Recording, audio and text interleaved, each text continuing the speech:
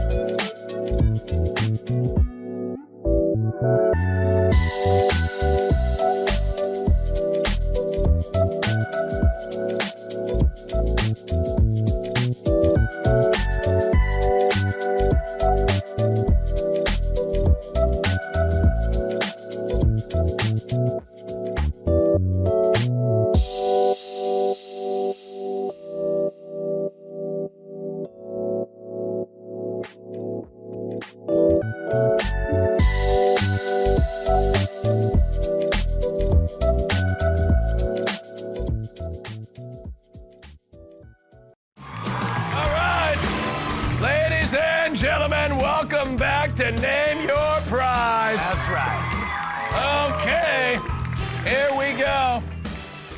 We got some more games to play here, but let's get a quick score recap. Ladies and gentlemen, we've got Ludwig with 70 points, but Germa just took the lead before the break at 72 points. Yes. In third and fourth place, we've got Rick and Mia Malkova at 38 and 40 points, but it's still anybody's game. I should say, this probably doesn't accurately depict how many points I have. I believe my representation takes 85%. All right, shut up. That's true. Wait, you. All right. All right. This next game that we are going to play is called Finish Me Off. Austin, we got a show to do.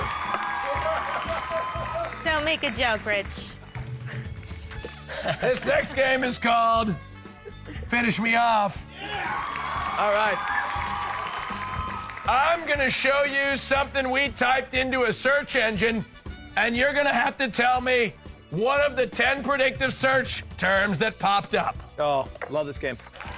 Ooh, Let me Ludwig give you is an dialed example. in. If we typed in "why does my," one of the predictive searches that pops up is "why does my cat wake me up so early?" Whoever guesses correctly will win themselves 20 points. Okay. All right. Here's our first Finish Me Off question. All right. Here we go. Finish me off. I have a crush on my... Blank. On my blank. We'll go one by one. This is One by one. So we just need. You don't have to write it down. No need to write it down. Ludwig, let's start with you. We just need one of them. Yep. Yes, I have a crush on my Teacher. teacher. Okay. Teacher. He's got it bad, so bad. It's there. 20 points. He's hot for teacher. 20 This points. was an It's easy there, game. Ludwig. 20 Wait, points. We don't even get to guess? So can we all just say what he said? No, you cannot say what he all says, you but gotta do, everybody okay. gets a guess.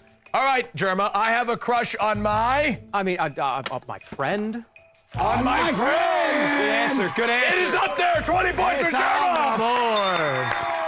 All right, Rick, I have a crush on my... Favorite porn star? Wow. I'm not even his Rich. favorite porn star. Wait, what? Whoa, whoa, controversy. I love you so, indeed.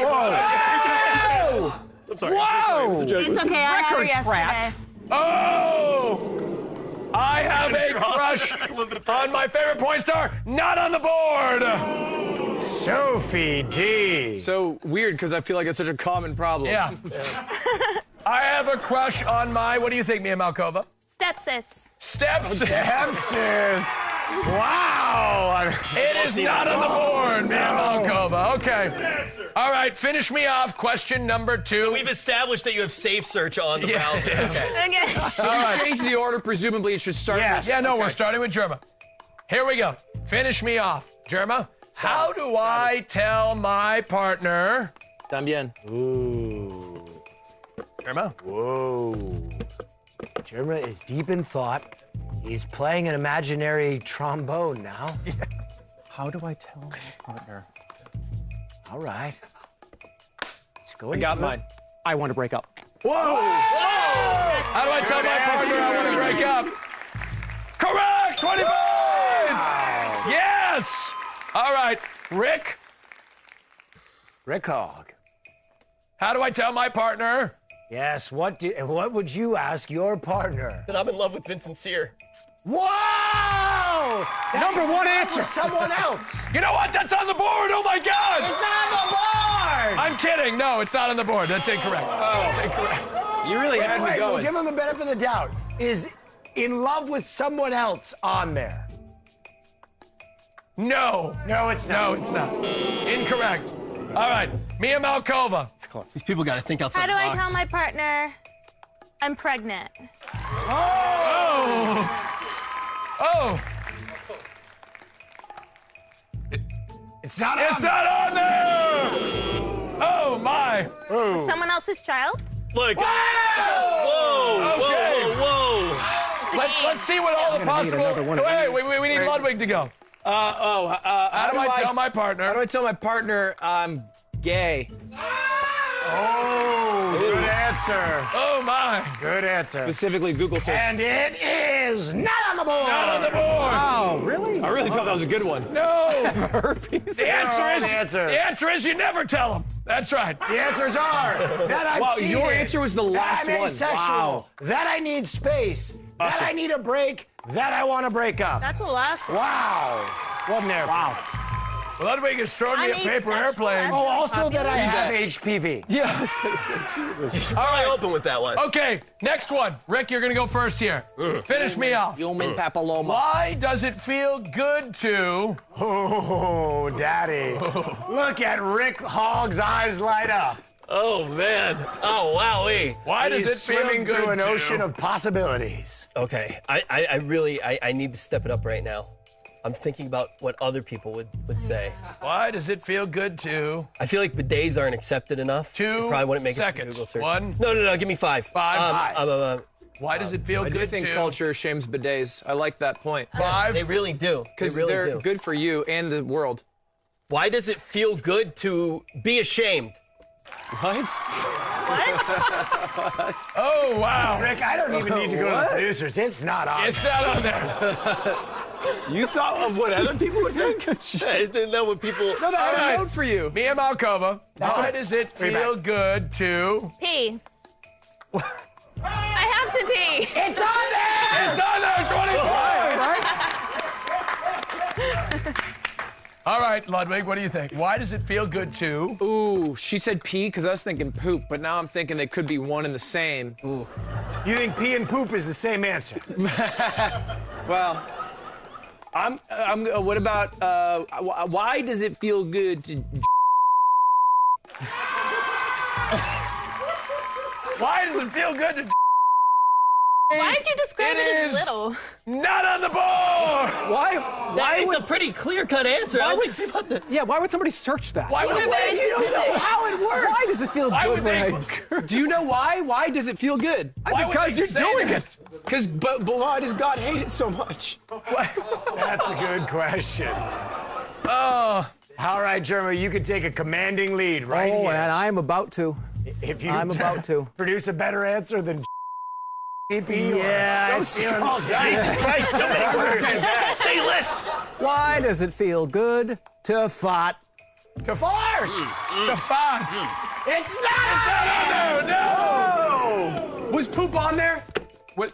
Poop was on there! I was gonna say it must be. The answers are It was the number one answer. stretch, crack your back, scratch an itch, hold in PP. Oh, scratch a bug bite's a great Or one. bug bite, rub your eyes, clean your ears, and sneeze. All right, here we go. Hold and pee. Here we go. Finish me off. Finish me off. So many things in the world I don't understand. Twitch streamers are... Mia, Correct. you're going first. Twitch streamers Finish us are... off, Mia. Twitch streamers or Twitch streamers are? Because it just says Twitch Twitch streamers. streamers are. Okay. Twitch streamers are... Mia? Narcissistic. Narcissistic. Narcissistic. That is on the board. 20 points. Mia is making a commanding comeback. Yes. Roaring back from last place. Ludwig Like went to go YouTube. with Twitch streamers are rich. Rich streamers are rich. It's not up there. Not up there. Wrong Incorrect. car, Ludwig. Wrong car. They don't pay us on Damn this it. platform. Germa, what do you think? Twitch streamers are cringe. Oh, Cringe. that is on there. 20 points. That's not a Google search. That's a Reddit post. What is this? They're looking that up? Ludwig, you don't know what Twitch streamers are. anymore. Okay. Yeah, you're out of touch, buddy. Yeah, real out of touch. Ever since you went to YouTube, I it's get it. changed Changed. completely. We didn't even know you were gay. Yeah. Rick, what do you think? Twitch streamers are? Not your friend. Not your friend. Rick, correct. 20 points. All right. Let's see. kidding me? What we're on there? Well, tell them. We have Twitch streamers are losers. Twitch Lazy. streamers are narcissists. Twitch streamers are annoying, toxic, beggars, not your friends, lazy, loser Reddit, cringe, annoying Reddit. All right. All righty. By the way, we got a close game, ladies and gentlemen. Ludwig with 90 points, and close game with these two. The rest of them, well, actually, Mia's in there too. Ludwig 90 points, Germa with 132, Rick with 58, Mia with 80. It's still anybody's game when we come back for more Name Your Prize. They really hate Twitch streamers. I was gonna say, like, that's a Okay. bad reputation. Call in, give me problems. Donna will help you. Oh, hey Donna, you got me. If my husband finds out, he'll get mad. Oh, you just dropped the bomb.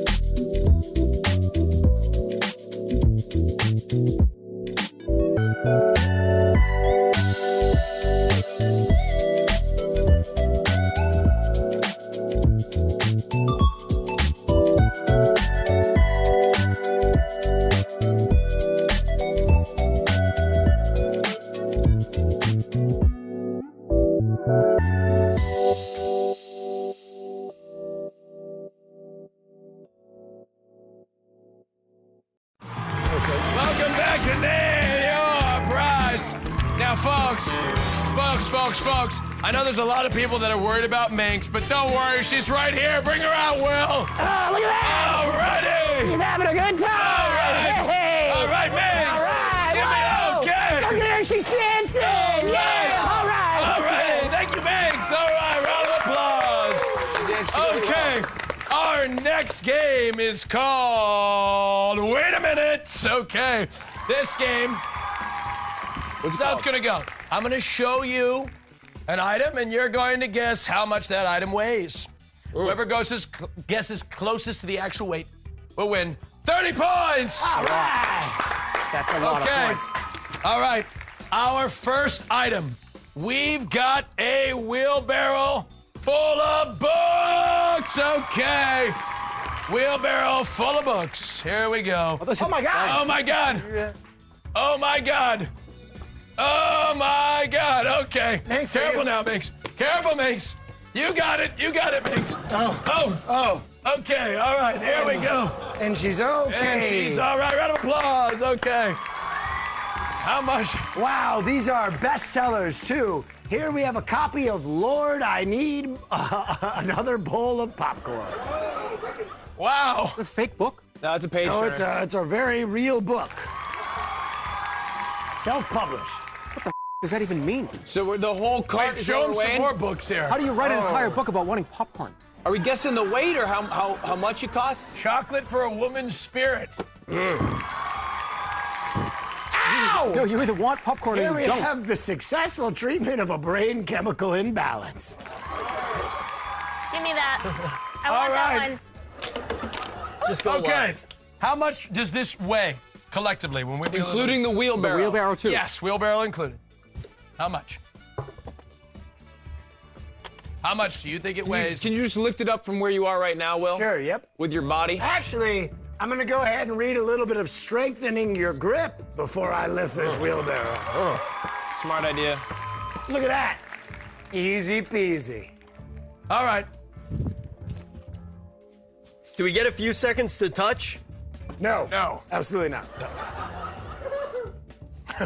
Or you could read, while you're waiting, the story of me and my grandma. Whoa. What a weird story. All right. Okay, looks like we've got our answers. Mia, what do you think? Maybe 60 pounds? 60 pounds from Mia Malkova. Let's see it. Okay, or not. I'm sorry. Here, you do 60 it. pounds, okay. No shot. Don't talk to her like that. All right. Rick, 240. 240 pounds. It's a good guess. Good guess. Germa, Solid. I would say 180 or 86 kilograms. 180 or 86 kilograms. I know a little bit about science.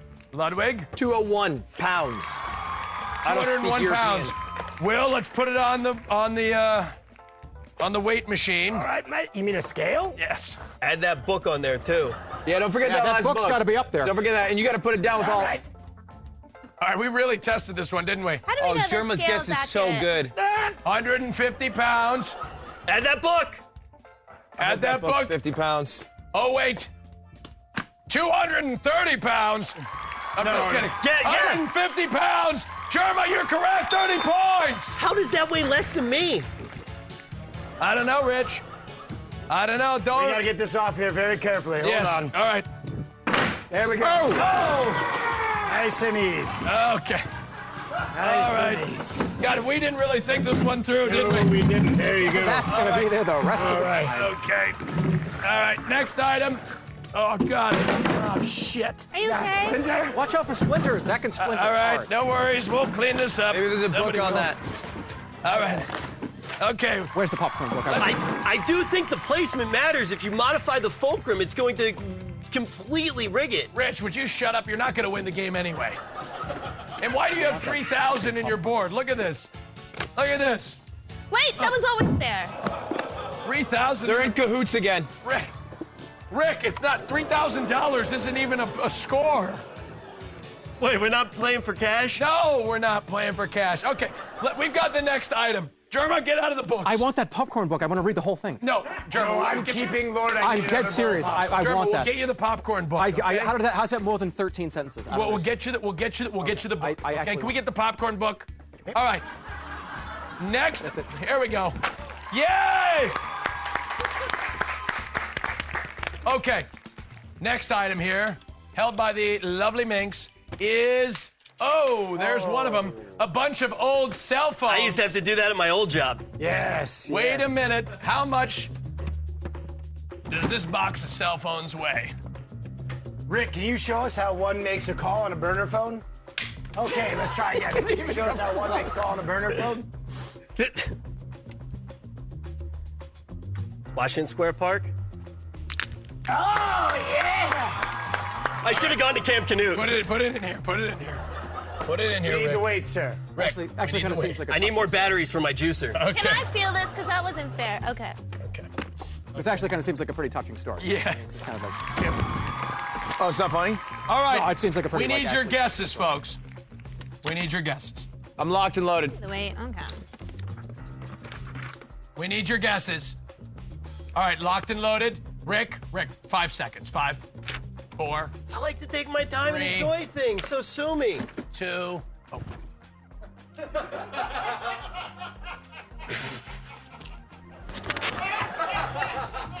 Get him out of here. All right, Rick, let's hear your answer. saw. 30 pounds. 30 pounds. Did he see it? He probably saw it. Hey, let's hear your guess. Maybe 15 pounds? Maybe 15. 22 pounds from Ludwig and Germa. 28. 28 pounds. Actual guess, exactly 25 pounds. Ludwig, 30 points. Wait. We're both equal distance away. Wait, hold on. Wait, no. No, hold on, wait. We need to zoom in. This is 24 pounds. 24? Which means Ludwig gets 30 points. Feel good cheating? All right, look You're at cheating. Look at these scores. Proud of yourself? Look at these scores. It's actually Right like here. 10 pounds, but the scale's offset by like 12. It's a wildly Look inaccurate at scale. these It's pretty scores here, inaccurate. folks. 120 points for Ludwig, 162 for Germa, 58 for Rick, and 80 for Ludwig. All right. We've got one last item to weigh here. Ooh, that's on, right. Wait It's a minute. Fast and Furious. It's Fast and Furious. Our next item coming in is, oh my God, it's a Power Wheel. Oh, Jesus! Oh my God! No, Megs, not. Oh no, Megs, stop! Put your foot off the gas. Foot off the gas, Megs. Foot off the gas. That's the don't. No more. All right. With minks or without? All right. Without Minx. Without Minx. What? That was a question. Hey! Oh my God! All right, hold it back. Austin, hold it back. She's aiming for our podium. You do not have the liability insurance for this. I know that. No, Minx. I'm stepping back. Don't. Minx, you promise not Makes to. if you crashed an Promise not to hit electricity. the pedal. I know. Okay. I know. Hey, guys! God, no, stop it. I'm telling you, if she crashed, a bunch of Okay. electricity is going to come out of She's got something in her eyes that tells me she's gonna do it a third Okay, time. here we go. I'd be more to get fired if I did that. Okay. Keep living your life in Sure. fear. Oh my God! See? Rule of 3. That's Here a we go. comedy thing. We need a guess. How much does this weigh? Put it in reverse. She's using her foot for reverse. There's no reverse on this. All right. Can I see somebody pick it up? No. You picked up all the other ones. All right, Minx, pick it up. Yeah. No, not on the scale. Not on the scale yet. Oh. There we go. Oh. Oh, God. Freshly neutered. All right. How much do we think this weighs? That changed everything. Okay. Megs! Oh my God! Hit me! Oh my God! Wait. Gas it. I'll stop you with my foot. Oh yeah, it's not that bad. All right. Please don't break it. We have to return it. Actually, it's another show, so we've already broken it. What about the tire marks? Oh, we didn't know we borrowed it from another show. You should have told me. Careful, because we borrowed it from another show. I'm serious. All right, I got our guesses. Everyone got their guesses? Rick the Hog, you haven't written anything down. Just do some repair work pen. here. Busy watching her. Okay. You thought... Yeah, I mean, come on. Show that guess. All right. And it's okay. Rick, let's see your Show guess. his guess. Rick. You thought she cleanly picked up and then curled 160? That's so much weight. Rich. I don't think three of us. We've three got of us Rich's can guess. do that. He thinks it weighs 160 pounds. That would take all of Wait, us. is that a lie? I'm a lot. 160. What? I'm 160. Yeah. 160 She picked it up pounds. and curled She it. curled it. I know. Mia, what do you think? I think it's 50. 50 pounds. I want 78 here, Austin. 70? You think she cleanly curled 78 pounds, I Ludwig? do. Well, the scale's also... Megs, Megs, no! God, no! Careful. You're never gonna hit this. You're never gonna hit this. Okay, wait, actually, don't come fight Thanks, me. get though. him. Megs, out. Be careful. Red in your eyes. All right, Ludwig, what do you think? Or 78. German, what do you think? I also said 50 pounds. 50 pounds. It's gonna be... Come on. Repair work here. It's okay. It's going to be like Come on. 48. All right. 46. No, this is gonna be like... Because the scale's offset by like 15 pounds. It pops in. It's perfect. That's true. All right. I think it's gonna be like 70, 77. I think my guess is good. All right. Everybody's guessed. Show it to me. Put it on Show the it to me. I'm scale. Here we excited. go. Hold on. Ready? I'd like to lift it. No, Megs. Here we go. All right. Okay. Right, start. Jesus Christ, I'm right side. Why are you so weak? It looks decently... It doesn't look 50 pounds. I'll tell you what, Will Neffs is a strong... Nice job. We need that on there. Nice job, Will. We need that on there. 60. We need this on there. Everybody stop touching it. We need... This is part of it. I won. No, wait, Megs, stop. No, people are putting weight on it. You're putting weight on it. Hold on, everybody, back away. 60. That's like 69. Hey. Are we sure that it's all on the scale? What if we adjust it a bit? It's all on the scale. That's 60. Hey, it's gotta come Baby. forward a little bit. It's leaning. Hold on, let's... Oh, true. Thank you. Hold on, can you show us? I don't think the viewers can see. There we go. Just bring it forward a 61, little, baby. just a skosh. Hey, also, don't let it rest on your hands. I'm not letting it Hey, rest. Phil, let's show us all here. What do you think? All right, here we go. Hey, get that elbow. Legs, Watch that elbow. It is Ludwig. 90, around 90. Phil, can you hear me? Show us all here. It looks like it's 61. I think they're both right. This doesn't matter until the end. All right. Rich! Okay. All right. Yeah, it's 61. 62 pounds, which means Germa and Mia are right. Germa and Mia are correct. Each of them 30 points. When we come back, ladies and gentlemen, we are going to bring out something so terrifying you may never watch Name Your Price again. We'll be right back after the break. Minx, no! Oh my God, no! Minx, no! Oh. Hello and welcome to G4's Game Day LCS. A perfect ace! I've never seen a team so embarrassed. This is where it gets intense.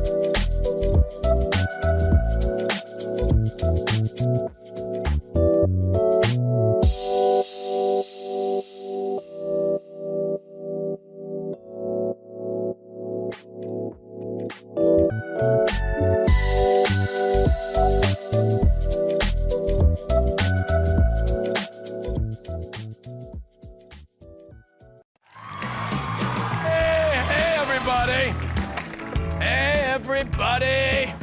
Welcome back to Name Your Prize. All right. Ladies and gentlemen, I've been telling you all show. Oh, yeah. That it's still anybody's game right up into the end. That's right. Ladies and... Oh, boy, that's me. That's me. Who's got their cell phone on? Hello? No, what do you mean? No, he can walk home. Well... It's only 10 miles. No, he's fine. Okay. Austin, I gotta go. I left my kid at karate. You left your kid at karate? You have a kid? Yeah, I left him there yesterday. Will, you dropped him off 10 years ago. I was hoping he'd turn into some martial arts legend, but apparently he's just hungry. Okay, all right. I gotta go. All right, Will, go pick up your kid. Deal with your business, I guess. All right. No. Yes, you'll fill in, but just give me 1 second, thanks. All right. Will is gonna take care of his business. I'm sure it'll be fine. Don't worry about it. Ladies and gentlemen, say hi to the very scary haunted board. Scary. That was very scary haunted board. Let me tell you how this haunted board works.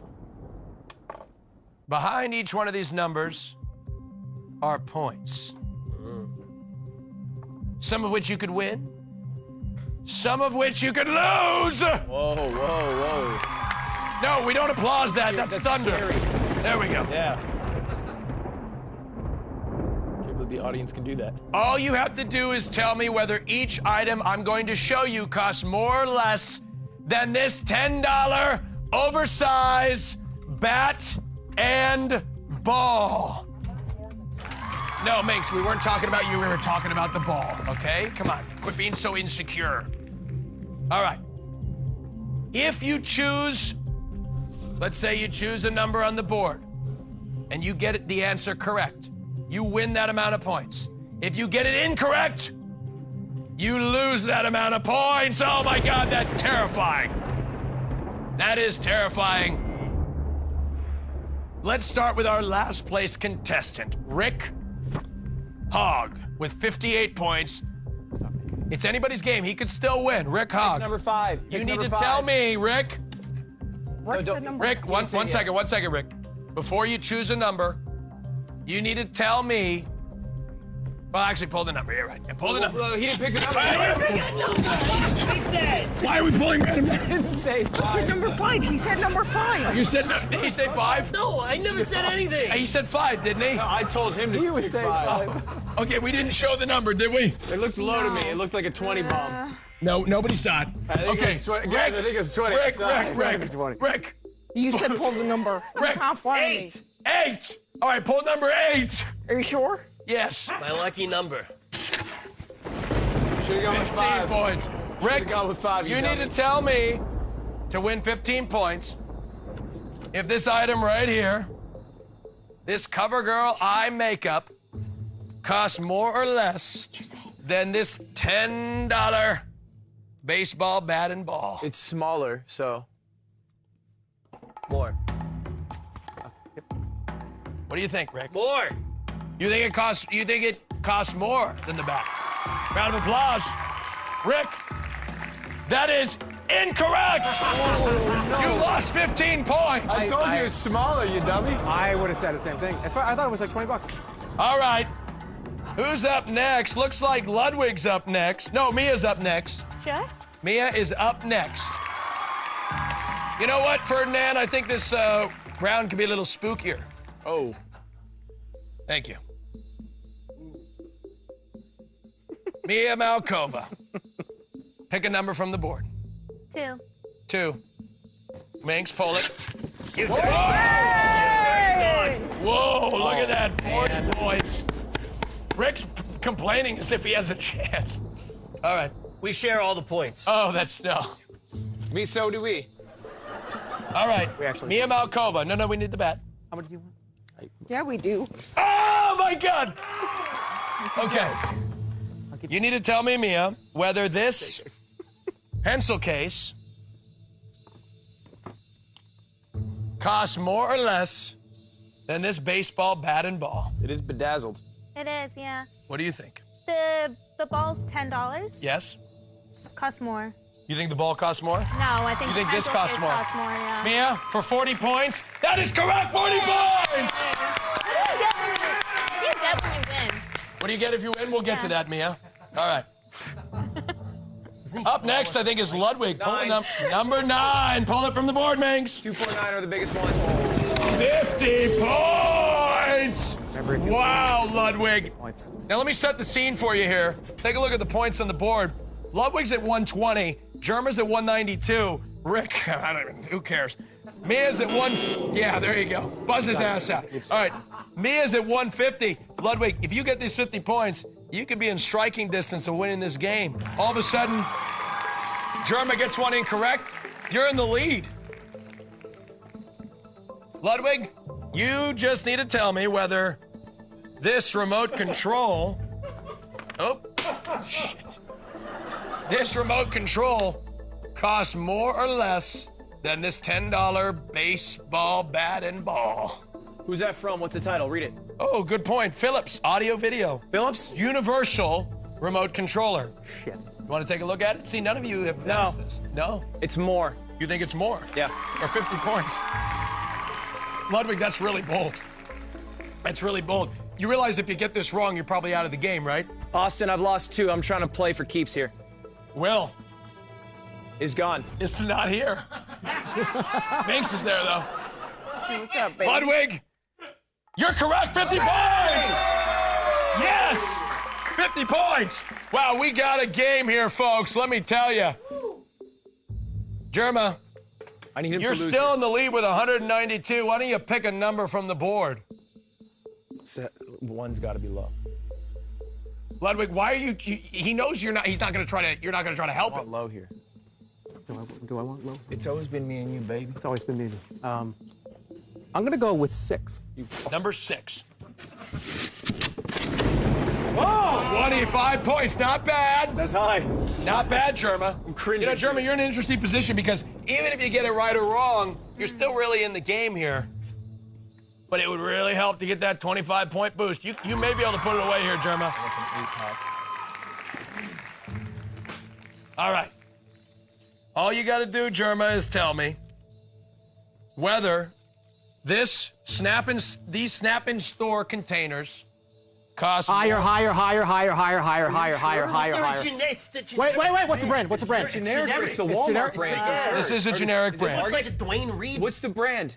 This is a Is it Up and Up. Yeah. Up and up. Up and up. Why are you guys helping each other? Up and up, go Up and higher. up. Up and up, go higher. That's probably like $11. And that's more than 10. I know. Up and up. We're gonna go up. Up and You're up. gonna go up? Up and up. It's probably like $11. Germa, I respect the way you play this game, but that was an interesting decision because it's wrong. Minus 25 points, man. Ooh, look at this. It was $7.89. Did you get that on like a discount store? No, we all got store? these items from the points do I same. have? That's Target, right? It's Target? That's Target brand? How many points do I have? That's $7.89 you're throwing right now. With disrespect. All right. Sorry. How many points do you have?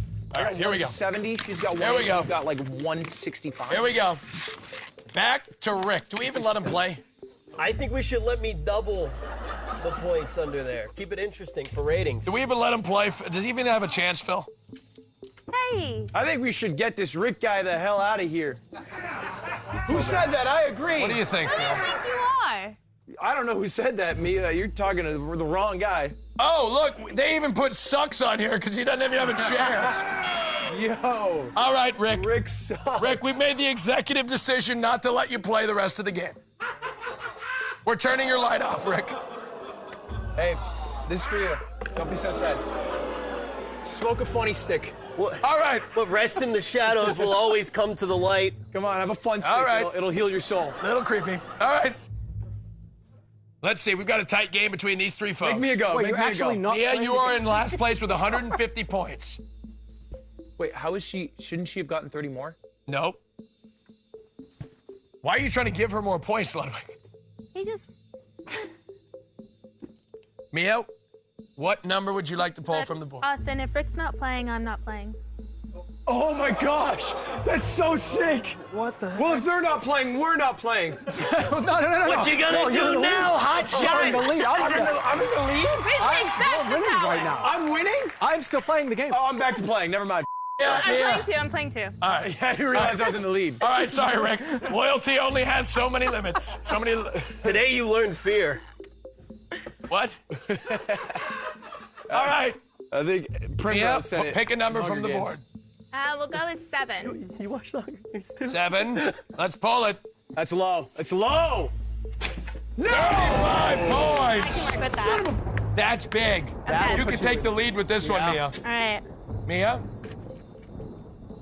all you have to do is tell me whether this mosquito repellent costs more or less than this baseball bat and ball. Can I see the mosquito? Yes, you can, my queen. Thank you.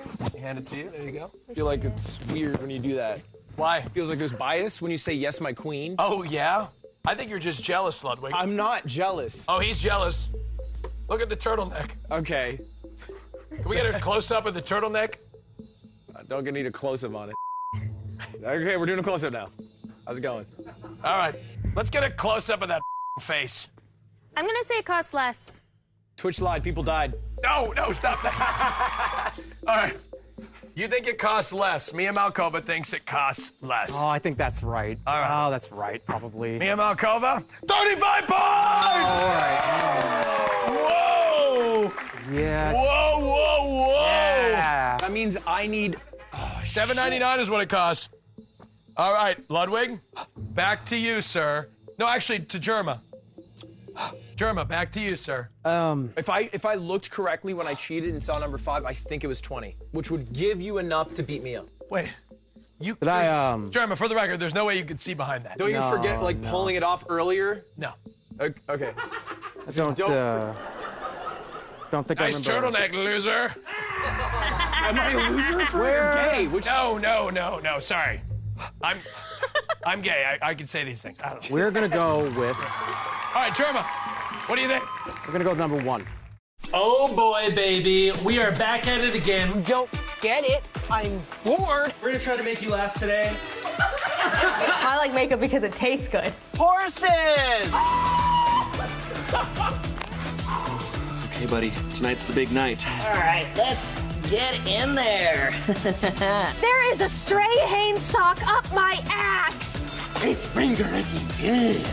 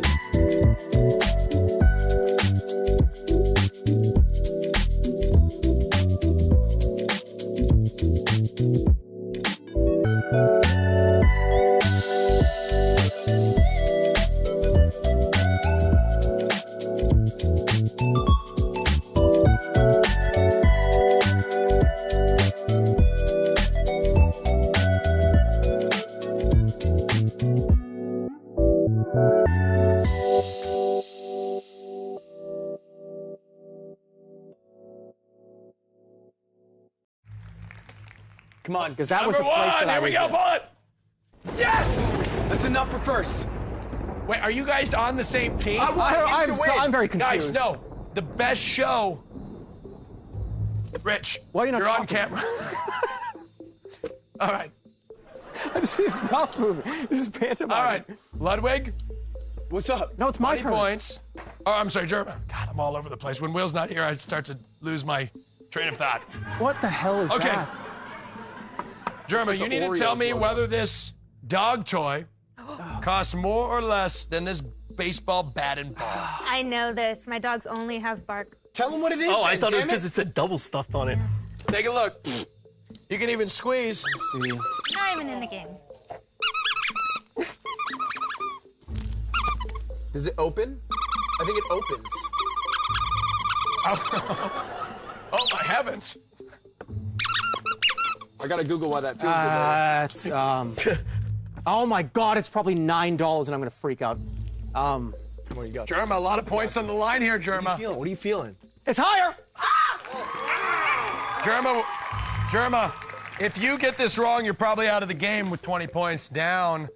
Really separate you. But Germa, let's get a shot at Germa here. He's even turned around from his podium. Germa, you are correct! $11.99 was the cost of the dog toy, bringing your point total to 187, taking a narrow lead. Wow, look at this. Wow, so cool. Look at all you with your fancy little points. Boo! All right, Ludwig. All right. Pull a number from the board. So I need at least 20. Yes. I think number 5 was 30. I'm going number 5. 10. Oh, excuse me. It never pays to cheat unless your significant other never finds out.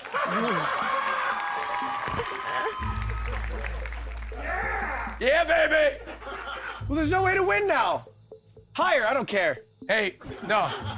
We've got something for you, Ludwig, because we feel bad. That one's easy. Here, name your prize. Oh, I get another pick for stakes No. ratings? You don't get another pick. If you get the exact price, we will double your points. To 20.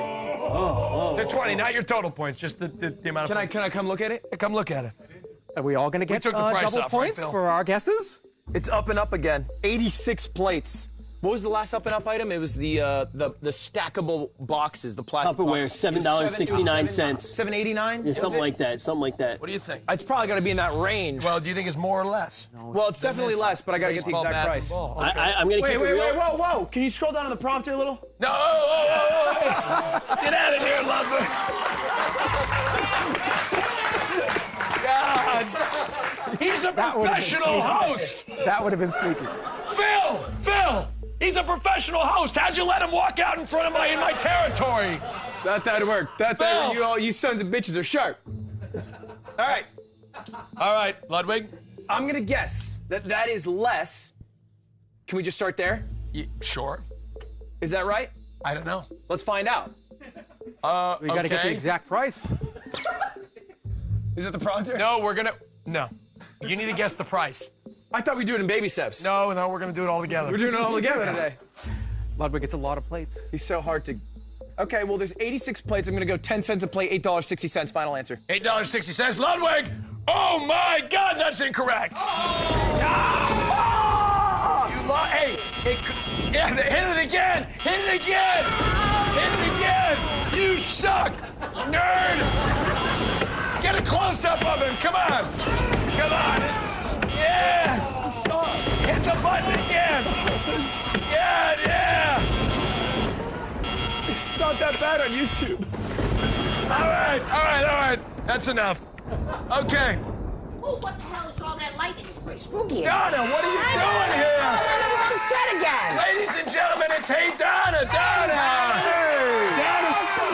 Donna's coming up right after this. Yeah. Donna, get to your set. Can somebody man, show you're this? pregnant. Oh no, man. All right, Donna, please. Stop. Oh, I'm not supposed to say that? No. Oh, no. shit. All right, get out of here, Donna.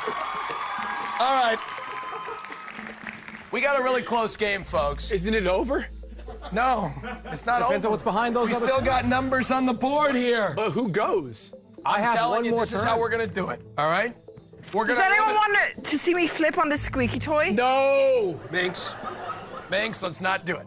Gotta be careful. All right, Minx, I can do it. What the is she doing? I'm flipping. I'm flipping and I'm landing on the squeaky toy. All right, hurry up, Minx. Oh, she landed it! Whoa! Hold on. Okay, all right. Now this is what we're gonna do. That was not a. Ludwig, you've been eliminated from the game. What the? Just like that? Yes. I'm just gone. You've been eliminated. I'm thrown away. It's not that bad. Because right now there's no. I'm being told that there is no mathematical way that you could win Fine. this game. I have my ammonia. However. Oh, get that away. Wait, what are you doing? Where'd you get that, Ludwig? He's got chemicals. Get that ammonia inhalant. It's ammonia. You inhale it in your nose when you lose. Yeah, do that again to him. He's bringing out chemicals. Put his red light on his face. All right, Ludwig's been eliminated. It's now between Germa and Mia. Mia's got 180. Let's go, Mia! Minx, you're not. Lots of bias in the audience, apparently, too. Germa has 187 points. Mia has 185 points. Oh, goodness. Germa, since you're in the lead, I'm gonna flip the tables here. Let you pick the number that you would like to first. Whoa. Or you can let her go first. Whoa. That's just, I don't know why you would let her go first. Ladies first. Germa? Do you want to win a gentleman or die a loser? Yeah, Germa. Never mind. She's being snarky. Take it back. Take it back from her. Take what's ours. 4 plus 7 is 7. That 4 plus 3 is 7. That's lucky 7. So I definitely wouldn't want to go first because I would want to. I would want to. Hold on. 4 plus 7 is 7. You can go first. 4 plus 7 is 11. Go math, please. Good math. 4 plus 3 is 7. You'll see eventually. 4. That's exactly what I wanted. That is exactly what I wanted.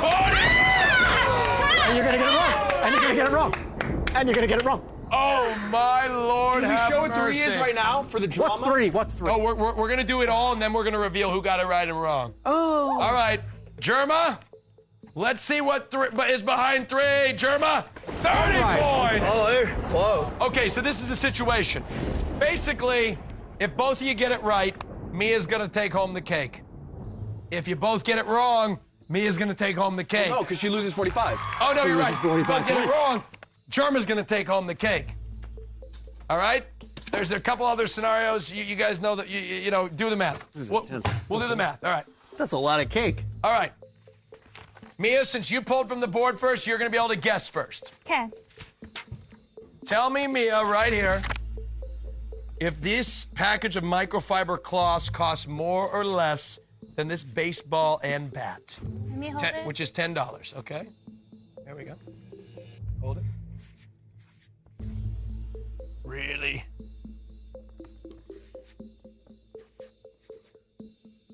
Never even heard of this brand. Okay. It's because you have a house cleaner, Mia. Of course you've never. Don't talk about me like that. Okay. What's inside? We have 1 large, 1 glass and polishing cloth. Last time you cleaned a house was in one of your films as an actress. You didn't even. You don't get this back now. What? Oh, it was a joke, Ming. I love you, Ming. The last time you cleaned was in one of your movies. He wants to get hit. Over there. All right. Ludwig. I'm rooting for Germa. All right. So if she gets this right, it's over. Well, he won't tell you, right? I won't You're gonna tell you. wait. Less. Less. You think it's less? Yeah. Give it up for Mia Malkova. She's a queen, everybody.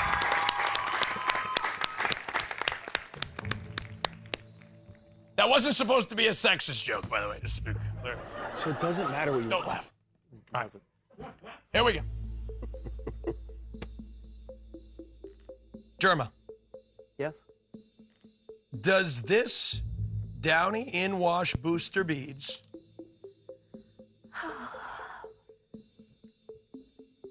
does this cost more or less than this baseball bat and ball? Yes. What? 100%. Yeah, I'm gonna agree with it. More or less? Way more. You think this costs way more? Way more. Yeah, it's pretty smart. Good answer. Good Okay. answer. Way more. All right. All right, folks. It's come down to this. Mia Malkova. She had her guess.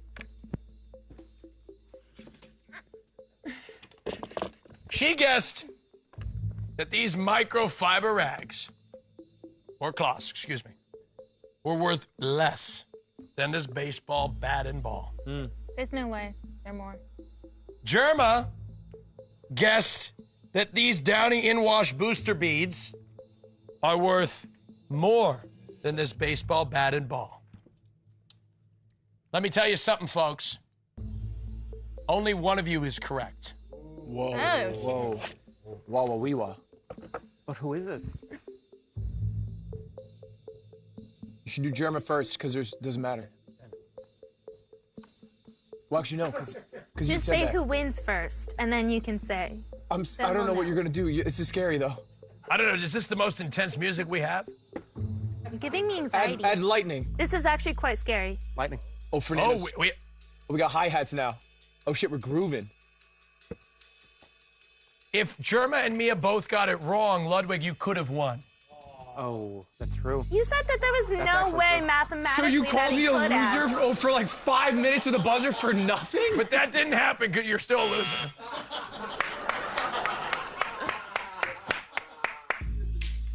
Do it again. you want to throw these. Okay, Ferdinand, back to the other one. If you were gay, you'd be homophobic. Oh, that's true. Well, yes, I'd be canceled by now. All right. The winner of Name Your Price between Germa and Mia is Germa! Congratulations! Why are you hugging me? The microfiber rags cost more than the baseball bat and ball at $14.59. I was thinking $3. These cost more than the baseball bat and ball at $12.99. Ladies and gentlemen, what a fabulous episode of Name Your Prize! Let's get the lights up on the contestants here, folks, and give it up for them. Round of applause. Let's give a big round of applause for our contestants, starting with Ludwig, everybody. Give it up for him. That's Germa. Ludwig, give it up for Ludwig. Ludwig, where can they find you? On YouTube, right? Knows these days. It's hard to find. Ludwig. All right, we'll come to you last. Ladies and gentlemen, give it up for Mia Malkova! Woo! Ruff! She's the best, ladies and gentlemen. Sonic boom. Yeah. Where can they find you, Mia? Everywhere. Everywhere! Ladies and gentlemen, Rick Hogg or Rich Campbell. Where can they find you, Rick? Right after Asman goes offline. All right, that's right. Ladies and gentlemen, our winner, Germa. Where can they find you, Germa? Germa, type it into YouTube, type it into Google, type it into Twitch. All right. Before we go, as our theme song plays us out, we've got something to give you, Germa. It's a check. Shit. How much money? How much money is this? $19.87. All right. Yeah. That's amazing. Look at that. Look at that. $19.87. Ladies and gentlemen, I'd like to give it up for my wonderful co-host, Will Neff, who had to go pick up his kid. And Justin Minks, my product presenter. And I'm Austin Show, everybody. Right after this is Hey Donna. Woo!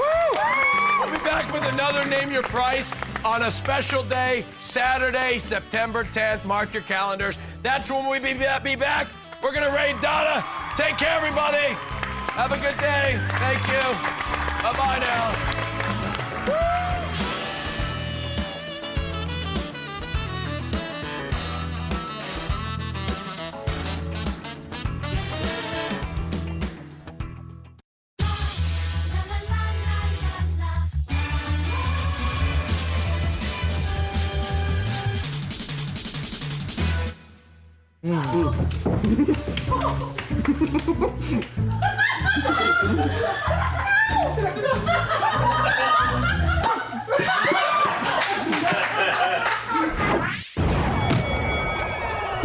Welcome back, my friends, to another Try Not to Laugh. Woo! Woo!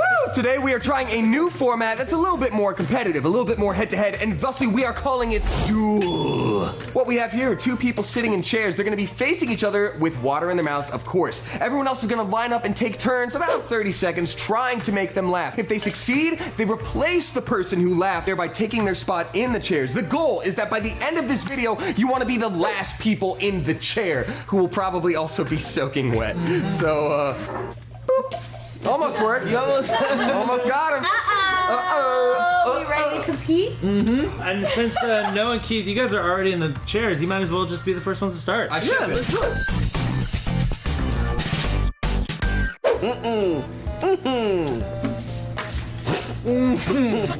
Hey, I'm here to get my 200 packs of tape. Excuse me? Time! Whoa! Back around, baby! Hey, y'all. Hello, boys! Will you help me look for these hoes? I still can't seem to find them anywhere. They're the ones with the bongos on. Is my eye getting bigger as I move it away from my face? Can you say optical illusion? Can you help me find these dang hoes? Yo ho, I can't find my hoe. Was that a spot? Spot? Kiss me, son.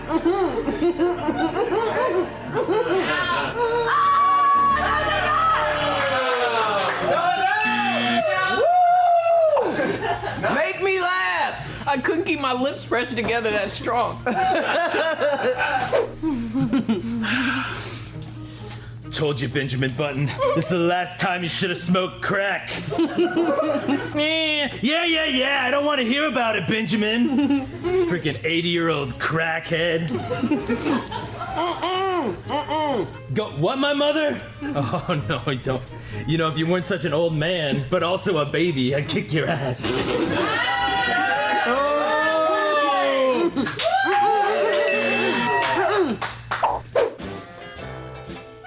One of you boys want to explain to me why I found this in your room? Cocaine? You've been riding the brown dragon while helping the elderly because you're back? Because you got cocaine problems, son? I think what I'm saying is you're under arrest.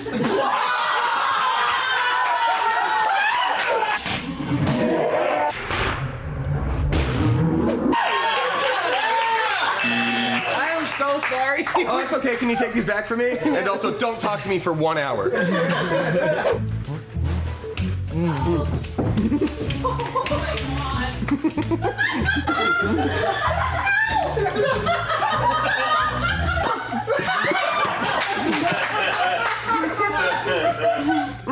There it is. Alrighty. Wow. The shortest lived reign of all time. This used to be me when I didn't wear tampons. And this is me now. With new Tampax.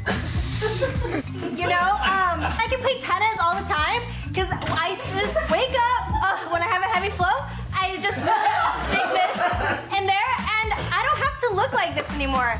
This, gone. Into this. It's a tampon commercial because I used to look like this. I was bleeding everywhere.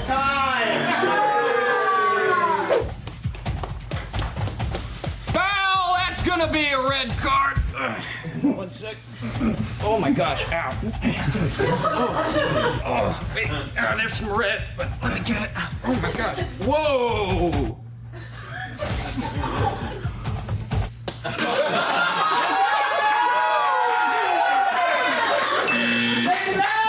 Red card!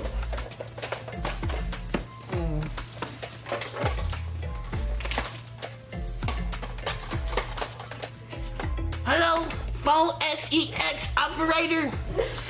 I want to talk to somebody who likes BMX.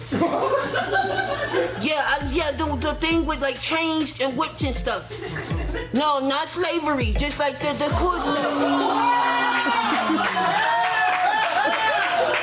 BMX? BMX, that's what it is, right?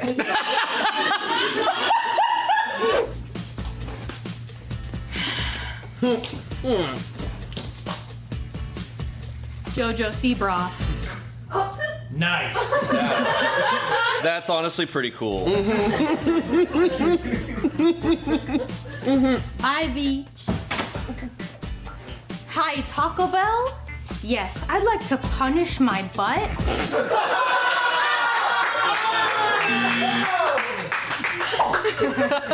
Oh my god. I hear it's someone's birthday! Which one of you lucky ladies is turning 38? Your parents paid for 10 minutes, so it's whatever you want.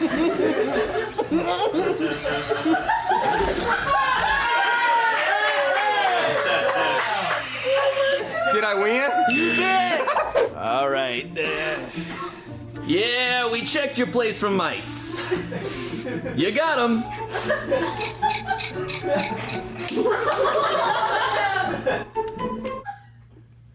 You ever just...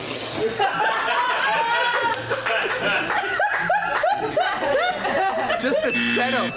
The setup is enough. Hey, what's up? My name is JoJo Siwa. I'm 6'7", and my dad is a skyscraper. And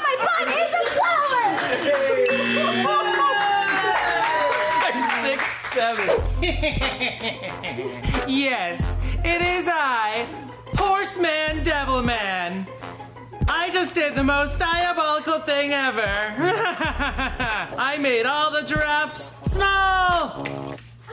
Never mind, that's the elephant. Sorry. I made all the elephants small. Oh, that's the giraffe. Life sure is tough being Horseman Devilman, I tell you what. Don't touch the horse! Hi. All right. My name is Brent, and I'm going to be reading for Aquaman. I am so sorry, Olivia. I am so sorry. Hello, my name's Robert. I like to play ping pong. I'm also not in disguise. My hat fell off. I also like murder mysteries. I also need to clean my nose. Did that work, Noah? Yes! The nose falling off was enough for me. Hey guys, I'm the Hulk, and I'm gonna perform a song to you guys that's about how I have two left hands. Yeah, got Olivia. Wow.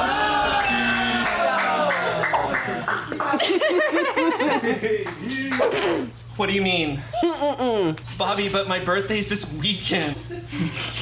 I gotta go back to work.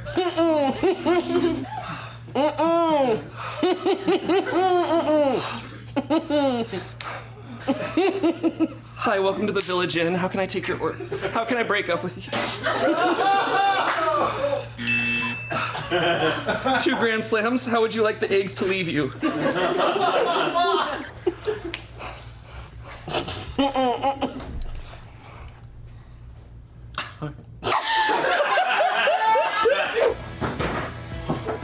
Son of a catch. Oh, good times. You know, I really am proud of you boys for finally deciding to join the forces. My grandfather, you know, he fought in the war. My father fought in the war. And I just really have to say I'm so proud of you guys for joining.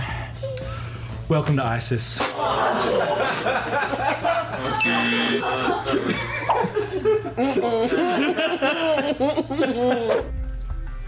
Oh man, I don't know if you guys heard about that murderer that's on the loose. I don't think they're ever gonna catch him. His disguise must be too good that what nobody would expect. No, me? No, I protect lives, especially in things like lakes. I mean, not that. Believe in yourself, because I'm all about supporting people. I would never be the murderer. Damn it. Yo, what's up, y'all? You guys want to play? All right. Well, if you guys want to sit with the 8th graders, you're going to have to see something super cool. It's my brothers. Yeah. Right? I can't have this at school. Isn't that cool? You want to see something else cool?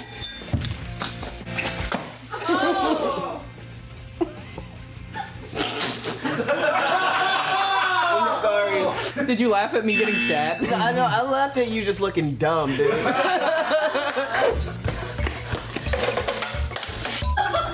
Hello? Frank! It happened again!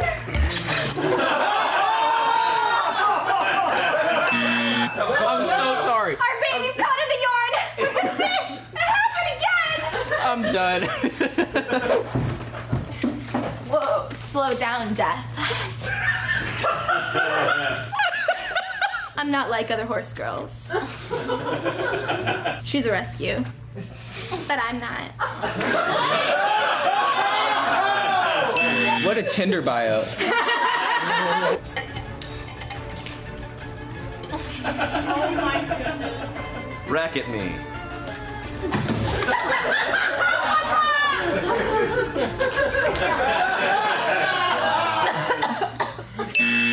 What's up, ladies? I had a lot of bits planned. Hi, Bethany, Brian. I'm your waiter today, so let's all just be civil adults about this. I'm just gonna take your order, and that's all it is. So what would you like? The Waldorf salad, and I'm assuming you would like extra my best friend's dick. What? What? I'm just taking your order. I'm just taking your order. It's fine. And for you, would you like ketchup with your backstab? You backstabbing son of a bastard. I trusted you. You were my best friend. We grew up together. We were in the 2nd grade. I'm taking their order! Here's a song I wrote called Betrayal.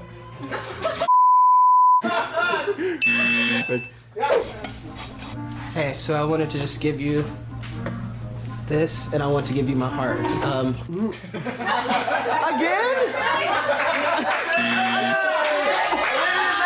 Wow.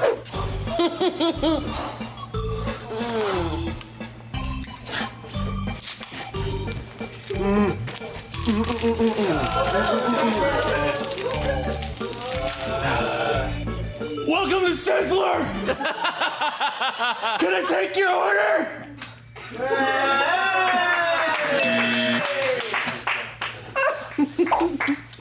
Oh my God. I just realized this was a bad idea. Just right now? Yeah, sorry. All right, this is a hot set, all right? We need to get these special effects going. All right, Shamu, up and going. That look good? Lightning round, go! What's that? 2 Hogwarts houses, you ask? I have one answer for you. Gemini.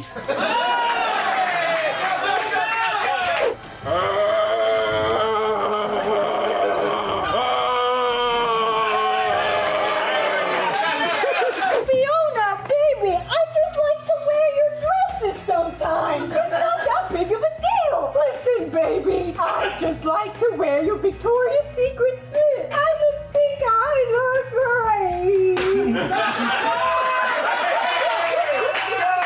All right, Olivia, I know you're afraid of butterflies, so to desensitize you and show you that it's okay, I'm gonna show you the Dunkin' butterfly yo-yo to show you there's nothing to be scared of. Ah, son of a bitch! Oh, my shit! Oh, my God, butterflies are all bad and they'll murder you! Also, it's your birthday.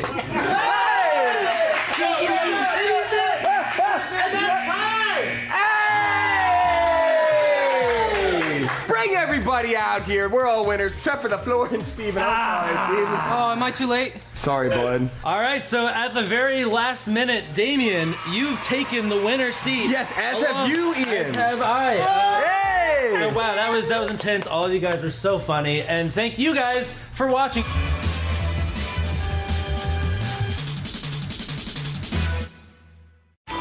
Hello, adventurer! I couldn't believe my eyes when I saw you from afar. Would you rather have eternal happiness for the rest of your life or die?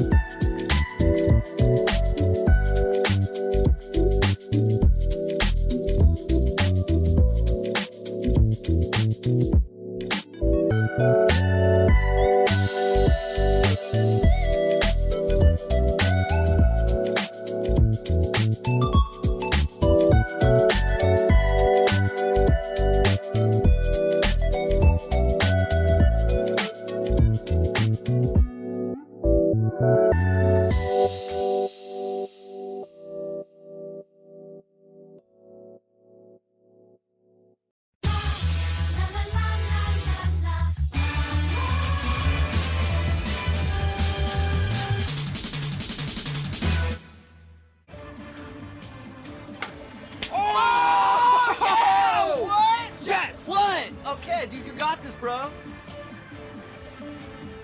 Oh! Nice going, dude! Now we don't have to drink all that yucky old beer. You too, bro. I'm so glad we trained because beer is so yucky. Way to go. I thought they were gonna catch on to us pretending to be bad. I know. Now we get all this free beer. Yucky! Every college party ever. Friday night is party night. Friday night is Friday night. Friday party, Friday Whoa, party. whoa, whoa, boys. If you're not a member of Pi Pi Chi, you gotta bring at least one lady with you to get in. But we came here to meet ladies. Yeah, if we already knew ladies, we wouldn't have to go to parties to begin with. Yo, peep the hat, all right? If you don't like those rules, you could leave. Hey. Excuse me. Come on in. Hey, that's an incredibly sexist policy. Yeah, you're basically using women as objects for men's enjoyment. We don't even want to go to your stupid sexist party. You know what? I don't think I can be a part of something like this ever again. This is where we take a stand. No more parties. No more girls.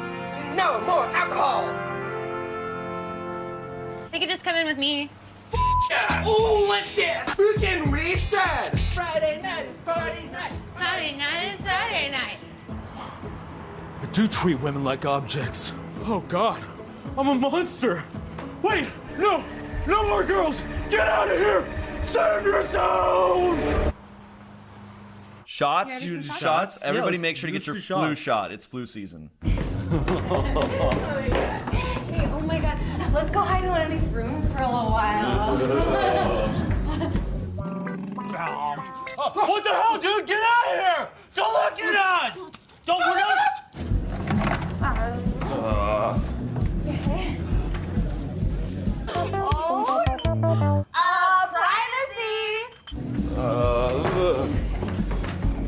Hey, it's empty. Oh, cool.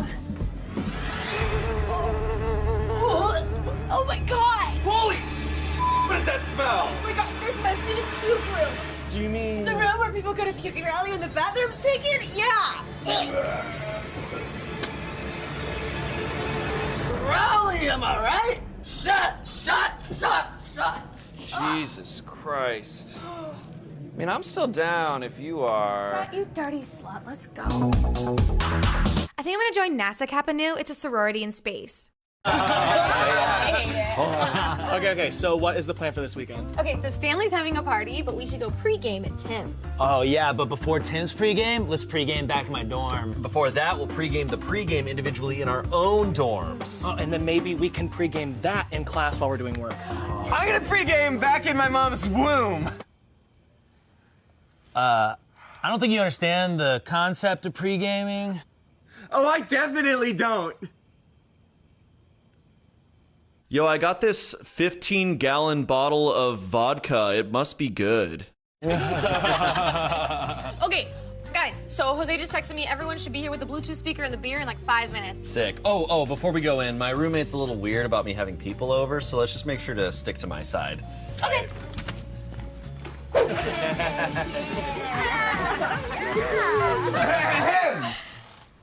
Hey, can you guys please keep it down? I have an exam in the morning. Yeah, fine.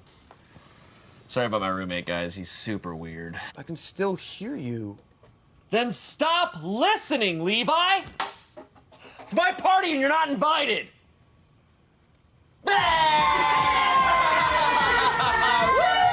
Beer pong? Pong, guys? Pong? Beer pong? Beer pong? Wanna play beer pong? Oh, yeah, You beer wanna pong. play beer pong? Laser.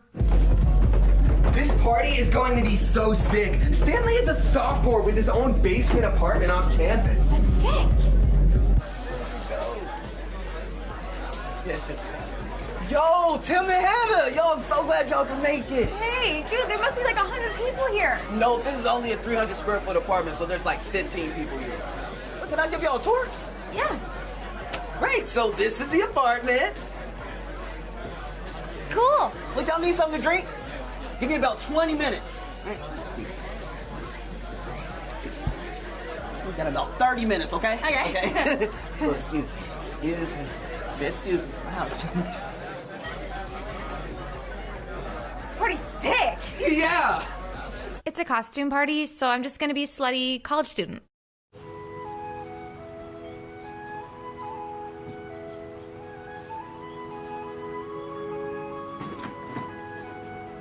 Dang, this party must have been crazy last night. We didn't have a party last night. The party's tonight. Yeah, and frankly, I'm disappointed in you that you didn't notice that we cleaned up for it.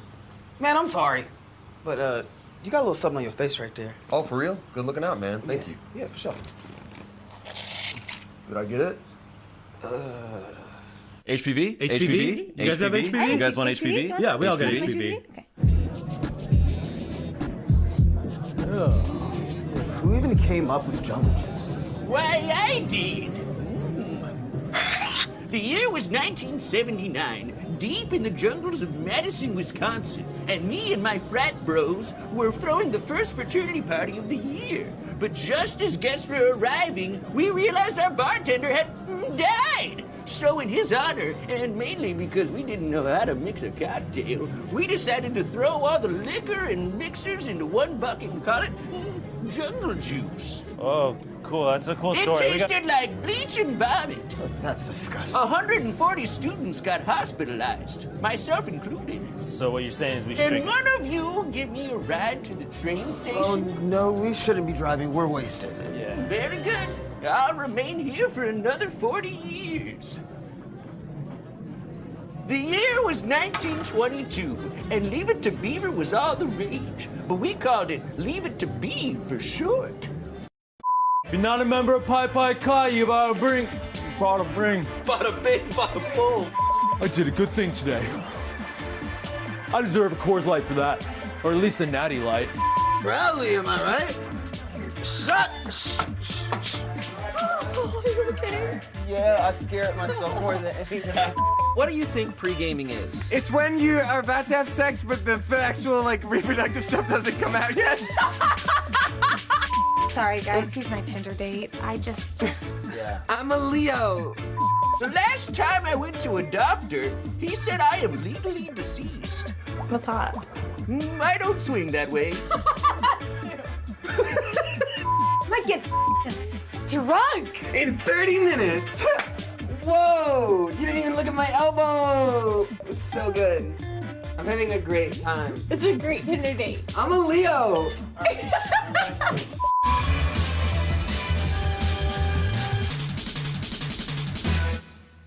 It's getting really weird out there. How weird? Honey pie, whatever. The booby game. It's happening! Gerard looks like a level 9,000 Discord mod. Oh yeah, dude, let's go. Oh my God, you killed Kirby! Hella. We're comfortable with our sucking. Some say I've sucked my entire life. We give next like a 5 out of 5. I hope you'll do better next time.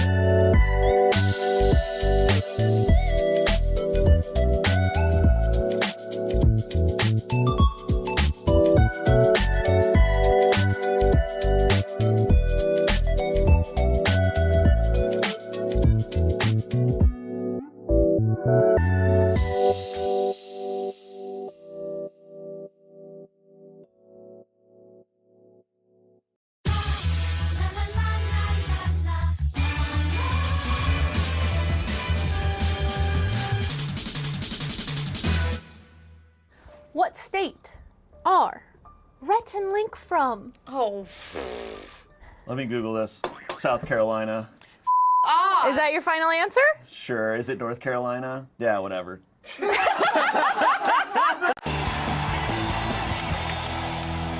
guys! Hey guys! We're starting? Hey guys! Hey guys! Oh my gosh, fancy seeing you here. I'm introing like every YouTube video ever. Oh. Hey guys! Hey guys! So welcome to Stan versus the Internet, our show where we put one Stan versus Google, Wikipedia, Ask Jeeves, the Internet. And so we're really gonna test if this Stan or the YouTuber actually knows about YouTube. All the questions today are about YouTubers, YouTube drama, the history of YouTube. If there's anything I've stand for like the longest, it's YouTube. Today's Stan is obviously @co_Mill. Hello! Tell us a little bit about your YouTuber history. Oh boy, I've been on YouTube since the beginning, my guy. Oh yeah, since 2005, 2006, watching, and then by 2009, I was uploading and watching. Damn. And just Huge Lisa Nova fan. And then being the Internet today is also a YouTuber, but I'm not convinced he can read. Shane Tom. What makes you think you... Respond to your email. I think in 5 years, I've sent you hundreds of emails and maybe gotten 5. Hey, can we sync up and coming back around to this? You know, that's email lingo. I'm just gonna go to Pornhub and search. Shut up! Screen cap. Nah, I'm not finding anything. Are you ready? Yes. For your first question. Oh God. What year did Shane Dawson release his TanaCon series? Oh boy. What year was it? 2018.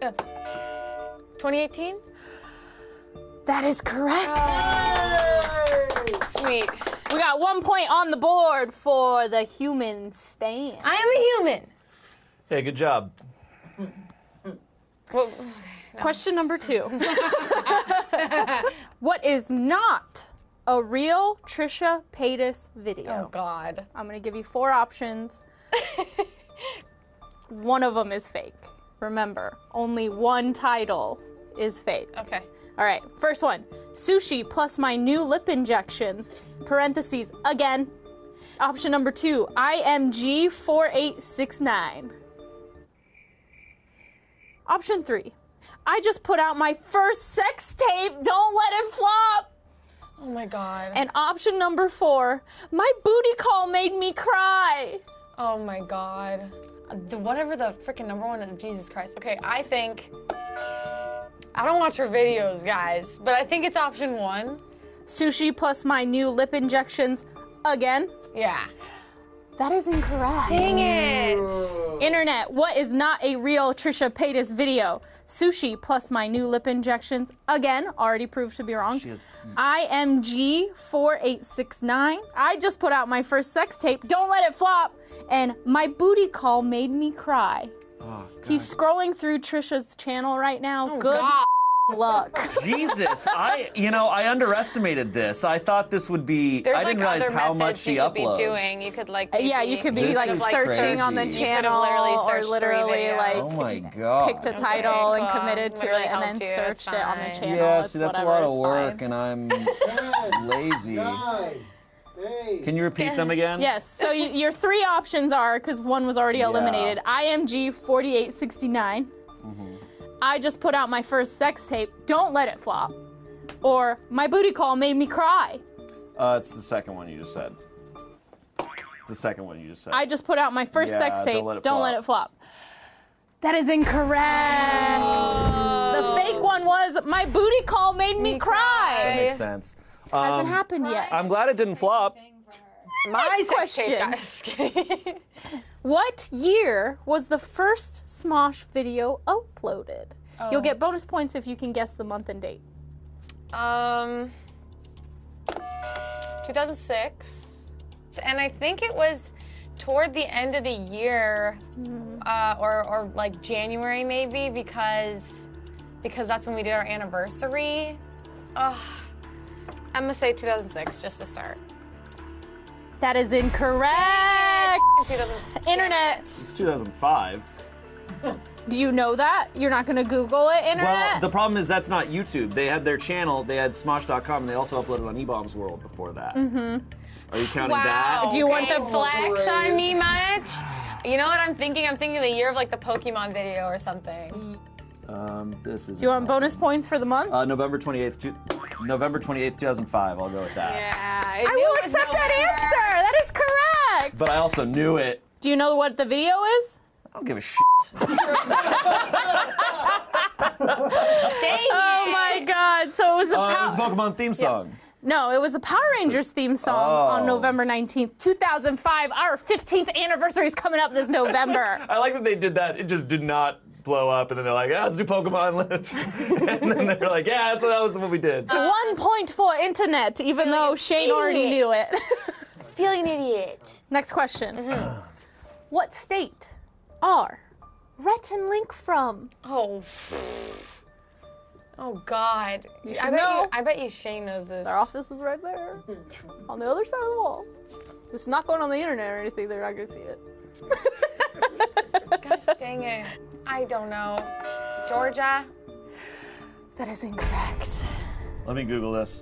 South Carolina. Is that your final answer? Sure. Is it North Carolina? Yeah, whatever. You're not gonna Google it? You don't want to Google it. Fine. It's North Carolina. You're incorrect. Well, wait, that was the last thing I said. No points that round. Oh my God. Internet's getting real cocky. Come on. Come on, what? I knew it. Eileen? All right, this one's gonna be a little more difficult. Okay, cool. Good thing I'm killing it already, so. There are 18 members of the vlog squad. Oh boy. Name 10 of them. Jesus Christ. Okay. David, Matt, Zane, Heath, Scotty, Carly, Aaron, Liza, depending on the time-ish, and frickin', what's another one? Two more. Two more, but I have 9 on my hand. I have 8 on my hands. Then you missed one. Zane Heath is 2 people. I did count them as 2 people. Okay, hang on. There's 2. I know that you know 2 more. They're probably like my old friends too. Wow. Name dropping everyone you don't know.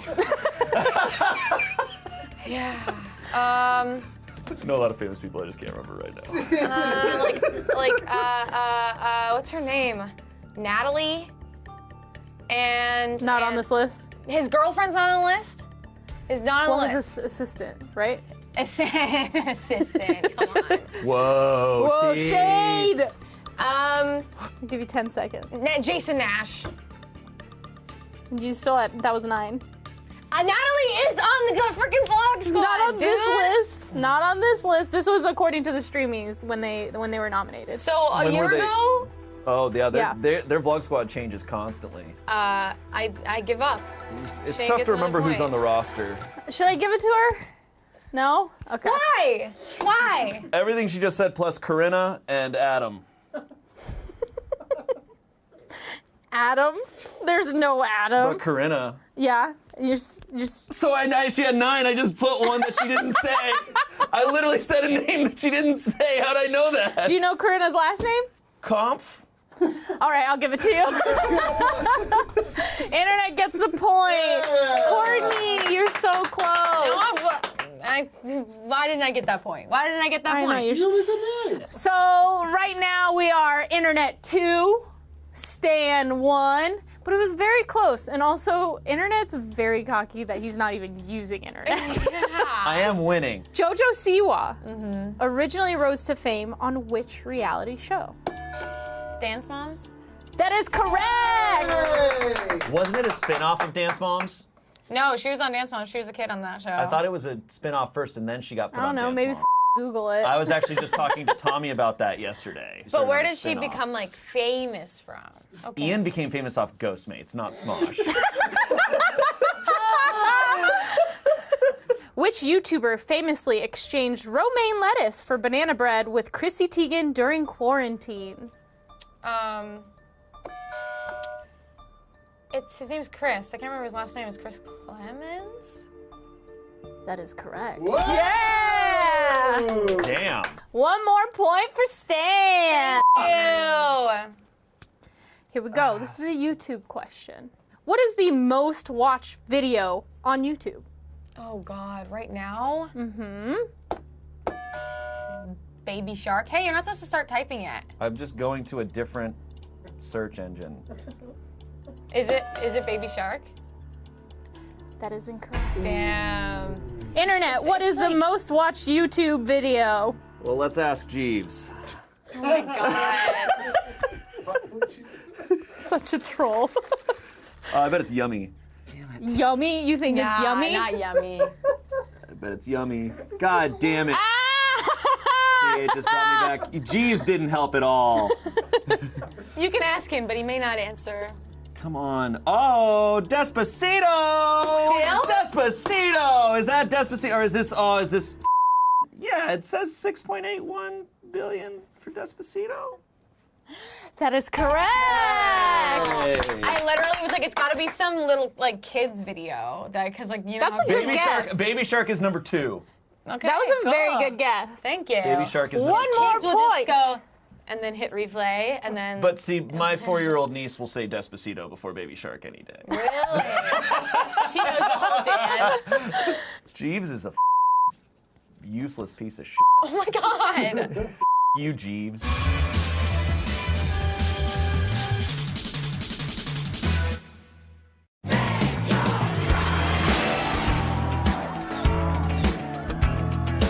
Thought we were canceled? We're back for a second season to Name Your Prize.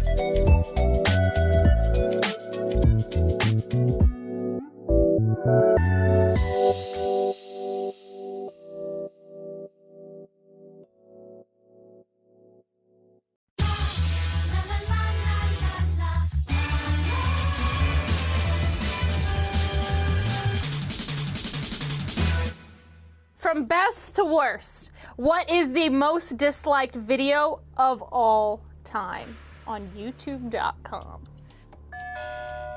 It was a YouTube Rewind. What year? Okay, because it wasn't this year.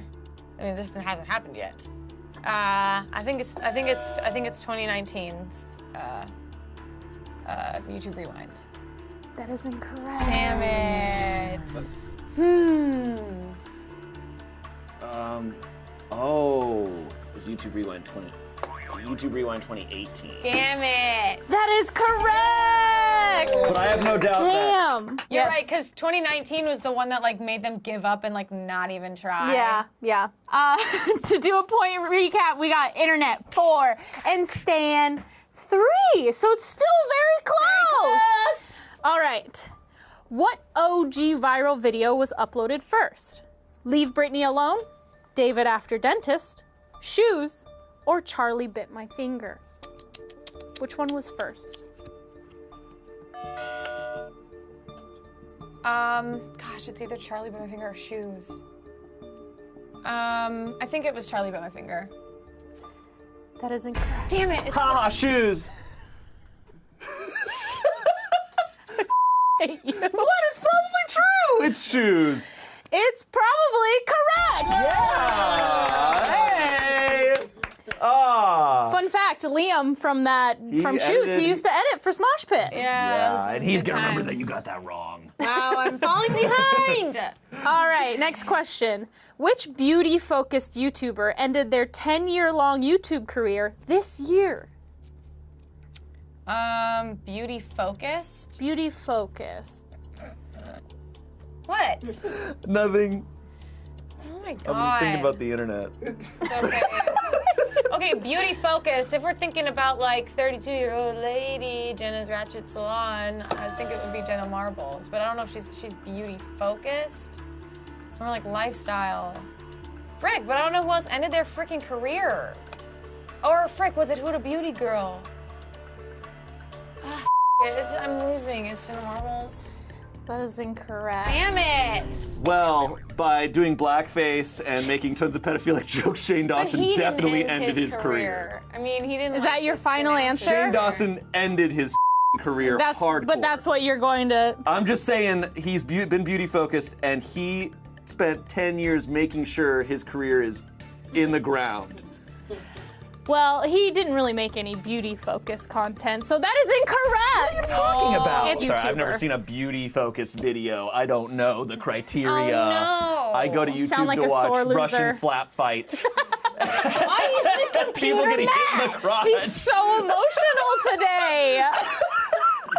All right, the correct answer was Ingrid Nilsson. So she had a video that actually came out that said Ingrid she Nilsson. is moving on to other things outside of YouTube. I don't even know who she is. Damn. She's that singer from 2007.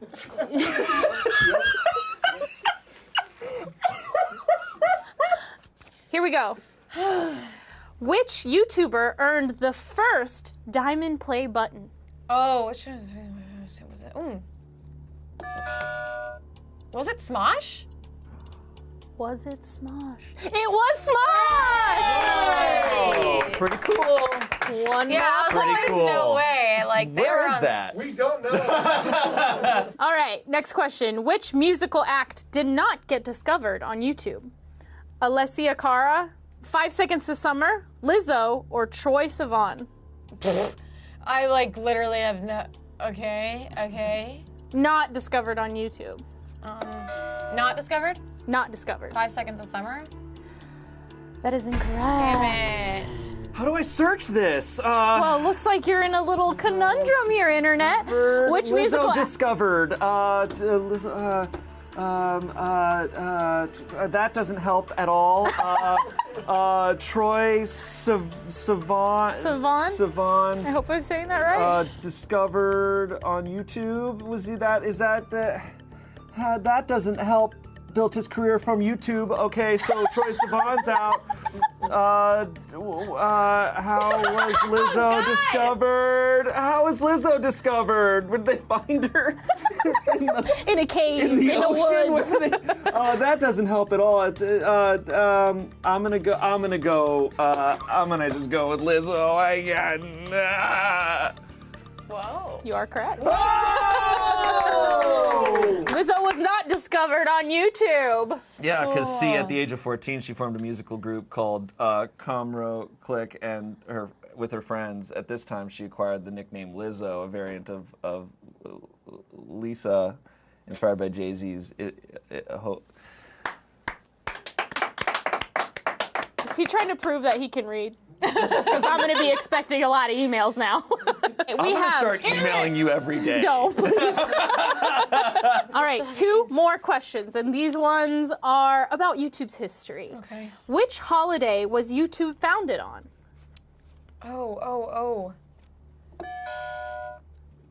It was Memorial Day? May? That is incorrect. Damn it. What holiday was YouTube founded on? What holiday? I'm just trying to think of the first video that was YouTube ever. founded on? The first video that was ever uploaded was that person at the zoo. I thought it was in May, but I don't know what other holidays are in May. Oh, St. Patrick's Day?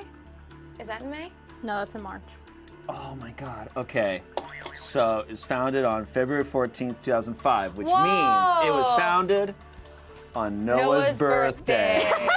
That is correct! Noah's birthday!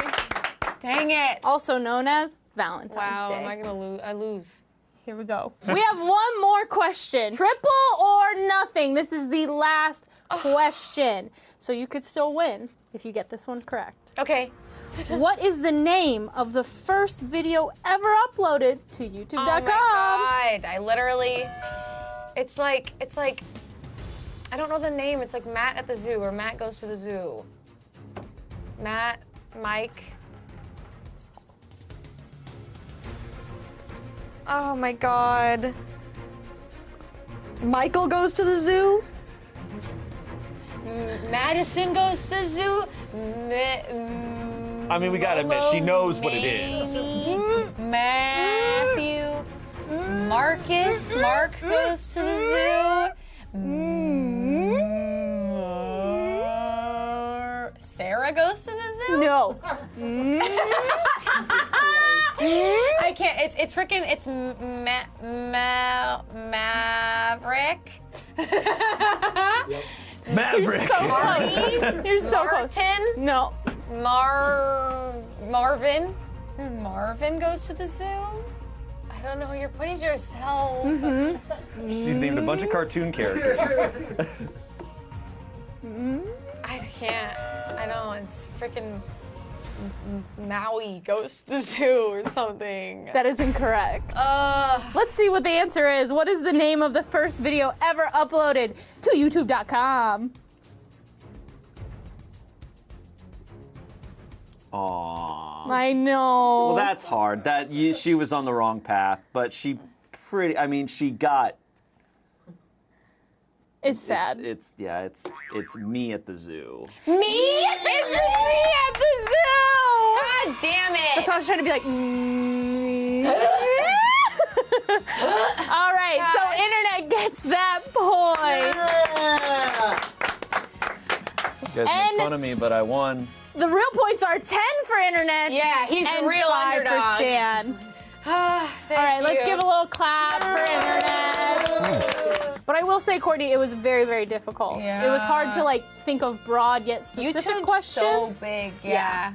But I think you did a very, very good job because you were so close on so many answers. Thanks for hosting and being so supportive. Thank you Yeah, for coming you guys on are the really show. supportive. Thanks for bullying me, You Shane. guys are so. I did not. When did I bully you? You guys the were whole bullying me the time. whole It was time. big bully energy. See, I'll make fun of the atmosphere, and then you guys, yeah, well, Shane, you're a dumbass. You're a little dumb baby.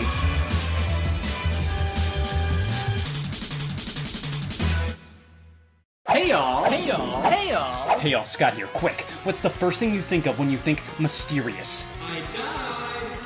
I was supposed to get robbed tomorrow! No manners, no subtlety. Alright, I'll go inside just this once to try this thing out. After that, never again. I hate change. I've had the same feet for years, thank you. I interrupt your regularly scheduled me with an emergency report by me. Take it, you son of a bitch.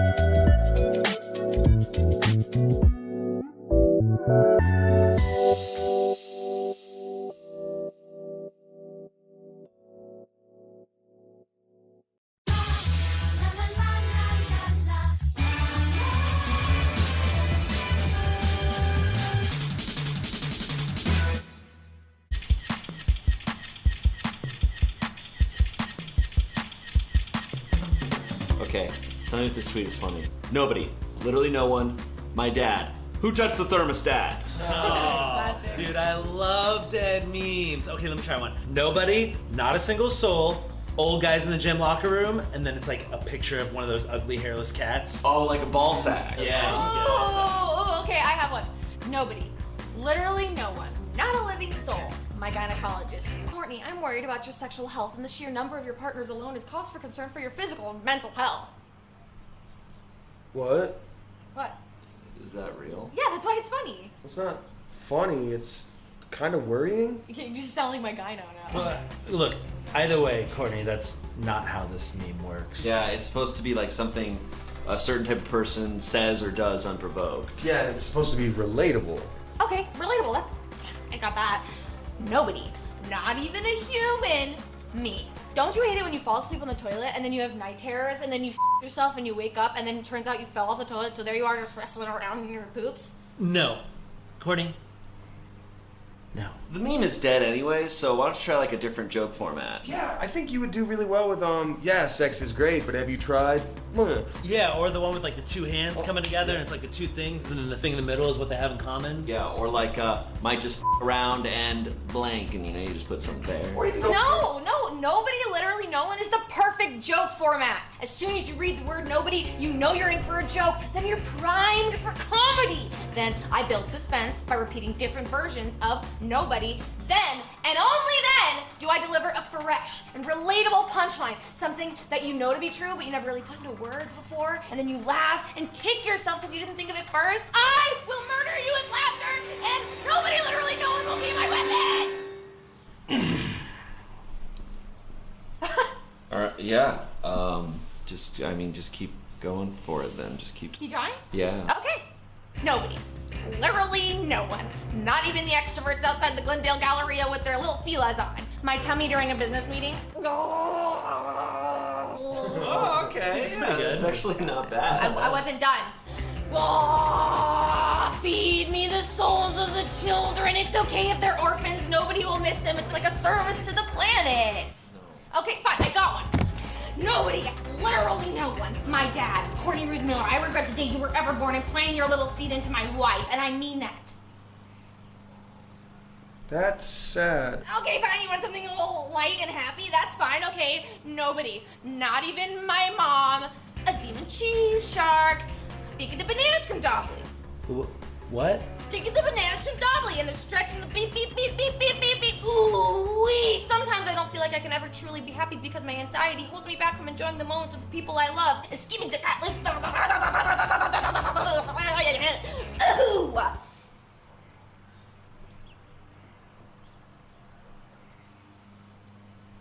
Yeah, you should post that. I should tweet that? That's like the funniest. That'll go viral. Yeah.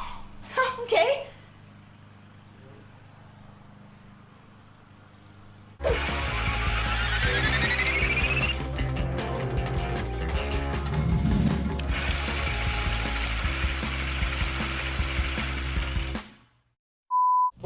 we could do the one where you or.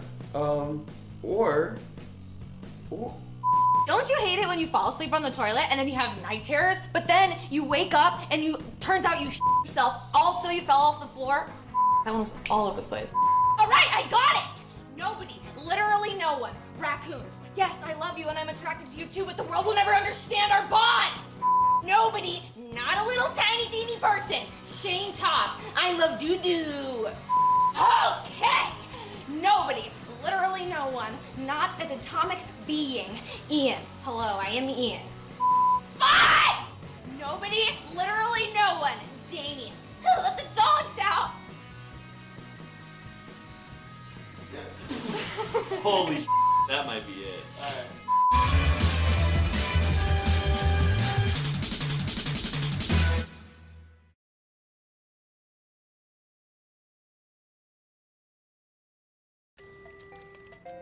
Hey, champ. Think I could maybe get you to pick up your room a little bit? On your own time. I'm sorry. Dude, what's wrong? My weak father's inability to set boundaries in my life has me totally down. Oh, dude, I know how you feel. That's why you might need some Tough Daddy energy. Oh, it's the only energy drink with so much electrolytes. The daddies of the sea. Ooh, Daddy. Oh, sick! Get your ass in here and clean up this room. But I'm your dad. Oh, Daddy! I don't need your shit. I need this room clean now! Daddy! I'm a hot, tough daddy. What are the rules to this? Shut up! Let's go to Home Depot and be emotionally distant. Yeah! Tough Daddy Energy, now in Barracuda Grape and Tool Shed. And for a limited time, Cherry Poison, Industrial Coolant, and Pork. Tough Daddy Energy, my drink, my rules.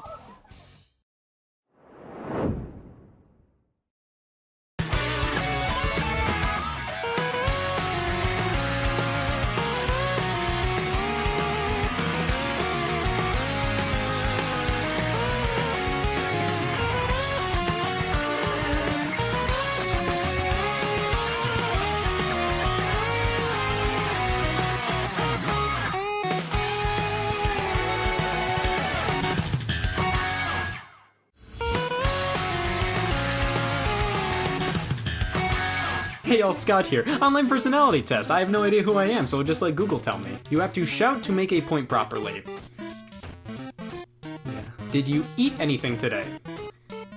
Tylenol. Do you just want to plug and play games? Do I have a face?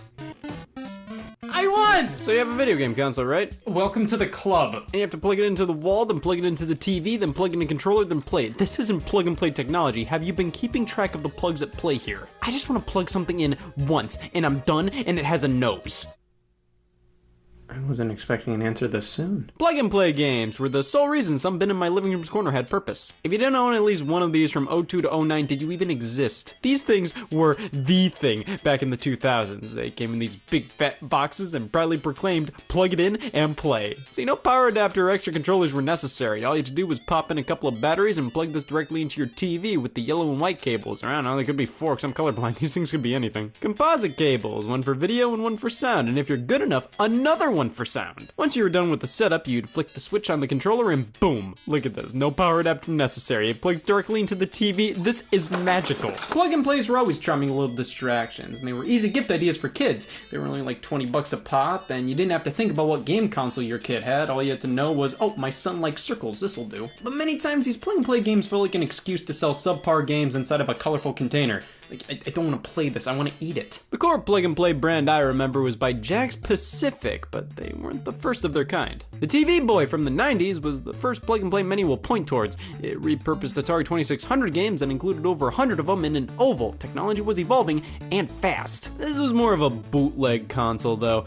Pretty much all of the games included weren't properly licensed and had their names changed. But what the TV Boy did was not only obtain a cease and desist, but also set the standard for plug and play games in the future. Power them with batteries and utilize older technology. And one of the first ones to do this, legally, was the Activision 10-in-1 byte Toy Max in the year 2000. while not 100% confirmed, many do believe this was the first of the modern plug-and-plays. You have the cables, the logo, the legality, it has it all. This device features 10 Activision classics from the Atari 2600, so you know what that means, it looks like this. Yes, this is the controller you'd associate with the games included on this plug-and-play, and then this is the plug-and-play you wouldn't be able to identify in the street. So the on and off switch and reset buttons are on the shoulders, cool, and we have 2 D-pads, cool, with one acting as the buttons, cool, in the game selection.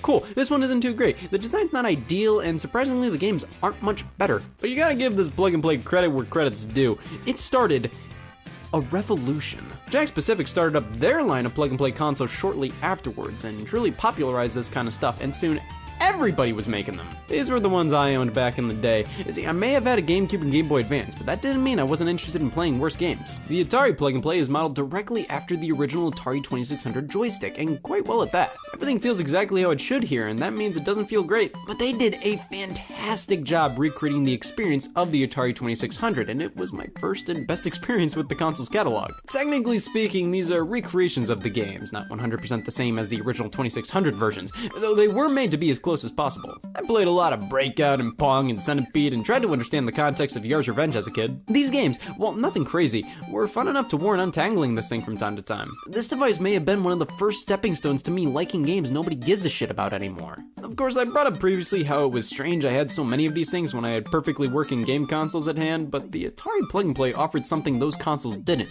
The unique controller. You could have just bought an Atari compilation on the Xbox, but are you really playing Atari with this thing? So that's one thing the plug-and-plays had over traditional game systems. The controllers could be whatever they felt like. Oh, we'll get to this one. The Pac-Man plug-and-play by Jack Pacific. Everybody had this one. Me, Scott, everybody. 5 Namco classics at play here. Pac-Man, Galaxian, Rally X, Dig Dug, and Bosconian. Back in the day, I called this list Pac-Man, Galaxian, Rally X, Dig Dug, and what? This is an alright collection. These games aren't one-to-one with their arcade originals, but they're better than playing the old NES versions, and also better than a bunch of the compilation discs on consoles, because here, we have a joystick. Of course, using this now doesn't feel as good as I remember. It feels a little clunky, the stick doesn't feel substantial enough, unit isn't big enough to really fully use the stick like I would on a real arcade machine, but it was a decent joystick at the time, and all of these games are factually more fun with a joystick. Of course, they followed this up with a Ms. Pac-Man plug-and-play featuring different and better games. Ms. Pac-Man, Galaga, Xevious, Mappy, and Pole Position. I got so much mileage out of both of these plug-and-plays, and this was where my love for the Namco arcade games began. What's interesting about the Ms. Pac-Man unit is Pole Position is controlled by twisting the head of the joystick. I didn't know that as a kid, and when I tried playing the game, the car would never move. Now, how did I never know that, considering there are multiple signs showing that this is how you control pole position? Oh, hey, it's my friend. I don't know how I didn't realize I had to twist the joystick in pole position. I was just a kid. Leave me alone. I hate my parents. These two were my most played plug-and-plays, but of course, it's impossible to ignore for much longer. My fourth plug-and-play was the Etch-a-Sketch plug-and-play. It never worked. It came with a cartridge. Why? Like, the cart came in the box with the plug-and-play, and it was the only cart released for the plug-and-play, so why make a cartridge slot on the plug-and-play if there's only one cartridge for it and you could just build the elements of the cartridge on the inside of the plug-and-play? What the f***? Etch-a-Sketch? I don't have this one anymore, so I'll throw the concept of it to the side and make way for my true final plug-and-play I owned as a kid. Corroded batteries. Wish I would have known about that before making that pact. The SpongeBob SquarePants plug-and-play. It, of course, isn't a collection of old games, but it kind of is. It features 5 games made specifically for this unit, and each of them is incredibly similar to another retro classic. I wouldn't consider these to be full-on rip-offs, rather friendly plagiarism. This game's similar to Breakout, this one's Life Force, this one's Missile Command, this one's Zelda, and this one's Donkey Kong. But strangely, these are all pretty fun time wasters. The controls feel really solid, and I honestly think Bubble Pop in this game is better than Breakout on the Atari plug-and-play. And the stick itself is great. I mean, come on, somebody thought of this. There's a fact for you. But while playing, the stick broke and doesn't register the direction of down. This broke right before playing the Donkey Kong ripoff. It's all the way down there. I can't access it anymore, and all I can possibly do with this plug-and-play now is play Bubble Pop. I'm okay with this. So these were the main ones I owned. Wait, actually, I did have an Intellivision one because all 9-year-olds love Intellivision. It was alright, though I remember the controller feeling really cheap and generic. I mean, this is what an Intellivision controller is, so let's play Spot the Difference. It seems like various plug-and-plays reused old assets, whether it was games, game design, graphics, sound effects, menus, or even the controller shell itself. Where's the evidence? Well, look no further than RCA TV Joypad console. So this uses the same controller design as my old Intellivision one, and just makes me ask, Why is there a joystick and a D-pad, and how is this a D-pad? It's more hubcap than D-pad. I would ask why this is necessary for Intellivision games, but who knows, maybe this controller design was tailor-made for RCA TV joypad console. You know, I always associate RCA with TV remotes, so they're one of my top 7,000 candidates for making a good game console. Top 8,000. So I think we covered pretty much the 3 types of plug and plays. The official old school throwbacks, the licensed kids games that usually ripped off other games gracefully, and then RCA TV joypad console. This is a collection of cheap, low quality games that have been spread around to various other generic consoles like this. But hey, I mean, if you want to play Roadstar, don't. There's also Go Bang Animal Pool. That's not a sentence, it was a list. Well, that was my collection of plug and plays as a kid. Kind of. Now, these were frequently played by me, which is weird to think about. I mean, pretty much all of these had outdated and subpar graphics, and I always had better quality stuff playable on my actual game consoles. But most of the games included on these things were addictive, high score-based titles. Games you could just pop in, play for a bit, and pop out. These were solid games to have on these things because when you wanted to play them, you just plug it and play. You didn't have to worry about making room on the power outlet or anything. Of course, being battery powered meant more times than not when I'd want to play one of these things, I'd pull it out of storage and go, oh shit, I left this thing on for a month. It kept things simple though. Now, why do all of them require a screwdriver to access the batteries? I don't know, this is a bit of a pain. But hey, there were tons more plug and play, specifically by Jack Specific. There was Spider-Man, Pinball, Poker, Mortal Kombat, Fantastic Four, Scooby-Doo, Batman, Star Wars, Capcom, Superman, 1 vs. 100, WWE, DreamWorks, I'm forgetting thousands more. But here are just a few more I've picked up recently. Atari's back, and this time with a knob! The Atari Paddle Plug and Play, similar to the joystick, but this time we're replicating the original paddle controller, which allows for smooth as butter movement in games like Pong and Breakout. Jeopardy and Wheel of Fortune. See, Wheel of Fortune has an actual wheel. What did you do today? This is a good one, even if it didn't accept my answer for what a slogan might be. The elephant attacks that. It was curiously strong mint. The wheel feels great, and Wheel of Fortune makes a ton of sense as a plug and play. Now Jeopardy, if you play with 3 people, you can buzz in as others. It's great. The Disney Plug and Play features a couple of games based on various Disney characters. This is most similar to the SpongeBob one. Each game is of a different style. The first one, you have to change the direction of the bridges to make a clear-cut path. So I constantly failed at the first level, but afterwards I swept the floor with Timon to the rescue. We have a Lilo and Stitch platformer, Duck Golf. No, that can't work. Aladdin's another platformer that feels a bit similar to Aladdin on the Super Nintendo. It might just be because you can throw apples in this one too, but it ends with a very basic puzzle game based on the Lion King. You know, that's 2 Lion King based games in one whole thing. I don't like how the Disney logo is slanted because I keep thinking that's the top of the device and accidentally point the joystick in the wrong direction. But hey, these plug and plays always have such fun designs. At least the joystick looks like a circle. Well, to quote me at the end of this sentence, there's always an EA Sports one. Yeah, the EA Sports plug and play, shaped like a Sega Genesis controller. It comes with Madden 95, NHL 95, and fingers crossed Timon to the rescue. Damn it. See, I enjoyed the fact this exists, but my god. 2 sports games from the 90s that stores would pay you to take from them, included in a Sega Genesis controller you plug directly into your TV. I like when these plug and plays offer unique-ish games or games with controllers you couldn't get on regular game consoles. This one's a bit too worthless for my liking, but it's kind of neat. But hey, at least it's fairly G-rated. Sure, you can combine the letters from the title screen to spell ass rat, but I'm sure the kids wouldn't notice. So what about a plug and play for the adults? Well, here's World Poker Tour, rated M. Actually, the M rating is a sticker, and peeling it off reveals the original rating was E.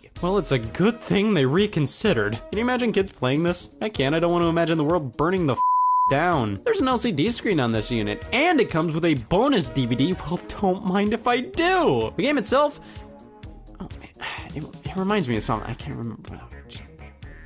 Poker! The final Jack-specific plug and play I have is a Nicktoons one, focused on various Nickelodeon cartoons. It just came in the mail, so let's cut it open and take a...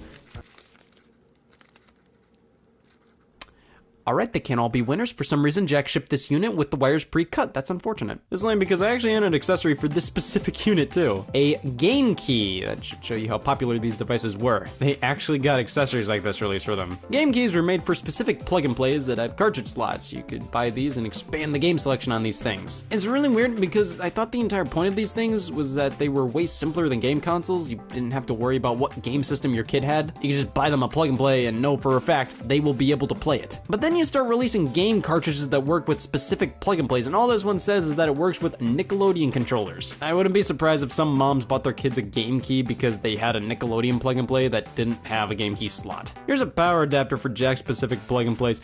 My god, with the game key and this is starting to become a lot more than just plug-and-play. Jack-specific really rolled with the plug-and-play success for a while, which meant they made some really dumb stuff, but they weren't the only company to not give a Various others made their own plug-and-plays. For example, Toymax. They were bought by Jack Specific. RCA. They stunk. But here we have a Tetris plug-and-play by Radica. It's your basic Tetris. You have a few different modes, the traditional Tetris theme, solid visuals, 2 players right out of the box. You can just attach the second controller included. This is hell. This controller is abysmal. All they had to do was put a D-pad and a button, but no, they had to make it unique. So you move this block as a joystick to move your piece and twist it to rotate. Not only is this control scheme really lousy for Tetris, the control stick itself is wildly stiff. I don't know why they felt the need to make it like this when they could have easily saved money by using a traditional controller. Hell, even the RCA controller would have been better. How about Crayola Electronic Coloring Book?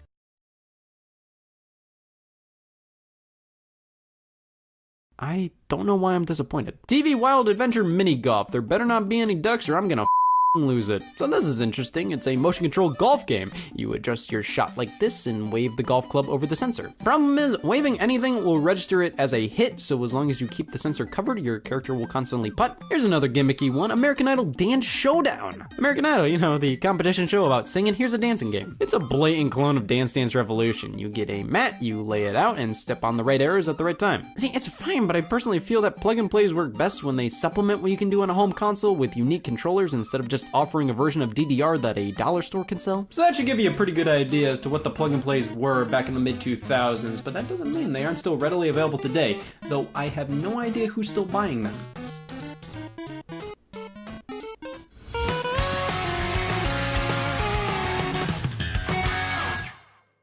Are you ready for smarter conversation? If I looked like you, if I was you, I'd be constantly porking. Elevate your media intake with Vibe Check. Prius drives like how old people screw. For research discourse Hot dog's not a sandwich. that celebrates intellectual profundity. Can someone give me the birds and the bees talk? Rage against the dying of the light-brave philosophers. I dare you to cut to commercial. I dare you. Vibe Check. It's deep.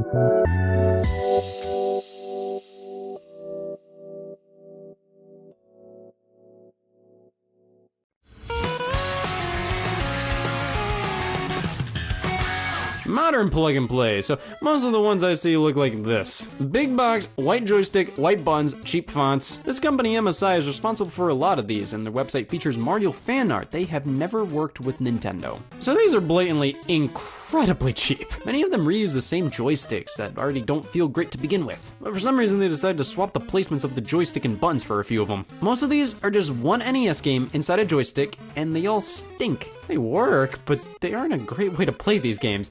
So much about this doesn't make any sense. So you wanted to make a plug and play for people who were nostalgic over Mega Man 2 on the NES? So you put it in a controller absolutely nobody played this game with? Like seriously, why a joystick? Why not something that at least resembles an NES controller? Plus, like I said, a lot of these only contain one game. This Space Invaders one, like seriously, is just Space Invaders. There have been so many other Space Invaders plug and plays before this with multiple games. This one, just Space Invaders. And it's not even that accurate to the arcade version. It's the Famicom version. Who played the Famicom version? Double Dragon. I mean, I will give this the benefit of the doubt. The batteries might be in here a bit wobbly. See, that's a problem with a lot of these units. Graphical problems if the batteries aren't fully in or are starting to go. But God, this looks bad. And it's just Double Dragon 1 on the NES. If you have the joystick, why not have the arcade version instead or include it alongside this? WrestleMania, yeah, just the NES game in the same joystick. Why don't I hear anybody talk about how garbage this company is? But hey, I found this Pac-Man one at Walmart recently. It's actually pretty good. The design may not be the most comfortable, and sure, having the wires contained at the bottom with a lid may sound like a good idea, but just ends up making it more complicated to put away because now I have to cram all the wires back in and not lose the lid. But the stick and buttons feel pretty alright, and the game selection is pretty solid. It even includes the final level of Pac-Man where it's a full-on unbeatable glitch.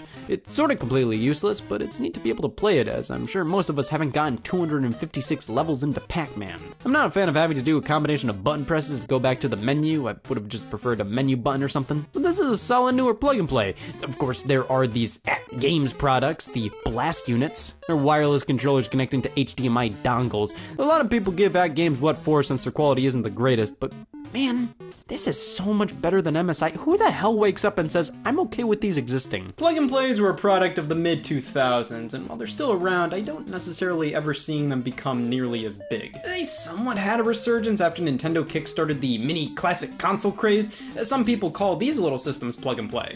I retaliate with, look at all these plugs. See, on the surface, these things may seem nothing more than cheap toys with extremely basic games for children. That sentence was finished long ago. I do have a lot of great memories with these things though, and none of them were groundbreaking or anything, but they were fun, quick pick-me-ups. Even if the games were incredibly basic, many were actually designed quite well, and basing the gameplay off of old school arcade games, or just offering old school arcade games to play, I think that gave a lot of young kids a greater appreciation of classic games. Of course, none of these I desperately want to go back to, and bring them back today doesn't work. I mean, these worked so well back in the mid-2000s because most TVs had composite inputs on the front. Now with HD TVs, if they even have composite inputs, they're on the back. And even then, plug and plays, most of the time, way more. Hey all, Scott here. Why didn't you tell me about pencils? This is great. Consider me a newborn fan. I'm sold. I don't even have to think about the next pencil I buy because I already pre-bought all of them. I should have waited for reviews. New product? Oh, don't mind if I do. If it comes from a company, I love it. You don't need to wait for first impressions or reviews. You can just order something the moment it's announced. It's one of our 2 rights. Now, does that mean you'll get it the day it releases? You'd think so. Pre-orders, the act of pre-ordering. You'd mostly do this to ensure you get this product the moment it comes out, or at the very least, a copy is reserved for you. Pre-ordering something doesn't always mean you'll get it on launch day. Sometimes shipment delays happen. Rather, it ensures you will in fact get it at some point in your life. Pre-ordering is more for the consumer that just can't wait to buy a product, but they can wait to use it. And in the video game industry, pre-orders are a way of life. This is something that's so frequently done with games. Every single one is up for pre-order, and so many people feel the need to hit that button. Other entertainment fields don't feel nearly as inclined to do this. I mean, you can pre-order a digital movie, but are you really human if you do that? With games, pre-orders are constantly pushed, more so than anything else. Oh, if you're interested in this game, you should pre-order it. If you do, you'll get to add something to a landfill. Listen, I rarely pre-order games. I personally feel like it overcomplicates things rather than simplifies them. Most video games are mass-produced. You're not gonna have a hard time finding new Super Mario Bros. U Deluxe on launch day, so if you pre-ordered it, get over there. If that game wasn't available at Best Buy at launch, launch, the simulation's crumbling. Plus, with pretty much every major game being released day of digitally, sometimes even before the physical release, there's no worries about stock problems. If you really wanted to play a game at launch and there are no more copies available, you have options. I've just had more problems with pre-orders than I haven't. It all started with my first pre-order ever, Wii Sports Resort, because I couldn't wait to play Wii Sports Bowling on a new disc. So I was at a GameStop and decided I have $20 and can put this towards my own copy of Wii Sports Resort. That's coming out soon. They'll reserve one just for me, and I'll only have to spend $30 more when the game releases. After the launch date passed, the next time I went to a GameStop, I asked if I could pick up my copy of Wii Sports Resort. They said no, because it was at a different GameStop. Come on, I don't think it was too far-fetched to believe these stores could communicate with each other. One pre-order at one GameStop was good at another. So I could have just went to the other GameStop to pick up my pre-order. No, I wanted the game really bad, so I spent all my money on it at the GameStop I was at. And thus, I had to then figure out how to cancel my pre-order at the GameStop I pre-ordered at. You don't blame me, I was young and dumb. It was 2018. You know, I should have just paid for the pre-order in full after buying the game at the other GameStop, so then I wouldn't have been embarrassed in the slightest. I wouldn't have had to walk away from the one without a game, and wouldn't have had to cancel my pre-order at the other. I know what you're saying. No man should own that many copies of Wii Sports Resort. So 2? Ever since that day, pre-orders have left a bad taste in my mouth. It's like buying something with extra steps. Like I went to Best Buy to buy a laptop. They didn't have the specific one I wanted, but said a nearby store had it in stock. So they said I could purchase the laptop at this Best Buy, then show up to the other Best Buy, tell them what I did, show them my information, and pick it up. No, that's just asking for trouble. Like I could do that. Or I could just show up to the other Best Buy and tell them I want that specific laptop and pay for it all right there. They would need to scour their records, find out, oh god, did he buy this at a different store? I don't want to keep my receipts, payment records, and birth certificate around just to pick up Go Vacation on launch day when I can walk into the store and find 50 copies on the shelf. Plus, who wants to tell a cashier, hi, I pre-ordered Go Vacation? Oh, you really care, don't you? Okay, but what about online pre-orders? Pre-order the game on Amazon, you'll get it delivered to you day of. Sure, let's go with that. Don't you want the game the minute it's available? That's why you pre-ordered it? Well, pre-ordering online, you'll get it the day it releases, but UPS usually gets to your house around 4 p.m. if they're quick about it. And then sometimes your order gets delayed a day or 2 or 5, and your order isn't even a game that's a limited edition or anything. How did my copy of Animal Crossing come late? You can build a country out of copies available. But it's all about the worry in your heart. What if you show up to the store and there's no more copies left? You know what the last game I experienced that with? Super Monkey Ball Banana Blitz HD. Hey, do you have any copies left? If you didn't pre-order, sorry, no. Really? To be fair, I mean, I don't really like walking in a store to pre-order something. It just feels weird to go all the way there for something you can't tangibly leave with.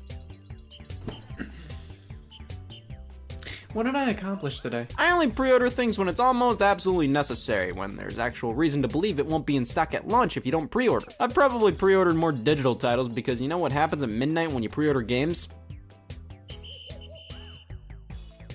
You can play them. I'd rather wait till 4. Limited editions, brand new game consoles, these make sense to pre-order. At launch, they're first come, first serve. So why did I pre-order Assassin's Creed 4? I needed a new football. The pre-order bonus. What better way to get you to spend $60 early than to promise something worth $5? Oh man, if I spend my money now, I'll get bull and dog. Yeah, companies like their pre-orders because they give a good idea as to how many people are actually interested in the game. Plus, if they follow through with the order, that's paying full price for a game at launch opposed to waiting for a price drop later down the line. But how do you get people to actually pre-order? I got some socks in the car. Let me go through everything I remember pre-ordering and what I got for doing so. Firstly, of course, there was Wii Sports Resort. What did I get for pre-ordering that? Dignity. Next up, what, like some Amazon purchases? Nothing with these. I tried to pre-order Smash Brothers for Wii U at GameStop, the big collector's box with the GameCube controller and adapter. And they said, we don't have that version, but we do have pre-orders for the regular game and a third-party GameCube looking controller that only those without hands would use. Yeah, I passed and pre-ordered on Amazon. Guess when I got it? After the shipping delay, right now. I did finally fulfill 2014 Scott's wishes and found a new copy of the Smash Wii U collector's box. Finally. I really wanted to stick it to that GameStop that said, ooh, sorry, no more pre-orders for that. Though, if you want, we have plenty of Little Big Planet 3 pre-orders left.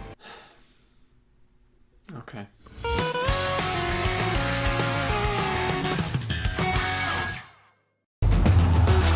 Hello and welcome to G4's Game Day LCS. A perfect ace!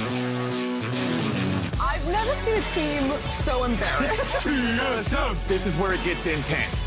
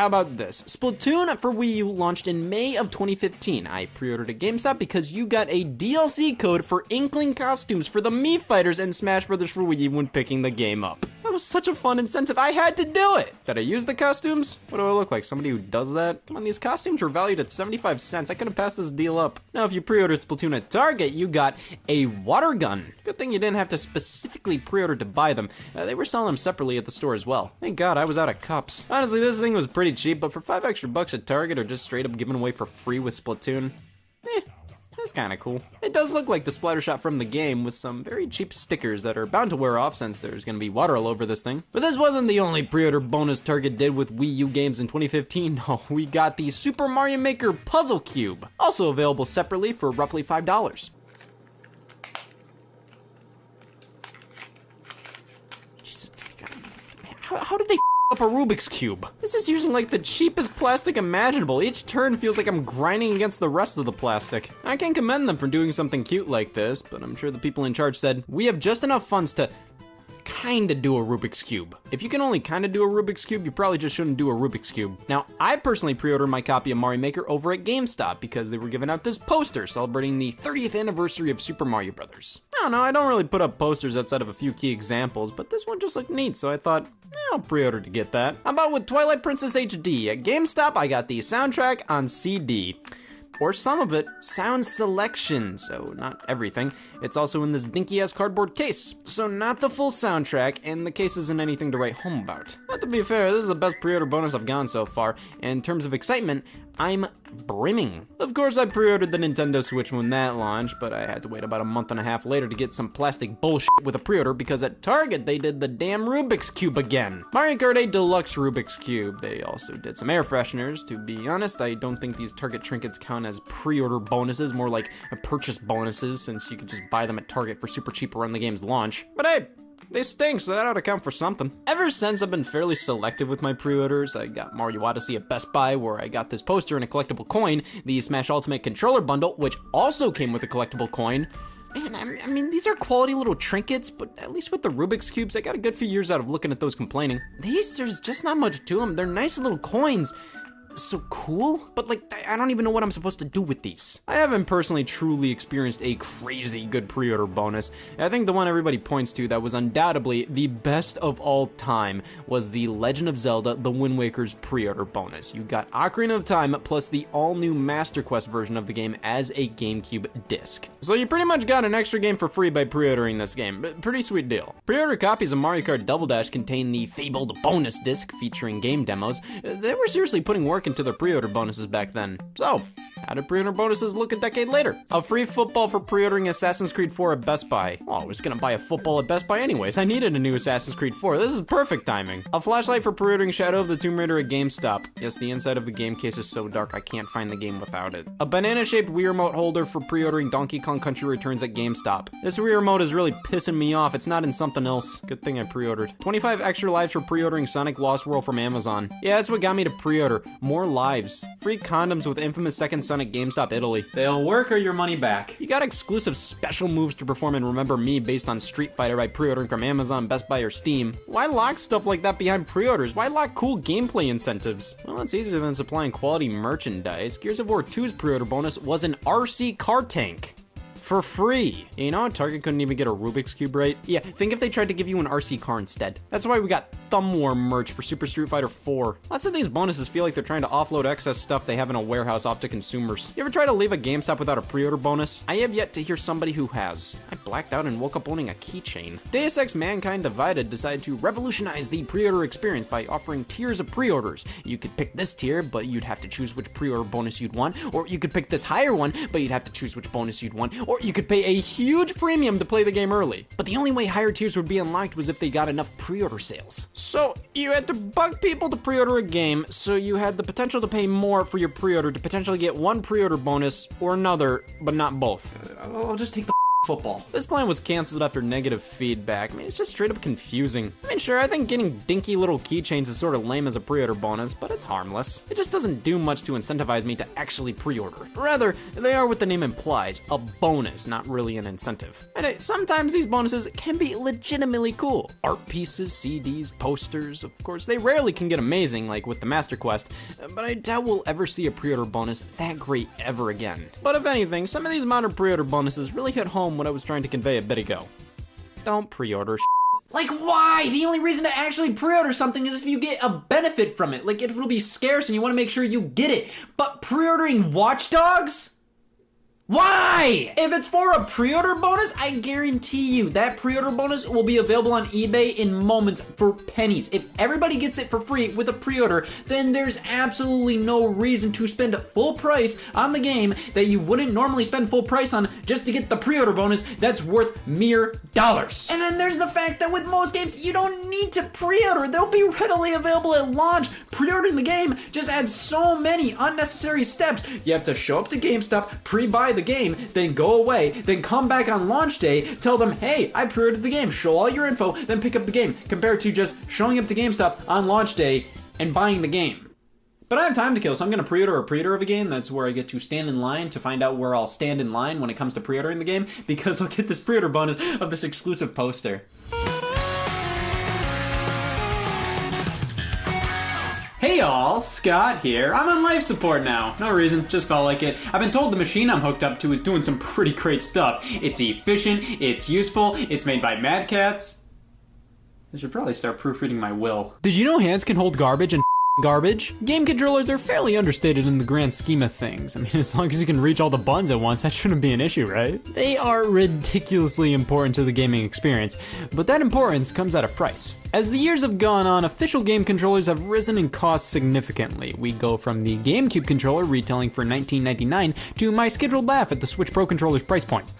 The prices of game controllers can be absolutely ridiculous, sometimes costing nearly as much as a new game, sometimes costing as much as a new game, more than a new game. $70, man, I found a mattress for that much. I will admit, stuff like the Nintendo Switch Pro controller and DualShock 4 have a lot of random junk thrown into them, and at least kind of explains why the prices are so much higher than controllers in the past. But then the Xbox One controller is pretty much identical to the Xbox 360 controller in terms of features, and it's $65. Did all the money go into giving the thumbsticks tire tracks? Controllers can be expensive. Sure, you can probably make it by with just the one that came bundled with your console, but what if you want to play a local multiplayer game, or what if your controller breaks for some reason? You're gonna need an extra controller, and the official ones, those can be pricey, but you always have other options.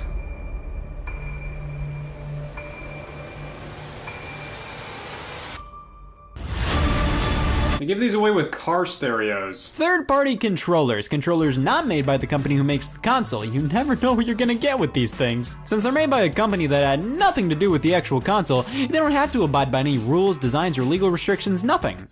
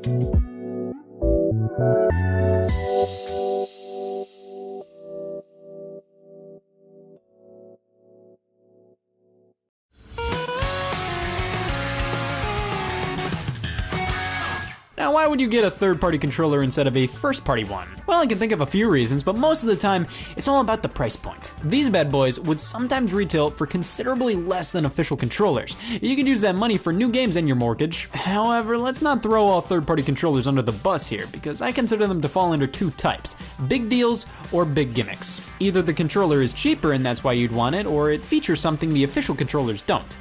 Like the QuickShot controller for the NES. This isn't supposed to be a replacement controller, it's supposed to be an alternative. If you want to use a joystick with your games, whip out the coffee table, jam the stick with the suction cups, this thing ain't going anywhere. This works well for arcade style games, or stuff like Top Gun if you're one of those people. But in terms of a controller with no real advantages compared to the official controllers outside of price point, the Hanyu Explorer 1 for the NES, literally just another company's version of the NES Advantage. There isn't much reason for you to pick this up other than the fact that it's cheaper than the official Advantage controller. However, this thing has some interesting features. These top two buttons do absolutely nothing, and there's a useless battery compartment. I really have to start using this term better. In the grand scheme of third-party controllers, these ain't too bad. Third-party controllers were more so gimmicky back in the NES days, mainly because you needed like 2 standard NES controllers at the very most, so for people to want other controllers, they needed to stand out. They needed to have features the regular controllers didn't have. That called for pretty much any unofficial controller to have turbo buttons, like the Turbo Touch 360 for the Sega Genesis. This gives me chills. We have switches to give any of the buttons turbo fire, but the star of the show here is the lack of a D-pad. I'm sure tons of people who saw this in the store went, yes! You ever just use the Genesis controller and... there's too much D-pad here. Now this, I mean, no D-pad is exactly what I wanted out of a Sega Genesis controller. This is a touchpad and it senses where your thumb is. Yeah, this doesn't work very well. You don't get the precision of an actual D-pad at all. I don't know if this is whacking out because of old age, but I couldn't imagine this ever working that well when it was new. But hey, if you want a more standard experience, here's the Sega Genesis Owl Pad. I'm sure somebody stood by this controller like you're waiting in the living room for your date to come downstairs and you're talking to her dad about how much you like the Sega Genesis controller.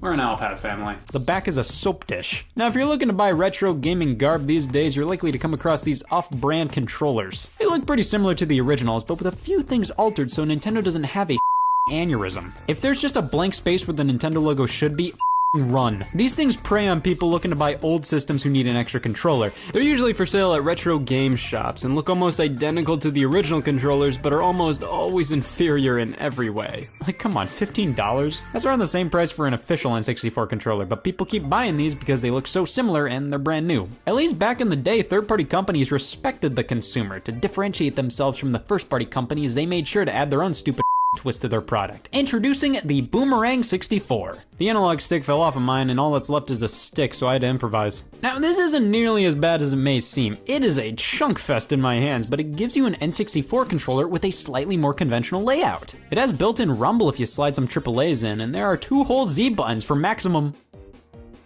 But the D-pad is stiff, the L and R buttons are in totally out there locations, and overall, it's just an awkward controller. Also, the name is a lie. The SuperPad 64, now this screams, I need a Nintendo 64 controller and only have $10. I'm gonna be saying that on my wedding night. It's a substitute, but that's all it really is. It doesn't excel at anything in comparison to the original. I mean, yeah, this isn't great, but I'm used to how not great it is. The SuperPad 64 just feels weird without those grips on the sides. It feels incomplete. Z feels like a gas station fuel button. The SuperPad 64 is the type of thing I think of first when I hear the term third-party controller. Cheaper in every sense of the word. But this was made by Performance. The company I immediately think of when I hear the term third-party controller is Mad Catz.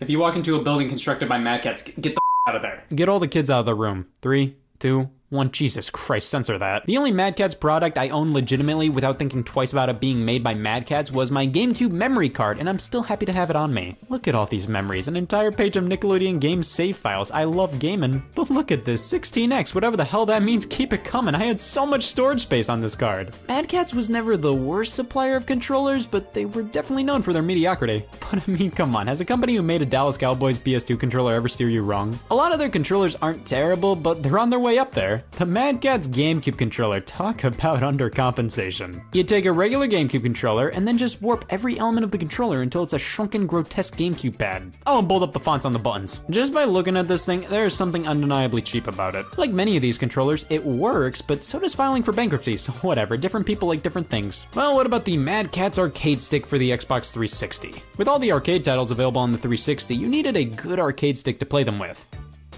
I still need a good arcade stick to play them with. This controller is all show, no go. You look at it and go, wow, this is everything a regular Xbox 360 controller is, but with controllers tailored for arcade games. A joystick with a fire button on top, a spinner for games like Arkanoid, this is gonna end in heartbreak. This is just a regular thumbstick on stilts. It has such a wide range of movement. Most arcade joysticks are locked in a set number of directions. Here you have full 360-degree movement, which let me tell you now, this does not work well for Miss Pac-Man. The entire controller itself is too tiny, like you want to be able to slam an arcade controller on a coffee table and not have to worry about it moving all over the place. No, this one's too small and light to set down and play with, but it's too big and cumbersome to hold in your hands. This has a lot of the same problems as the Atari 2600 joystick in terms of size. I can't say Mad Catz didn't try with this controller, but they didn't. But want to know who did try with their controller? Nickelodeon. Put SpongeBob in your hands. SpongeBob controllers for the PlayStation 2 and GameCube. I remember advertisements for these, and yep, it is SpongeBob in your hands. It's a good Wednesday night controller. I'm not gonna use it all the time, but one day a week I'm good with. You get a lot of these novelty controllers made by third parties, like a Dallas Cowboys controller, damn it. Now, you can't go talking novelty controllers without bringing up Afterglow. Yeah, I was 16 at some point, this interests me. An Afterglow Wii remote, transparent in all the right ways. Lock some batteries in, sync it up, and that is fairly disappointing. They move some button placements around, like the 1 and 2 buttons are at an angle, that's sort of annoying. Plus and minus are right next to the A button, honestly a pretty okay change, but then the home button was moved all the way to the top and you need a damn toothpick to hit it. Well, why sit here and whine when we can whine with even more style? A rock candy nunchuck, finally a controller that answers my lucid dreams. The nunchuck finally has an ass. It's transparent plastic as well, but because of that we get to see some of the iffy looking wire in here. That doesn't look too good. If this doesn't scream playing Goosebumps Horrorland, I don't know what does. Now, what if you're playing Xbox 360 and your hands start to bleed? Well, damn, you don't want to stop playing to dry the blood off, so introducing Airflow, the controller with a fan. You hit this button and the fan turns on. Well, that checks out. This is a very standard wired Xbox 360 controller, but with LEDs and a fan with 2 different speeds. Honestly, it's good at what it does. If you're really hankering for a controller with a fan, you can do a whole lot worse than Airflow. Speaking of good third-party controllers, the Logitech wireless PS2 controller. Oh my god, this thing is really comfortable. Dare I say, more comfortable and sturdier than the official controller. The traditional PlayStation 1, 2, and 3 controllers just aren't really my thing, but this bulks it up a bit and just melts in my hands. Also, I like the blue underneath the analog sticks. Those are fun. Here we have a few controllers for the Nintendo Switch. First up is the 8BitDo SN30 Pro. I've always heard a lot about 8BitDo, damn whatever. They specialize in retro-esque Bluetooth controllers. This one obviously taking heavy inspiration from the SNES. And yeah, it's pretty good at what it sets out to do. I don't see this as a full-on Switch Pro controller replacement, but as a supplemental controller for 2D platformers or retro stuff, then oh yeah, it's good. It also works on PC, Android, and irrelevant, so there are a ton of uses for this thing. But what about a controller made specifically for the Nintendo Switch? Well, just your luck, here's the PowerA wireless controller. Themed after The Legend of Zelda, specifically with some Twilight Princess art. It's okay, I mean, it's perfectly fine. It has motion controls, you also get these buttons on the back you can map any of the other buttons to.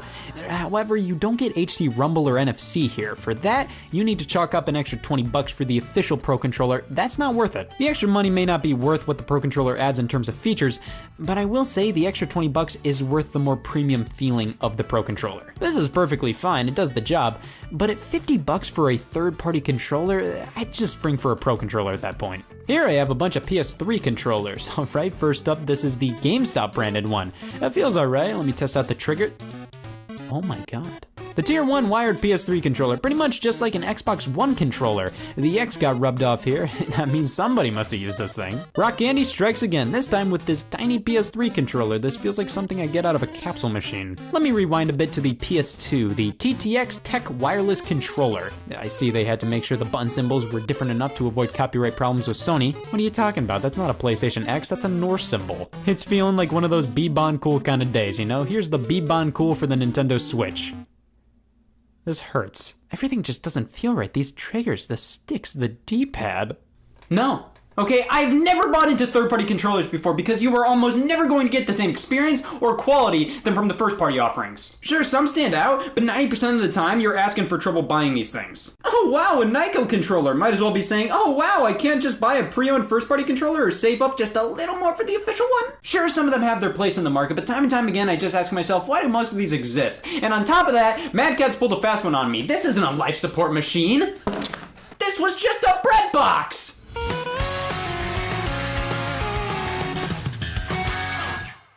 Hey y'all, Scott here. Online personality test. I have no idea who I am. Just think about how different my life would be if I had this as a kid. Well, I'm done. I'm not going to game stores anymore.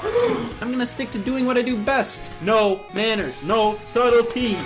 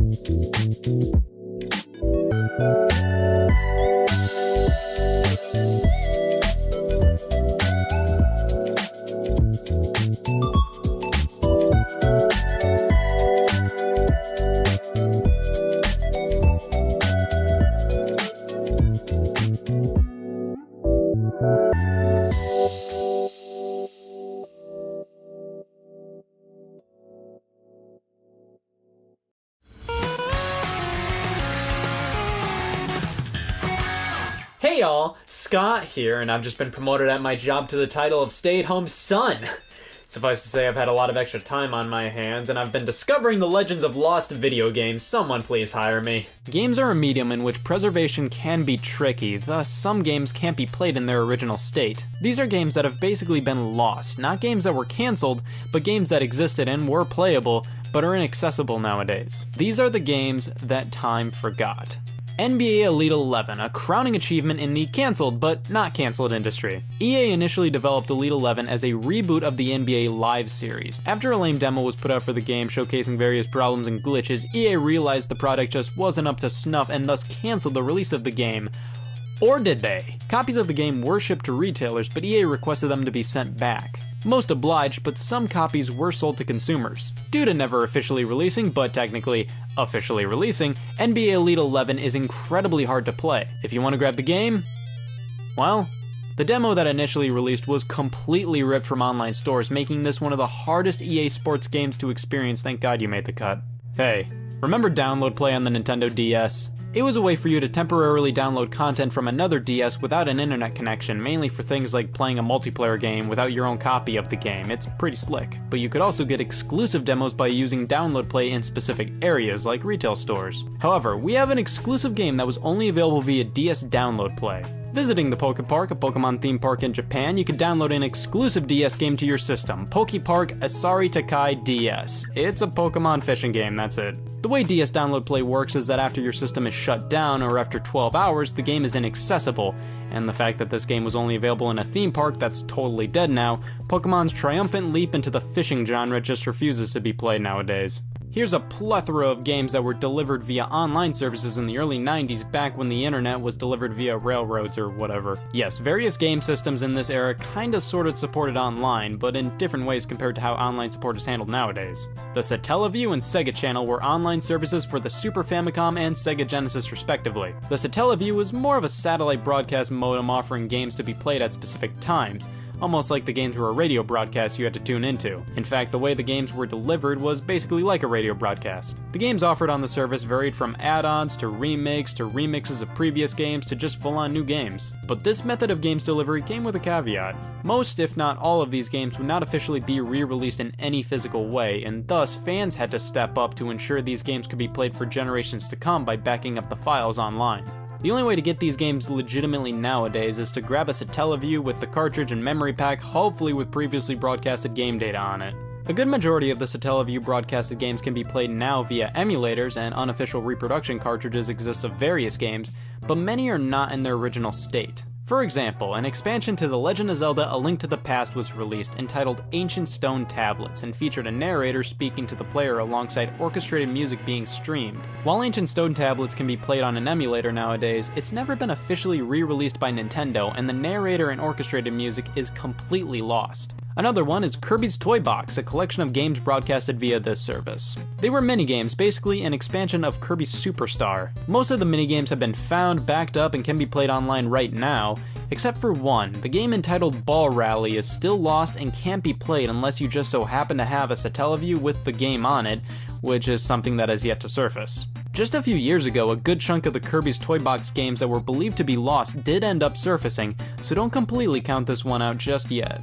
But get ready for the most heart-wrenching lost game broadcast of them all. Garfield Caught in the Act's Lost Levels. The Sega Channel for Sega Genesis was kind of Sega's version of the Satellaview, and similar to it, Sega offered some exclusive games on the service like Mega Man: The Wily Wars and Alien Soldier. Garfield Caught in the Act was offered to play, but also saw release as a physical cartridge. However, a handful of levels didn't make the cut in the final release and were finished for the Sega Channel version of the game. Many have nicknamed this as Garfield the Lost Levels, as they are completely lost. However, these levels are available on the Game Gear and PC versions of the game. It's not confirmed, but it's safe to assume that while these versions may be similar, they probably aren't one-to-one the same level designs as the levels on the Sega Channel version, which are gone and will most likely never resurface. No. The dependency many games have on online stores scares the piss out of me. So many games are digital only and can be taken off of the stores at any moment, making it almost impossible to play them. A good amount of the time, these games are taken off for licensing reasons. Scott Pilgrim vs. the World the game is a huge one that was taken off Xbox Live Arcade and the PlayStation Network. Being a retro-style beat-em-up based on the movie based on the graphic novels, this one has gained quite a following, so it's sad to see you can't play it anymore if you want to. Turtles in Time Reshelled was a reimagining of the arcade and SNES classic Teenage Mutant Ninja Turtles 4 Turtles in Time, and yikes, I don't think a ton of people dug this one, so who cares that it's gone? The Simpsons arcade game was removed from XBLA and PSN, and that was already a game people were having a hard time getting a hold of to play. It was a bit of a miracle to see the game re-released on these platforms at all, so at least it did happen even though it was short-lived. Nintendo specifically did this with the enhanced re-release of The Legend of Zelda 4 Swords on DSiWare to commemorate the 25th anniversary of the Zelda series. It was always positioned as a free limited release, and it's been unavailable for years at this point. One of the most infamous delistings in recent memory, PT, a free playable teaser for the cancelled horror game Silent Hills. After the game's director Hideo Kojima and publisher Konami had a falling out, not only was Silent Hills cancelled, but PT was just absolutely eviscerated off the PlayStation Store. The only way you can play it today is if you still have it downloaded on your PlayStation 4, and even then, if you delete it, you can't even re-download it. Mario Roulette is an incredibly rare and obscure Japanese arcade game released by Konami. It's basically what it sounds like, a Mario Roulette featuring similar graphics to those found in the bonus stages from Super Mario World, but the only way you can play it today is if you find one. And spoilers, Jesus Christ, that's never going to happen. This is such an obscure rare release that not only is it nearly impossible to find, but even more difficult to back up online because, you know, it's never happened. The online multiplayer component of many games have been shut down. Looking at the games using the Nintendo Wi-Fi connection on the Wii and DS, multiplayer's donezo on a lot of those titles, but massive multiplayer online games are completely toast. When those things are shut down, it's completely game over. Many games are kept alive via fan servers, but more times than not, MMOs that die forever. It isn't always apparent just how fragile media can be. The Film Foundation estimated that over 90% of films before 1929 have been lost forever, which is way past unfortunate. That's history right there that never got justifiably preserved. Of course, with film, books, music, and the sort, these forms of media can be displayed and preserved in a multitude of ways now. Video games are a different story. Games are dependent on the hardware in which they were designed for. Movies, music, and books don't have that problem. They're all generally in formats that can be displayed on any computer, or any DVD or CD, or just pieces of paper. Games are trickier. The fact that they're designed for specific hardware in mind makes it more difficult to preserve. Many point to emulation, which of course emulates a specific video game console on different hardware, and yes, that's an excellent way to preserve games, especially and in my opinion, preferably when it's officially endorsed by the companies who originally made the game. Recent releases like the Mega Man Legacy collections are emulations of some classics, which many purists may scoff at, but in my opinion, if they play and look as they should, I commend re-releases like this, as it ensures that these games are readily available to play and won't be lost to history. But of course, not everything can be preserved, and we just have to live with that. I would love to get my hands on a lot of these games someday, but I'm not giving my hopes up. Honestly, the fact that some of these games are lost to history makes them more interesting in some cases, and potentially gives them more notoriety than if they were readily available. But it still would be nice to have hard copies of all these games. Of course, when talking about games that are lost and can't be played anymore, everybody has to mention Club Penguin, an online game where you just bro out with other people all displayed as penguins. You see, I never played Club Penguin, I was always more of a Nicktropolis guy, which suffered the same fate. Well, with these online chat room kids games gone forever, I guess I'm gonna have to relive what it's like to be a kid in one of these things by just going to a chat room and posing as a 12-year-old. Gotta ask this person how old they are these days first off, and with the age-old age question being thrown out there, I think I'm gonna leave it at young. 18? Get out of here. Think young, go younger. Don't worry guys, we're in an online chat room. These people are wholesome with a capital H. Scratch that.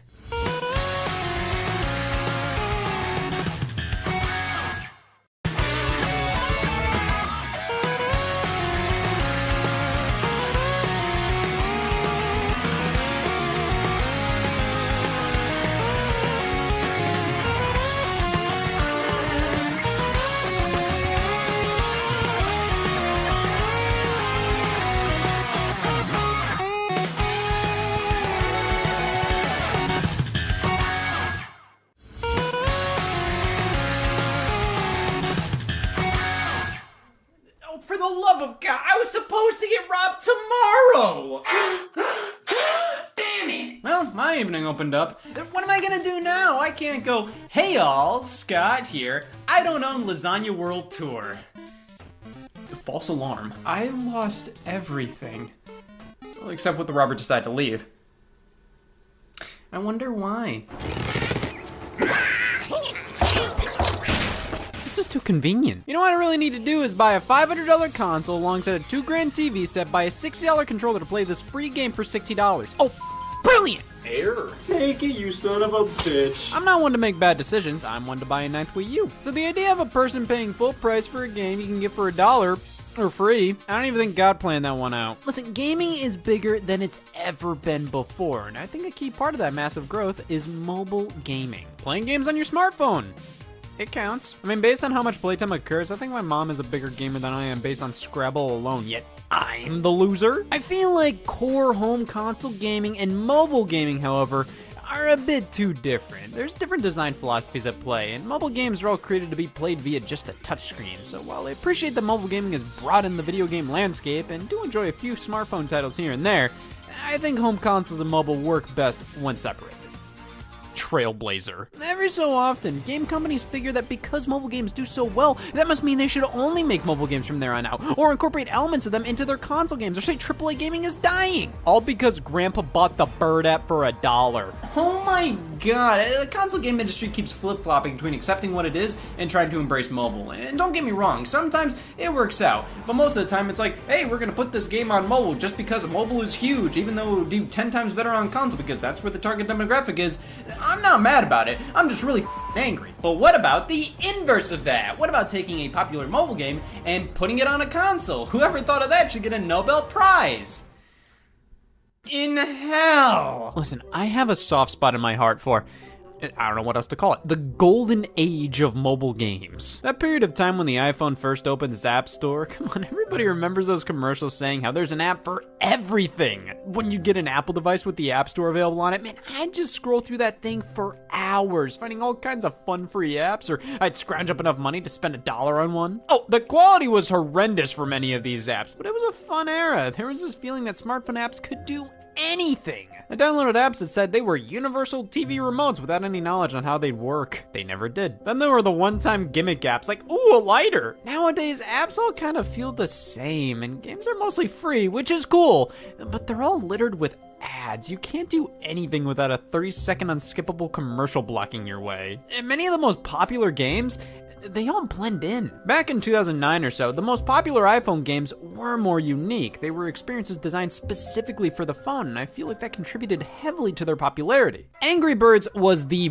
biggest phenomenon, though it was never a favorite of mine. It was fun, addictive, and worked perfectly with a touchscreen-only device. Stretch a bird, political violence. The game originally cost 99 cents on the iPhone, $1.99 on the iPad, and there were a few releases in the series. You had the original vanilla Angry Birds Seasons, which gave you constant updates and new levels based on holidays and the time of year, and Angry Birds Rio. You know, they made a movie based on this game. I never considered this to be a trilogy, more so just variations of the original Angry Birds, but it doesn't matter because Activision did. Angry Birds Trilogy. For only $40, you can waste 37. Yeah, physical releases of the first 3 games for Xbox 360, PlayStation 3, and Nintendo 3DS. Strangely, Wii U, and PlayStation Vita versions came a year later, considering these were platforms that honestly worked better for Angry Birds with touchscreens and pointer controls. The main selling point of Angry Birds Trilogy is to play it on a TV. Was it worth it? No. Don't get me wrong, I see value in playing this game on the TV. You know, pass the controller around, try to beat each other's high scores, but it's just so clunky here. What used to be a game with the simplest control method imaginable now uses literally every face button on the controller.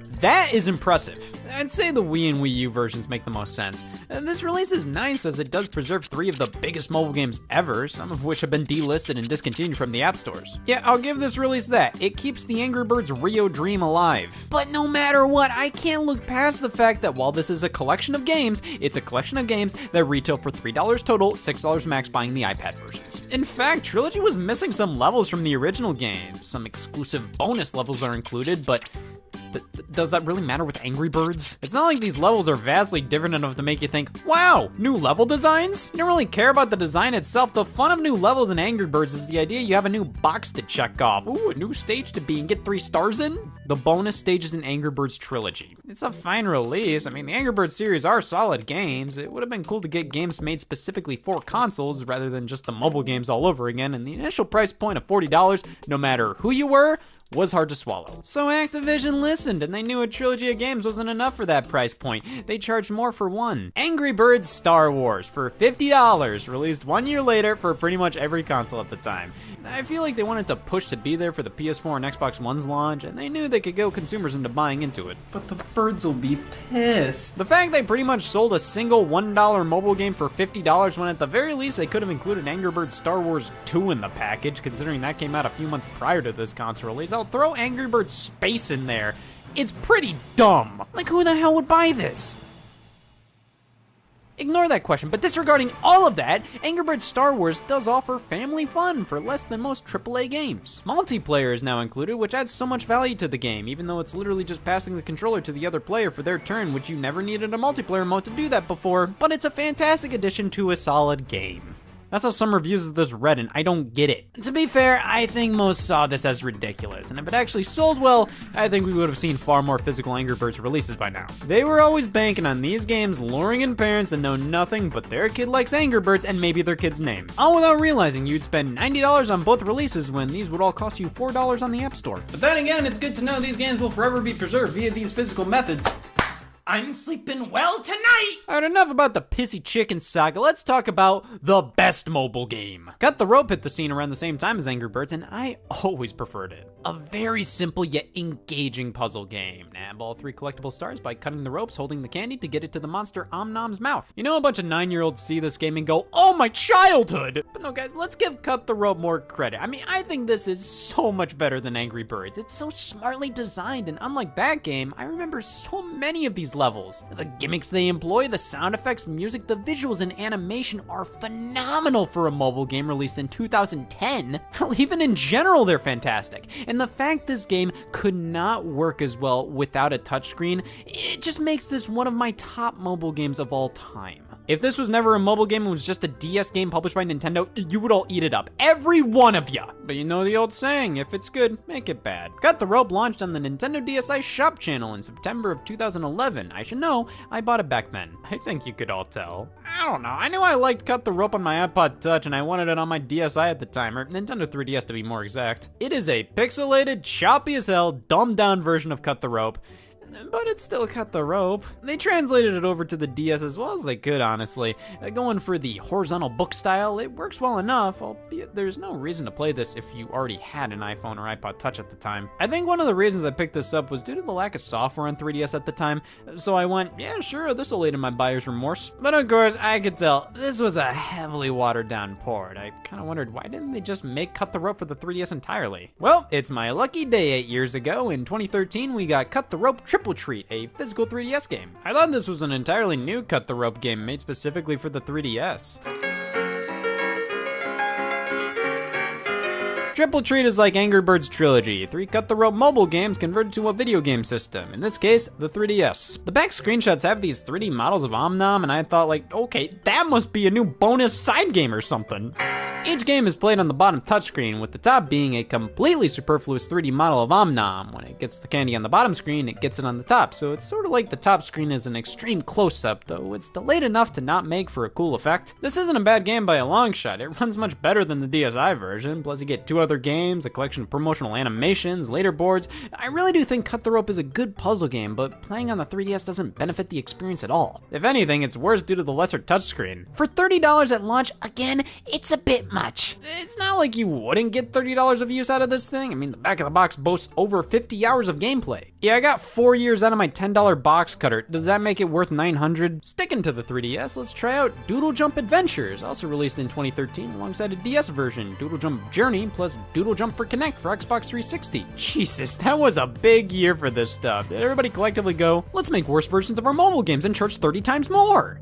Minds think alike. Doodle Jump is an endurance test. Tilt your device and see how high you can go. There's not much to it. This is one of those games you see all these adaptations and merch of because companies see it as a big phenomenon, when I think it did well because it was a simple game on the App Store during a time when people would download damn near anything if it was free. So of course it got a 3DS game and a Hot Topic t-shirt. Yeah, it's Doodle Jump, now taking place across 2 screens, which honest to God is kind of disorienting. Adventures refers to the campaign, which are literally just Doodle Jump stages with definitive ends, and that's it. Move on to the next one, basically the same thing. Is Doodle Jump Adventures worth it?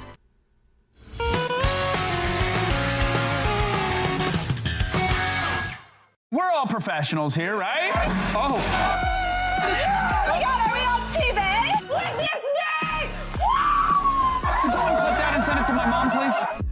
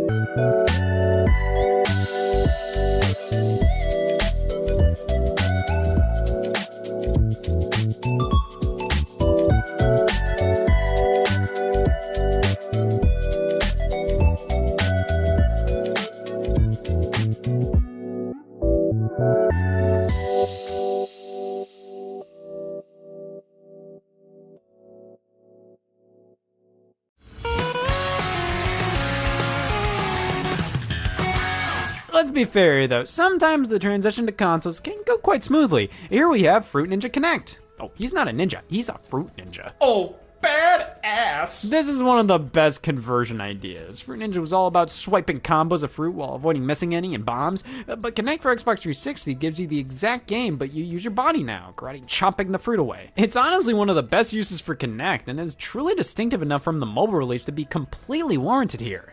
Fruit Ninja for PlayStation Vita is literally the exact same thing as the iPhone release at the time, so bravo, it was a flawless conversion. But why do this in the first place? Oh. So, it's the exact same game, downloadable only, no new control options, featured anything, for $8. At least with Angry Birds Trilogy and Star Wars, you had the excuse of them being on home consoles for the first time.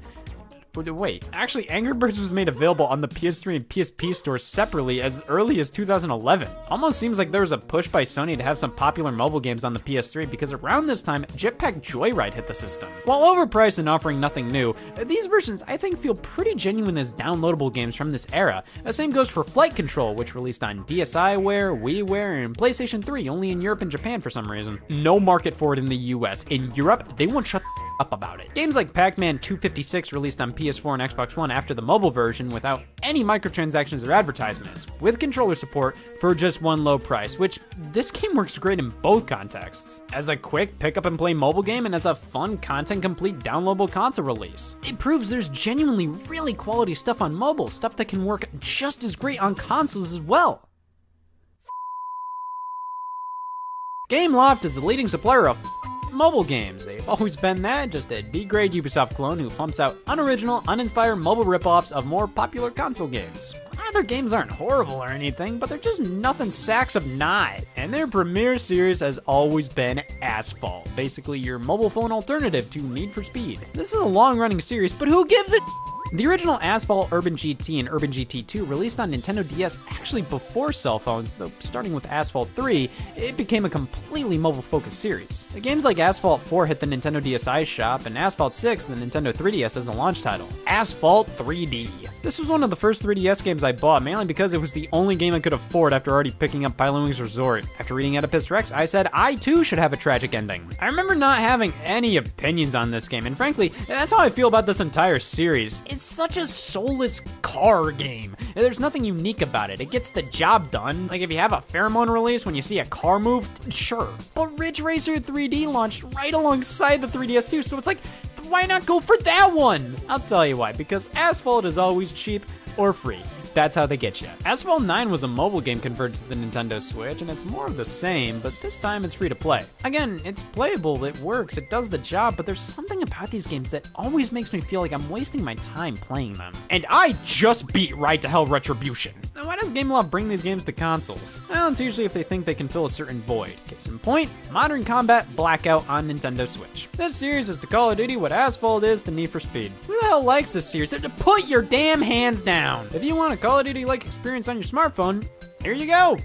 Call of Duty! Even the title is just a ripoff of Modern Warfare, and again, the games, they're fine, but they review surprisingly well, and I think that is entirely due to the fact that they're good for mobile games. But then when they brought it to Nintendo Switch, the cracks start to show with games like this in Asphalt when you put them on an actual console, and the only reason they put Modern Combat on the Nintendo Switch was due to the lack of Call of Duty. There was no legitimate game from the series on the platform at the time, and people wanted a first-person shooter experience like that to play. Gameloft saw the opportunity and quickly put a mobile game from 2014 on the system for $20. Take notes, Sophocles. It's not great, in fact, it feels pretty pathetic. I wish they'd put more effort into redesigning the menus of these mobile games when converting them to console. It's just so painfully obvious when something was designed for a touchscreen. And even the controls, while functional, I feel like they were designed to mimic regular FPS controls, but compensating for the clunkiness of the touchscreen, but then letting you use a controller for it. It's so hard to explain, I don't even know what I'm talking about! Unfortunately, many developers just port over mobile games to the Nintendo Switch, and it's always this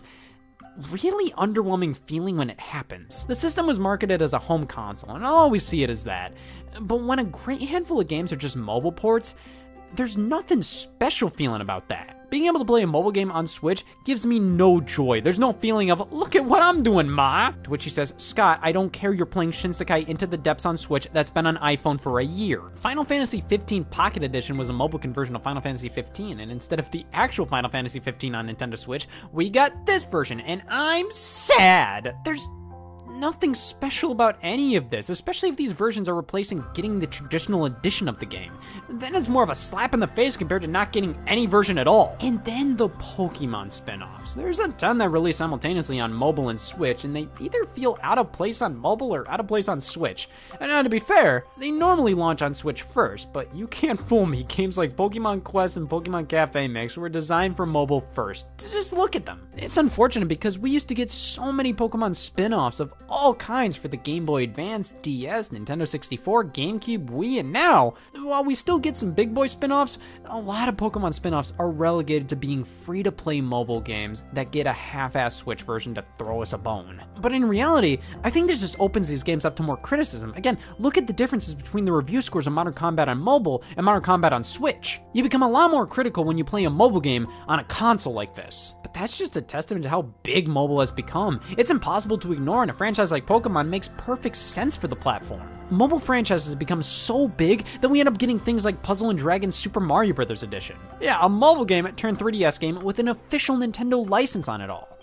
I have no idea if I like how this game looks or not. Well, something like this is far more understandable becoming a retail game, especially considering it was made from the ground up for the console. Like VR spin-offs or stuff like the Plants vs. Zombies Garden Warfare series. Plants vs. Zombies wasn't a mobile game first, but it hit the platform way before consoles, and Plants vs. Zombies 2 is only a mobile game. I'll count it. To be honest, most versions of this game work fairly well. The touchscreen of the Nintendo DS, the version for Xbox 360 was very fine-tuned. It feels great here, but the third-person shooter spin-off, well, that does make a bit more sense for the system. But hey, what if mobile games had their own dedicated system? No.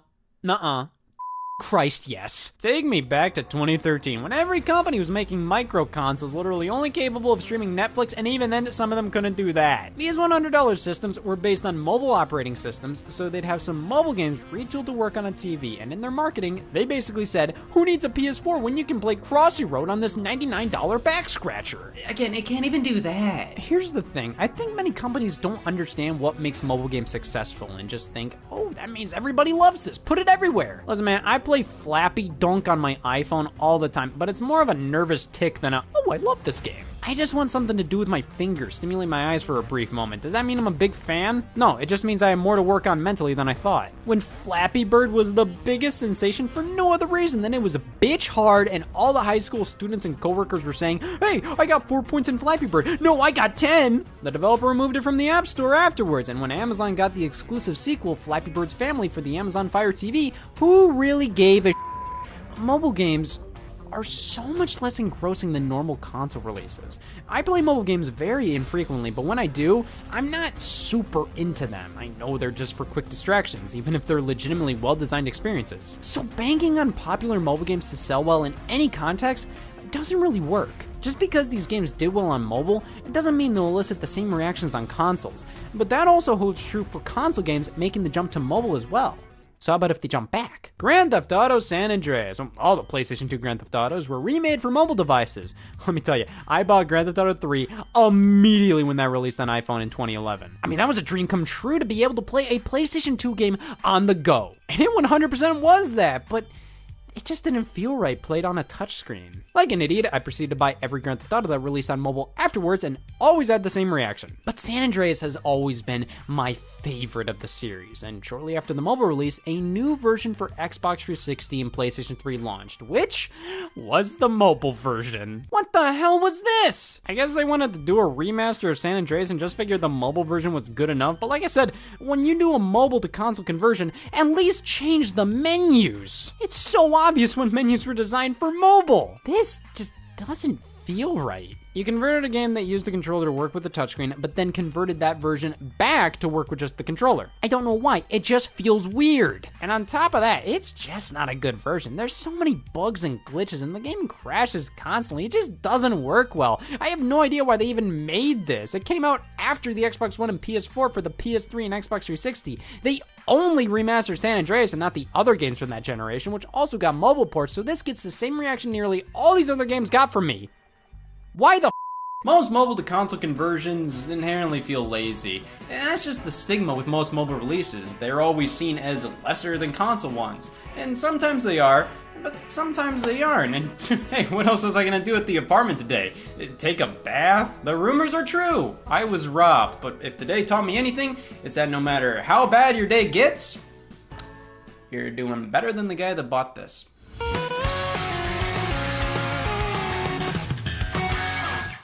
Hello and welcome to another episode of G-Force Crash Course. He's the first cleanly has. Next is down for G2. They can't let it slip. Oh no. They're letting it slip. Okay.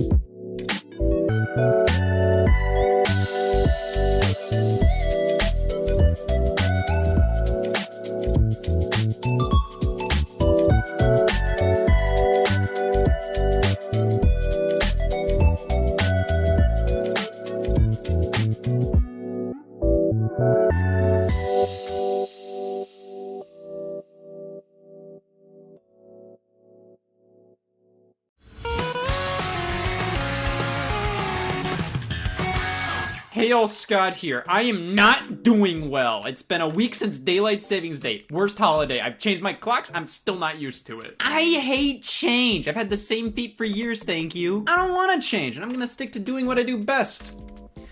Playing games that released in 2018 on the PS3. The next generation of gaming is upon us. It's time to upgrade. No! No! Yeah, upgrading can be scary. I just consider myself a big fetus with hair. See, some people are perfectly content with what they already have. They don't need to constantly buy new toys to feel excitement. They can just keep playing with their mud and grass while I buy my 4th new iPhone this month. They may be fiscally responsible, but who's having the real fun here? But when a new video game console launches, there's always those few games that make anybody go, I want it. I want the brand new console with the new controller in this game and a compliment. Maybe not the compliment. Buying new game consoles the second they come out is always expensive. You don't really get the early adopter discount most of the time. You pay more to experience something first, but we live in an age where the second after a fancy new product is released, it's immediately outdated. If you wait around for it to get cheaper, the next new thing will come out to replace it. Then you'll wait for that to get cheaper and it happens all over again. We're in an endless loop of spending too much money. So, yeah, I don't care about that fancy new console. I'll stick to my old one. It doesn't matter anyways, because all those new games coming out, yeah, they may be releasing for the new generation, but they're also releasing on the last one. Poverty wins again. These are cross-generation games that release not only for the current generation consoles, but the last generation consoles as well. Xbox One games also releasing on Xbox 360, PlayStation 4 games also releasing on PlayStation 3. and 2. But see, these downgraded versions can either be undeniably impressive or flat out terrifying. Sometimes they take a lot away from the big boy current gen versions since they have to create those games with the previous generation in mind. They can't go hog wild with the PS4 game because, remember, they're making a PS3 game too. Though sometimes the last gen version is made first and then a current gen version is created based off of that build. I think this is the most resourceful way to go about it. But of course, most of the time they just take the current generation version and cheese grate the out of it to fit on older consoles. Come on, video game industry, listen to me, white kid chair sits. So what defines a cross-generation game? Well, to me, I'm considering to be games that release on 2 or more generations of game consoles around the same time. It can be on the same day or within the first few months. This has been a standard for a while now. Back in the NES days, some games released between that and the SNES and Sega Genesis. But the NES version of a game was almost always completely different from the SNES version.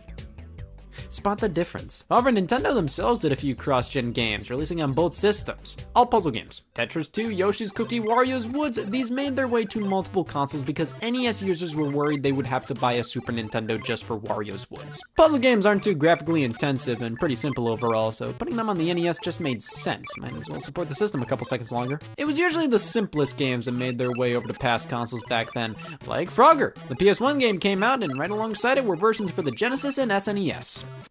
These were 100% not the same games. But see, the cross-generation games I like are the ones where the platform list is a nutritional facts label. It just keeps going and I just accept it. Games that appear on this many platforms are usually of the licensed kids game variety. One of the most notorious examples, Donald Duck Goin' Quackers.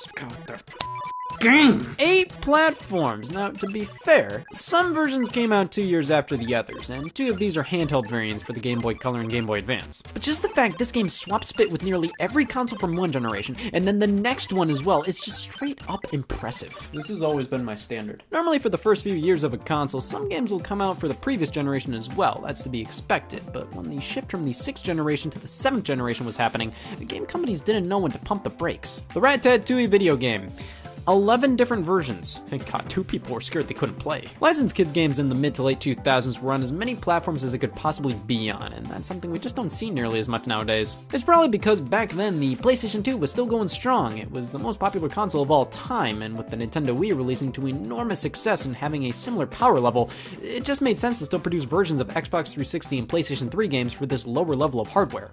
And at that point, you might as well puke out something for the GameCube. So many game consoles were a thing at the time, and nearly all of them had good reasons for developers to want to release on them. The Xbox 360, the most popular HD system at the time. The PlayStation 3, not as popular and harder to develop for, but there was still an install base, and it had comparable specs to the 360, so might as well put your game out on that. The Wii, now far less powerful than the 360 and PS3, but it had the biggest install base out of all of them. The PS2 was still selling and still had active users, and could run games made for the Wii pretty well, but why not make a last-gen version of the title? There's still an active audience for that. And hey, the PlayStation Portable is sort of a portable PlayStation 2. It shouldn't be too hard to squirt that version on there. And at that point, I mean, might as well do a GameCube and Xbox version. A lot of users on these older consoles were kids. They can't immediately upgrade to the new systems whenever they want, so if you're making a kids game, making versions for these consoles, it just made sense. PC and Mac versions too, why not? Oh, and Game Boy Advance and Nintendo DS games. They'll be completely different, but it makes the list funnier. It's all about making your game as accessible as possible. No matter what console somebody has, they should have the audacity to play your game. And one of the oddest examples of this initiative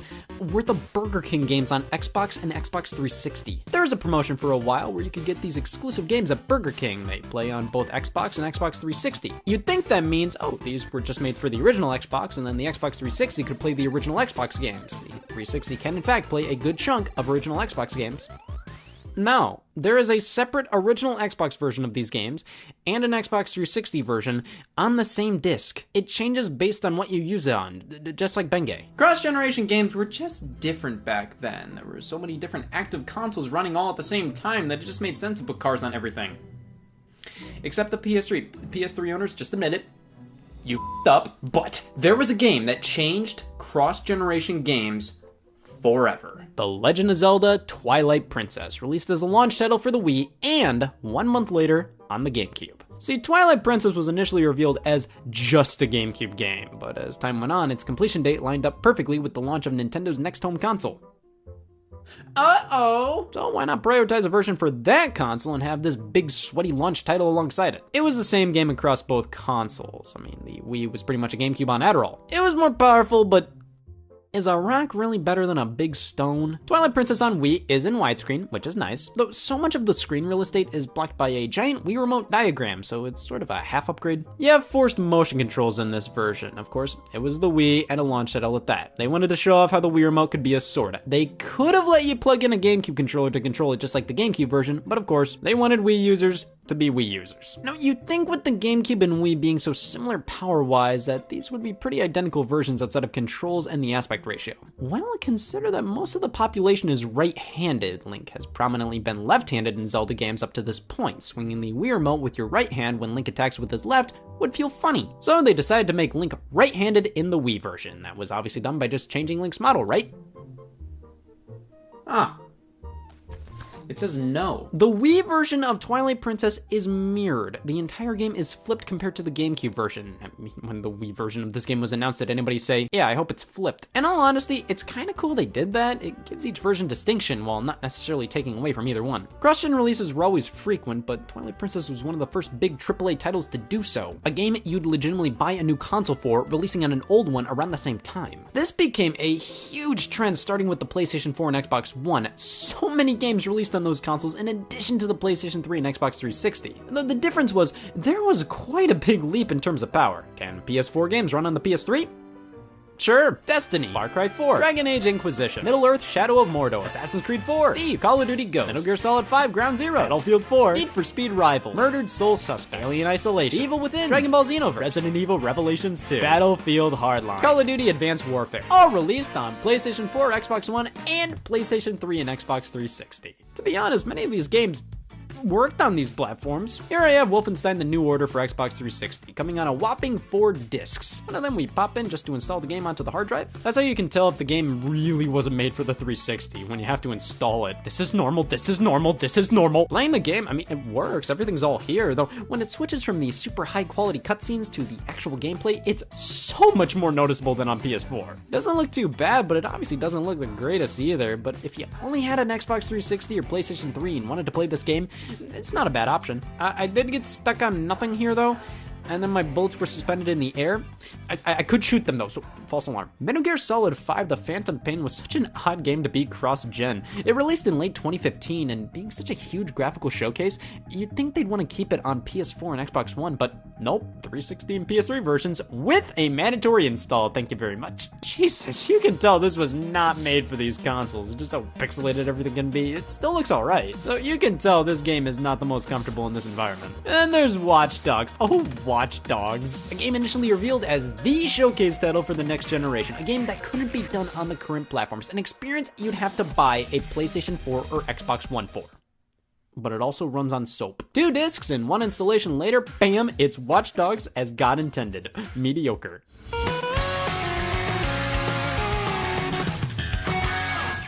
Our story began in Waterdeep, the city of splendors, with a group of scoundrels.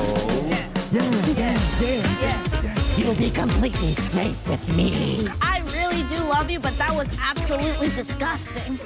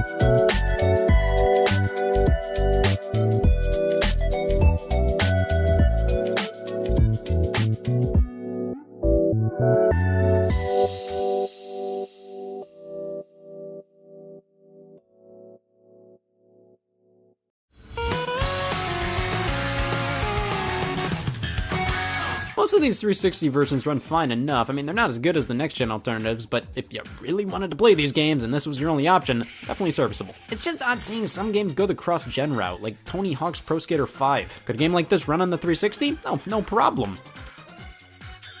Look at these clouds. Titanfall was a game that actually got people interested in the Xbox One initially. And it also came to Xbox 360 a month later. Well, that deflates a lot of excitement. Even when the game is coming to Xbox One, just knowing a 360 version existed, well, nice for 360 users, it kind of made you think, like, is this game gonna be a compromised experience on Xbox One because they had to consider the fact it was coming to 360 as well? The Crew came to PS4, Xbox One, and Xbox 360. Not the PS3, I just thought that was kind of funny. Call of Duty Black Ops 3 made its way to the last generation consoles. Multiplayer only. These things are a stand-up routine. Laugh. Persona 5 released on the PlayStation 3 and PlayStation 4 in 2017, which is insane. I mean, many times games release on older platforms like that due to kept promises. This was an era of long development and crowdfunding, so when game projects were proposed and took years to actually come out, and a 360 version was promised when the 360 was actually alive, so developers promised a 360 version of Mighty No. 9, you bet your ass they kept that promise. They made Mighty No. 9. Though as time went on, many games that were planned to appear on previous generations just end up not working out. Either they figured the amount of effort it would take to port their game over wouldn't be worth it based on the current install bases, the game was just too intense to run well, or they just didn't feel like it anymore. Mortal Kombat X, Mad Max, Dying Light, Shantae, Half Genie Hero, last gen versions were planned but ended up being cancelled.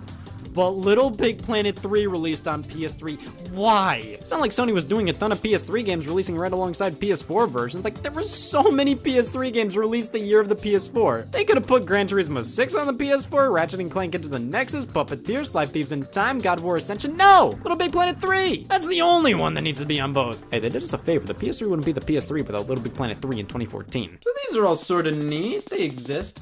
It's kind of fun. They all run and look worse than their next-gen counterparts. No way. But it's sort of cool to see these games I know of as PS4 titles running on hardware released in 2005. But sometimes, developers go a different route and decide to make exclusive versions of games to run on old systems.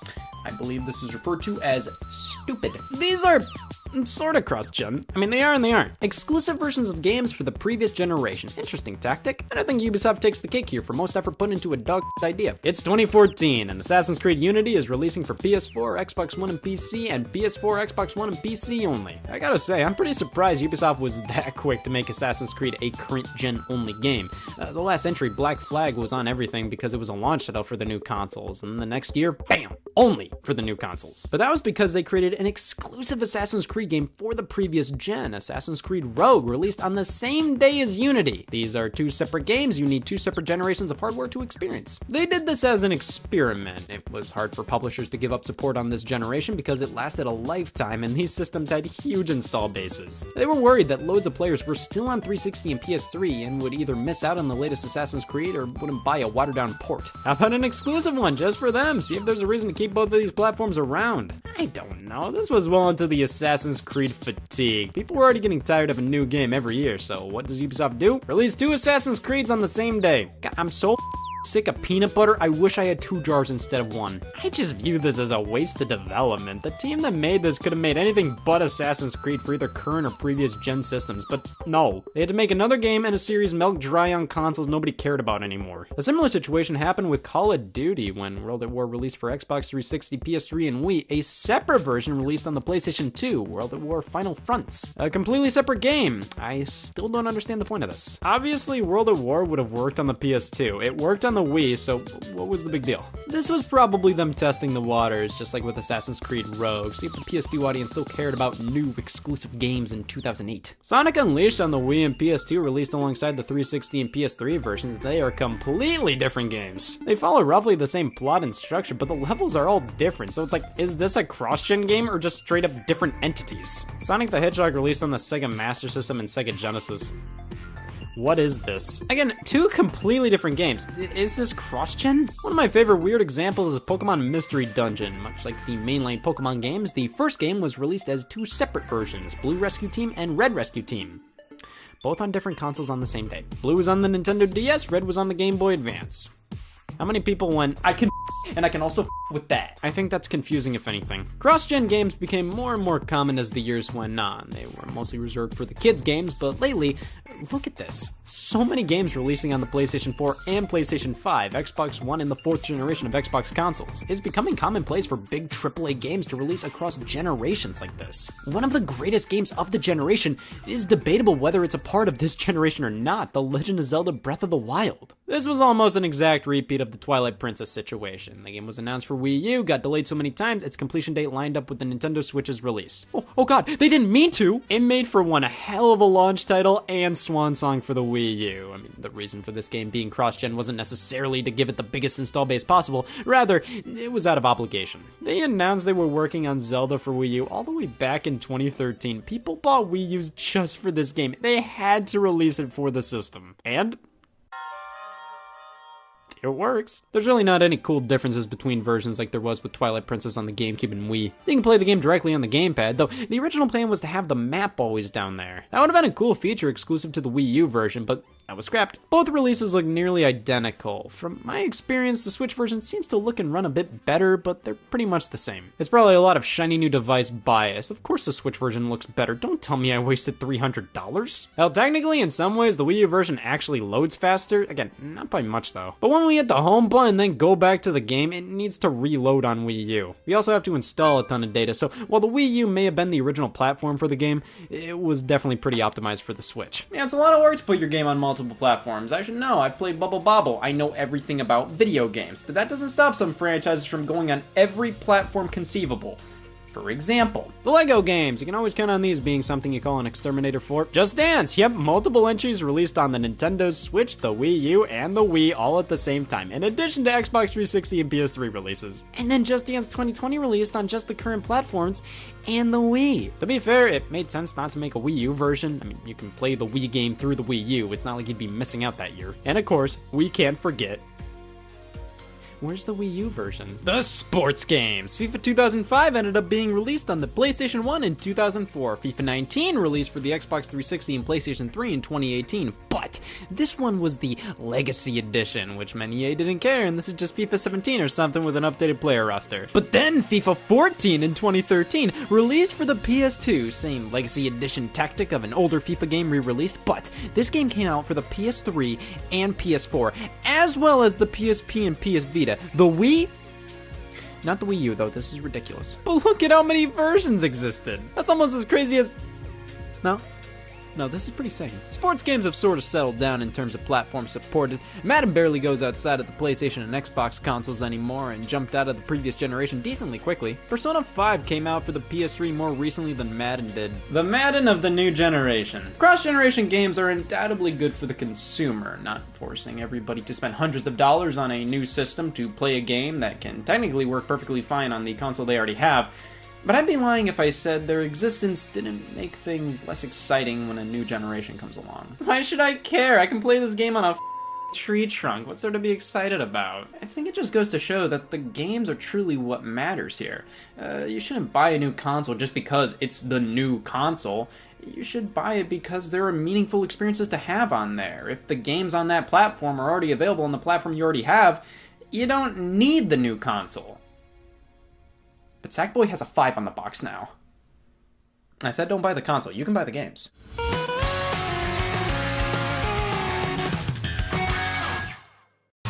Dream job unlocked.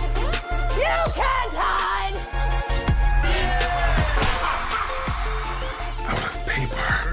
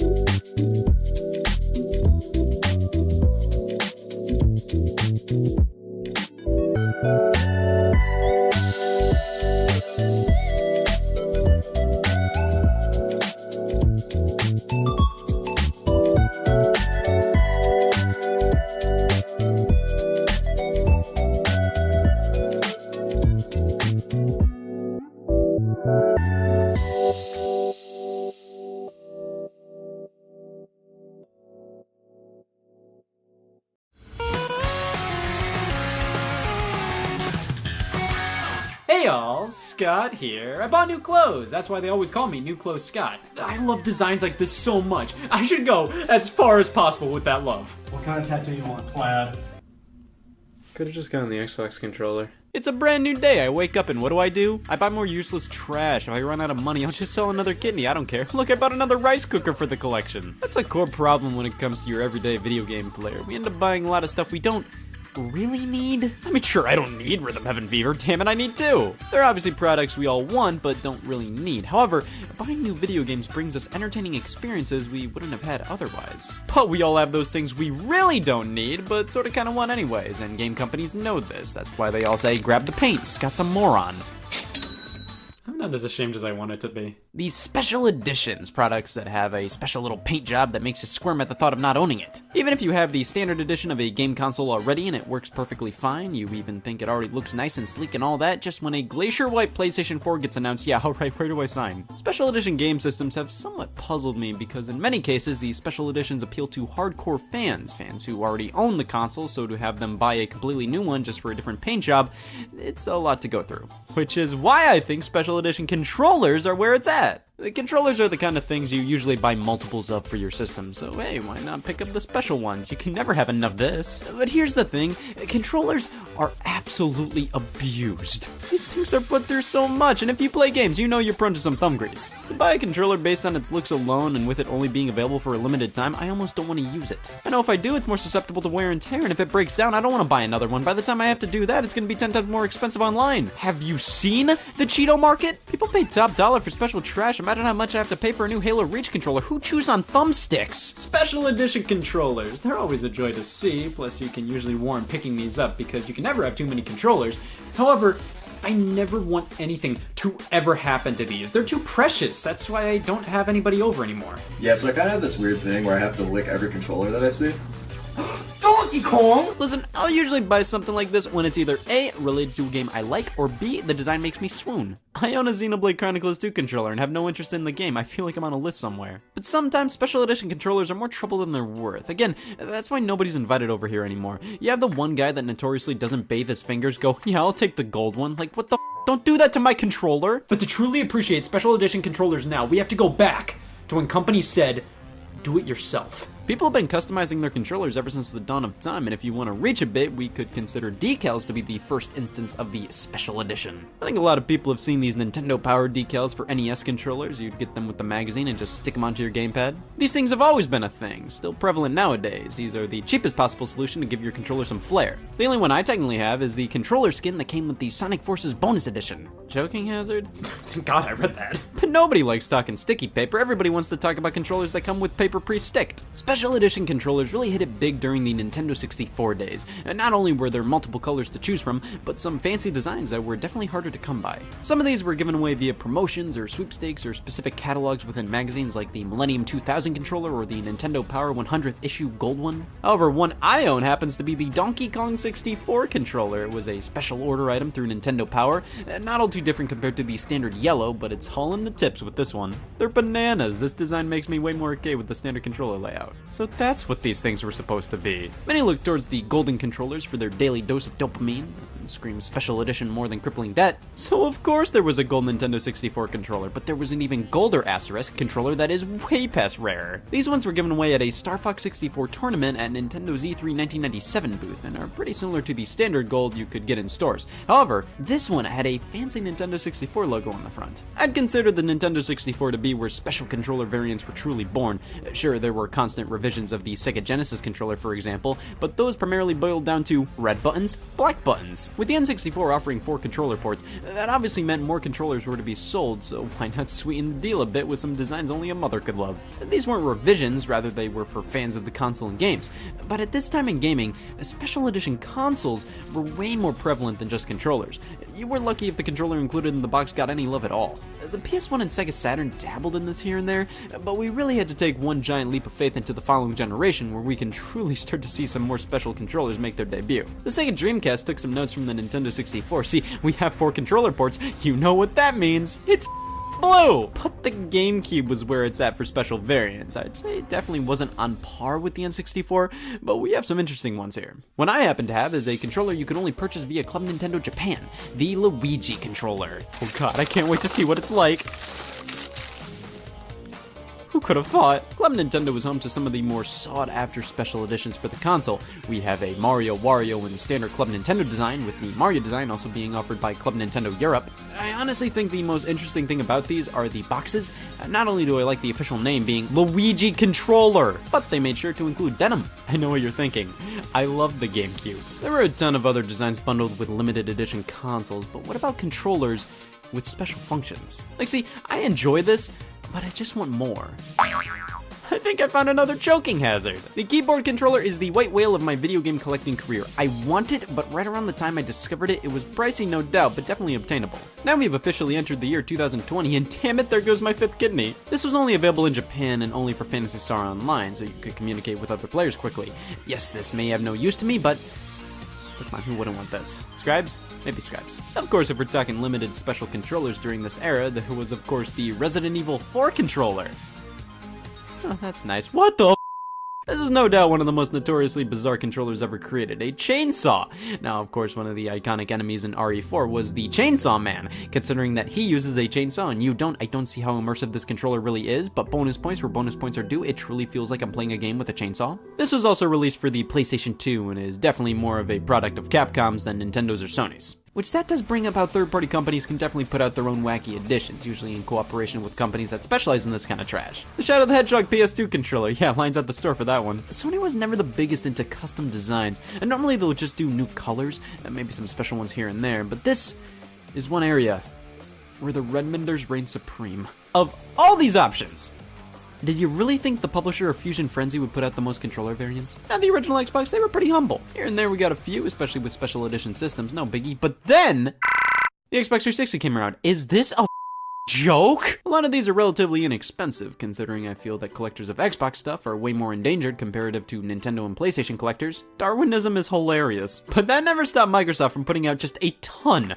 of special edition controllers, many of which were just that, controllers. You could buy them separately from a console bundle or something. Here I have a Halo Reach controller and a Gears of War 3 controller. I do like the overall look of both of them. I think the Gears one has a better overall design, but I love the minimalistic take on Reach's variant. But about these for like 10 bucks a pop online. I got this one back in the 360's heyday with my own 14-year-old money. I like this one. It's been my go-to 360 controller ever since. The material used feels really premium, and the overall design being completely grayscale is sleek as all hell. The only problem is some games may tell you hit the yellow button, and now you know my colorblind hell.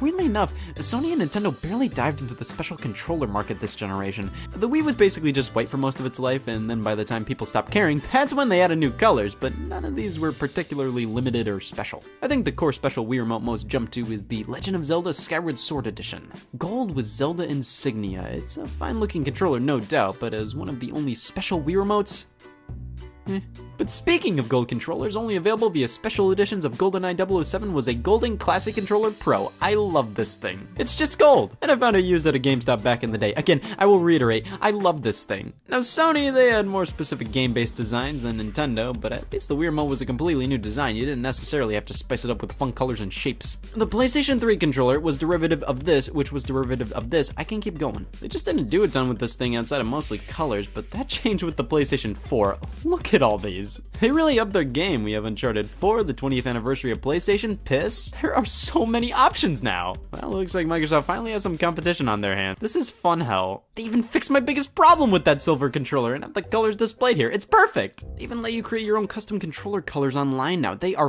loony. But hey, this one's grease-proof, a controller that addresses the biggest gaming hurdle. See, I want to play Halo, but I just love no fork spaghetti. Now what did Nintendo do with the Wii U, the console with the most integral controller experience? Nothing. I mean, there was this Wind Waker one, which was only included in the console bundle. They never sold Wii U gamepad separately. But not even the Wii U Pro controllers got any special releases. All we got was white and black colors, but special Wii Remotes and Wii U branded boxes were released, all featuring designs based on the Mario cast. And yep, I have twins. I do feel like these character-specific Wii Wii remotes are a bit more cool than the GameCube ones. Certain colors are used on certain parts to represent the character, like the bottom 1 and 2 buttons are brown for his shoes, the plus and minus buttons are yellow for his overall buttons, the back is colored to his overalls in general. Other controller companies had similar ideas when making their own officially licensed Nintendo controllers. I have this Metal Mario Classic controller by PDP. These were primarily made for Smash Bros. For Wii U. It may not be a great controller, but it's not a good controller either. Design though is really cool, just with how shiny and metallic it looks. It almost but doesn't make up for the lackluster feeling buttons. Hori made their own licensed GameCube-like controllers for Wii remotes during Smash Wii U's Shine Time, which are far better,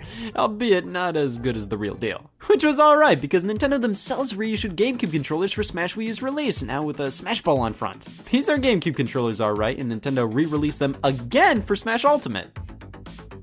I don't want to hear anybody argue this design is better than the old one. And that brings us to the Nintendo Switch, where special edition controllers are way more prevalent. Special colored Joy-Cons and Pro controllers are finally getting some love.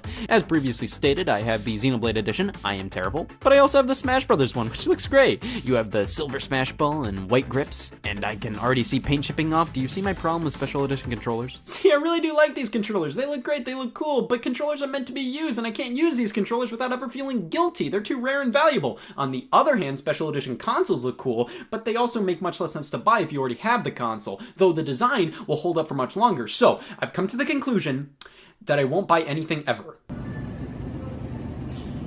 I'm not doing it.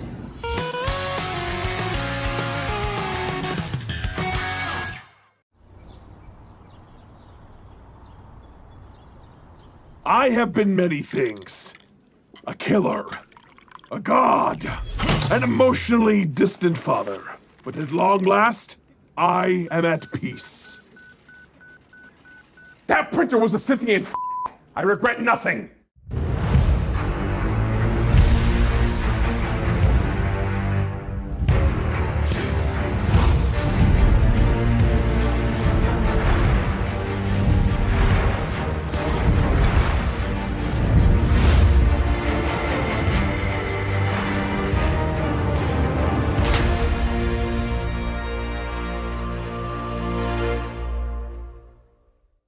My name is Kratos, and it has been 4 winters since my last video game. And I have been imprisoned in this god's forsaken pit of corporate lotus eaters ever since, chained by a contract to fulfill my duties as inventory manager, until blood-soaked Ragnarok releases me from this bondage. Kratos, I know it's a priority of yours to die gloriously in battle, but I'm going to need you to stop breaking our printers. David of Human Resources. Dave, just call me Dave. Did you receive my scroll? The parking spot application? Yes, you list your vehicle make and model as World Serpent / Canoe. Correct. There's no license plate number. And I'm pretty sure it's written in human blood. How am I supposed to approve this, Kratos? It is not blood. Oh, well, that's good. It is feces. Yes, please, God, come in. Hey, sorry to interrupt. Oh, Kratos, this is Chris. He's new. Oh my God. You're the god of war. You cursed by Ares and forced to wear the ashes of your wife and daughter? Dude, I'm a huge fan of your games, including your portable titles. Do you mock me, boy? What? No. Chains of Olympus was great. You didn't like... Kratos, can you show Chris around while I disinfect everything? So your journey begins, mortal. Let us see if you will live to the end of this day. Come, Christopher. It's actually Christian. Do you want to go? We'll Yes. go. Yeah. Good luck. Digital Solutions gets a subsidy for employing a certain amount of video game characters at any given time. It keeps them busy between game releases. Does Kratos do his job well? Honestly, I have no idea. Everyone's too intimidated to tell me anything. This is the feasting hall. One time, I saw David of Human Resources cry into his tuna casserole. It was a glorious day. This is Office Agora, where small men speak empty words. Hi, Kratos! See? Cowards. And this is the parking lot where the human employees park their cars. Cool. Do you park here? No. According to David from Human Resources, the parking lot is in high demand.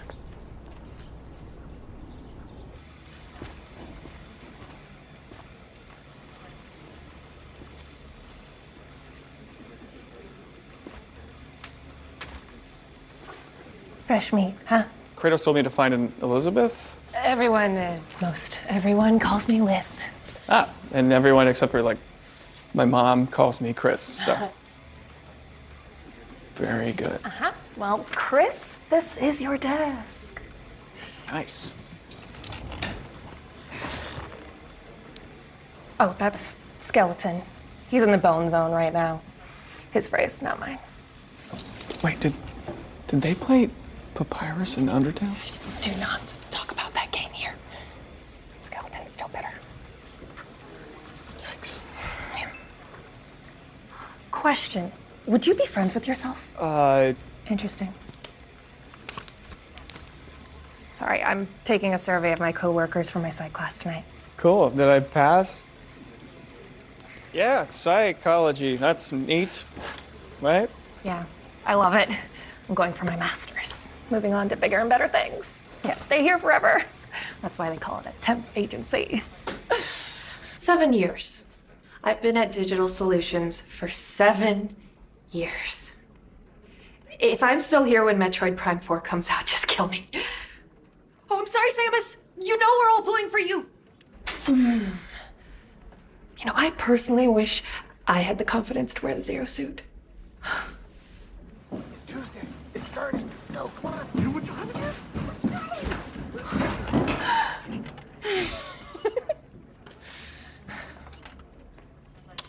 Office fight closed!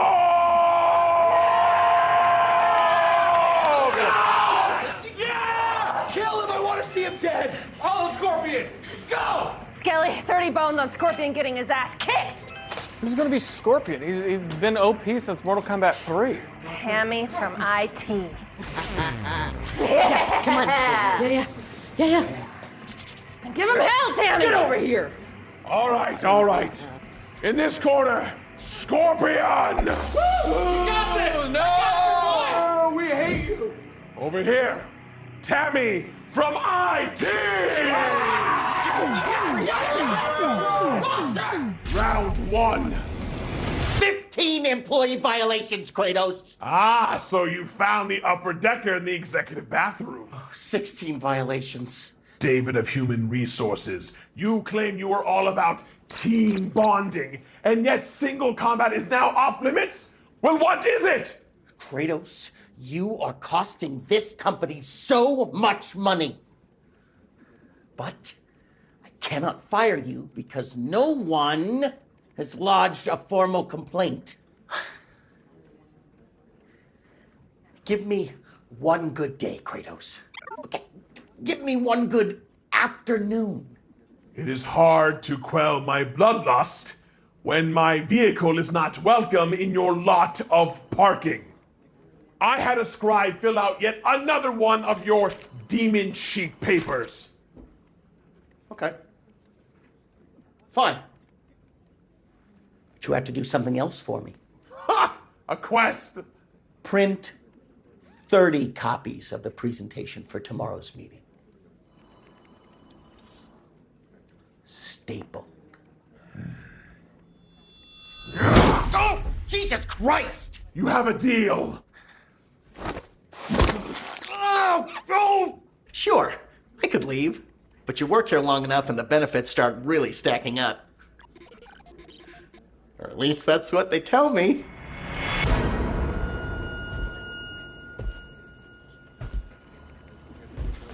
What's going on? Kratos is about to face his greatest challenge. He has to print something. Oh, wow, Skeleton. Way to believe in your fellow coworker. You got change for 20? Paper jamming door E. I can't watch.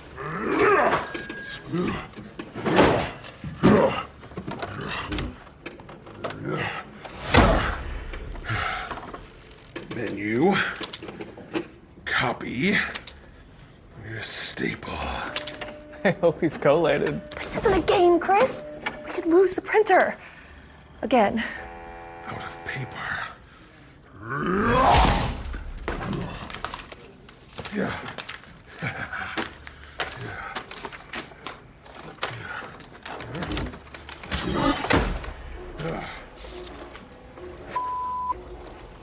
He did it. In my professional opinion as a psychology student, Kratos took a big step today. And I can still print at work for free. I'm Tammy's new fight promoter. She's a monster. My task is finished. My victory is complete! Dude, are you almost done? Some of us have things to do today. The printer's clearly printing. You will wait your turn for... Say, Kratos, call me boy. I want you to. Hey! Woo! Give me 50, Skelly. Feels good to win.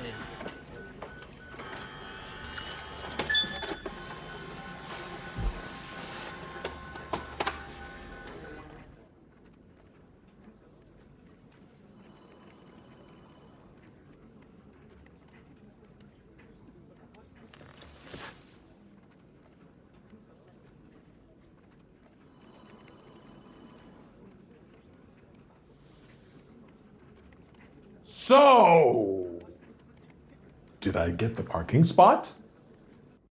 Time to announce Employee of the Month. Hell yeah, I voted for Aloy. She's flipping cool. Ha-ha! Rise, my army of machines! I will become, as they say, a professional. Hello and welcome to GeForce Game Day LCS. A perfect ace!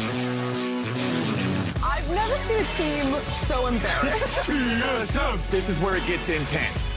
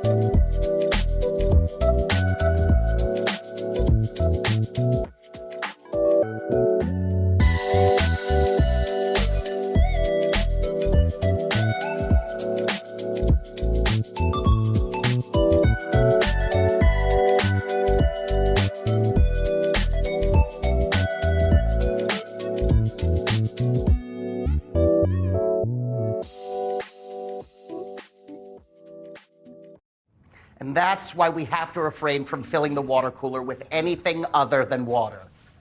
Although it was very impressive to see that much troll urine all in one place. Who do you think it was? Now on to our next order of business. This year we will be recognizing International Plumbers Day. Stand up, fellas. Let's give them a hand. Yeah. Yeah. Hey, give us a little jump, huh? Yeah. Wahoo. Oh, that's special. This is bullshit. On any other day, I would not tolerate a meeting commanded by David of Human Resources. But today, he announces Employee of the Month. It is the highest honor that Digital Solutions can bestow upon someone. Like being the general of a weak, useless army. I have not earned it yet. Until today. And now, it's time to announce who you've all chosen as Employee of the Month. This person has shown amazing dedication to the company, an incredible work ethic, and has a lot of experience managing an incredibly, impossibly large inventory. Give a warm congratulations to our newest employee, Aloy! Oh my goodness, thank you all so much. I mean, I am so...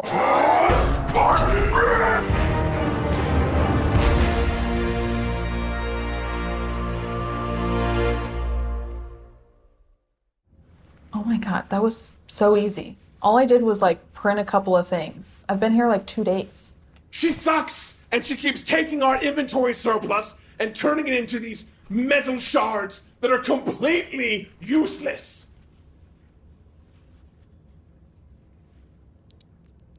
Hell yeah, I voted for Aloy. She's flipping cool. She's so confident and inspiring. One time I needed a stapler and she made me one out of an old broken coffee mug and something she called blast paste. And as someone who's taken multiple engineering classes, I find that super impressive. Hey, Aloy, congrats on Employee of the Month. Thank you so much. Oh my God, I love your armor. What are its stats? Oh, thanks. I actually don't know. But the texture's super cool if you want to feel. You know, if you ever need a ride to work, you're welcome to straddle my machine mount anytime. Yeah, that sounds great. Yeah.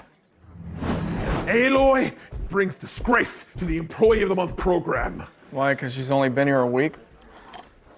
Oh yeah, that still tastes like piss. No, she is a witch like Helen of Troy. She has ensnared Elizabeth and all of us into this program. And now I have to have counsel with the likes of you.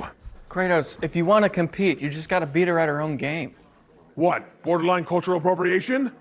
No. Jesus, man. No, Employee of the Month stuff. Very well. I will become, as they say, a professional. Thank you all for coming to my emergency meeting about business. I have prepared a chart for you all with numbers, and on this chart, those numbers are going up, which is a good thing. Now, as you can see here, I have a chart that contains more numbers, and those numbers are going down, which I will not stand for. What? Why are you laughing? Nothing, it's just, I didn't think this table could get grosser, but you know, here we are. Silence, you wench! Excuse you? You are not allowed to call me wench, okay? I can call me wench. Liz, if you want to, you can call me wench. But you are not allowed to call me wench. Besides, you're the one whose makeup is running. This is not makeup!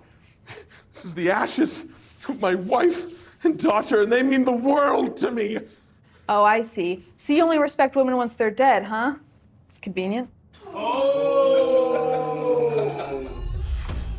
Spartan! Kratos, we're not firing Aloy. She's only been here a week, and yet everyone loves her. Have you considered that she might be controlling all of us with her invisible mind rays? I've told you repeatedly that's not how Wi-Fi works. I am merely asking questions. She insulted my family's legacy. Sounds like somebody's a little bit jealous. Jealousy is for mere mortals and Hera, but not Kratos. I shall restore glory to the title Employee of the Month to one more worthy. Like you. Did not say that. It perhaps could be Elizabeth. Maybe even Luigi. But yes, most likely me. Christopher, cease work at once. That was my mouse. How do I defeat Aloy? I don't know. Have you tried playing her games? I have, and I'm enraged. They are actually good. Okay. Maybe they have clues to understanding her. You know, I mean, she's an outcast. She collects old coffee mugs. She's constantly being attacked by terrifying machines.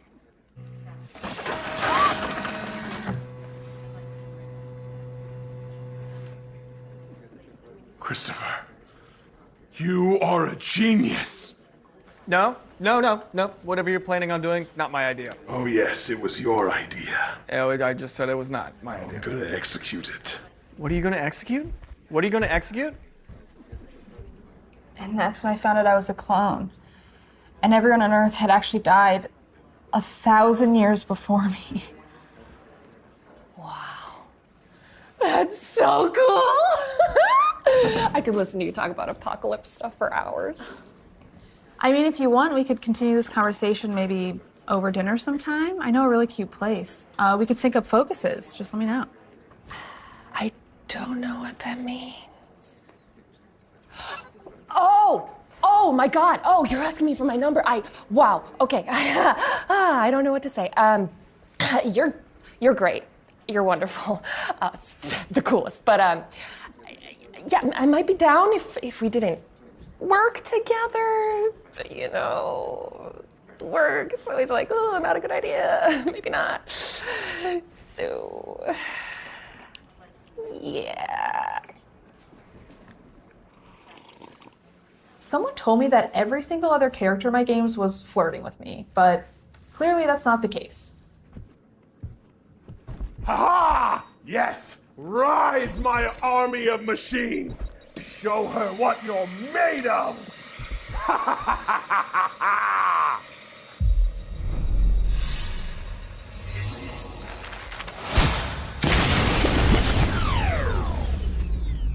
Yo, Scorpion, come check out what Aloy just did.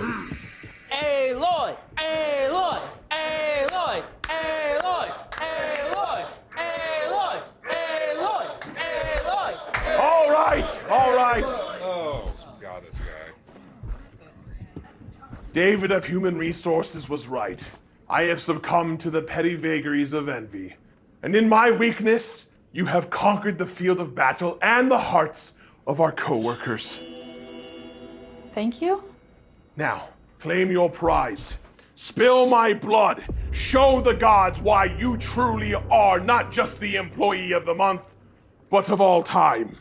Whoa, I'm not gonna do that for like 12 different reasons. Kratos, we're warriors. I don't care about some stupid office award. I care about what we do out on the battlefield. She chooses the path of peace? Oh my God, you're so weird. Look, this award doesn't matter, okay? You're the one that made it weird and competitive. Let's just move forward as equals. Okay, well, I was gonna say co-workers, but I mean, considering your track record with women in your games, I guess equals is pretty good. Your mercy has laid me bare, and I now know what I must do. Apologize? Even better. Employee of the Month has filled each and every one of us with jealousy. And so, at my request, I spoke to corporate headquarters, and effective immediately, the Employee of the Month program is canceled. Now, you do not need to thank me for this selfless and heroic act. Until Ragnarok, my friend.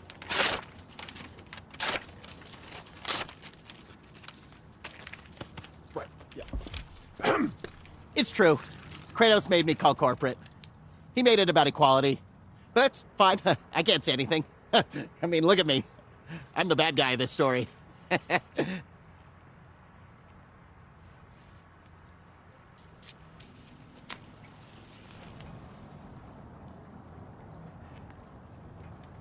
Got it.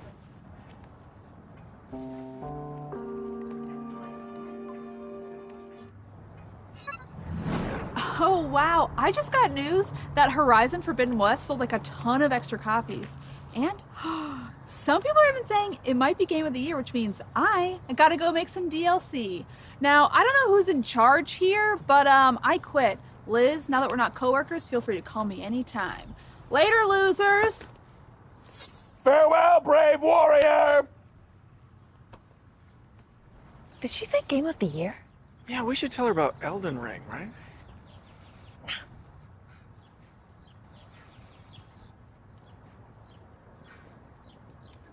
It's really nice outside.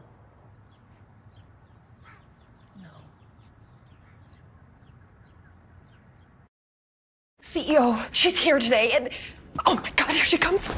And for those of you who asked for raises, no. How to be a better you by being me, by Kratos, trademark patent pending. Arthur Morgan? Speak of the devil, and here I am.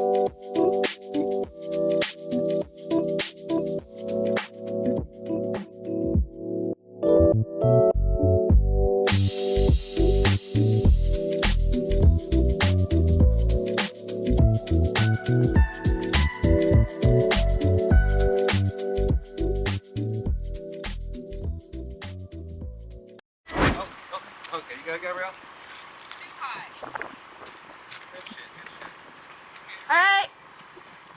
And It's okay. Wait, is it okay? alright, let's cut.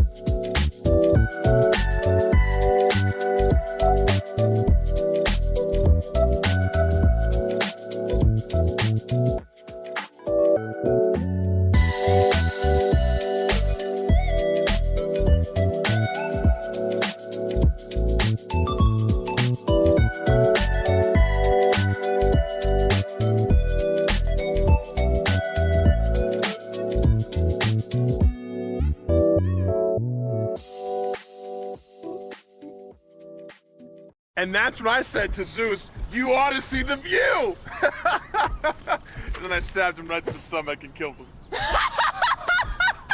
He's dead. I killed my father.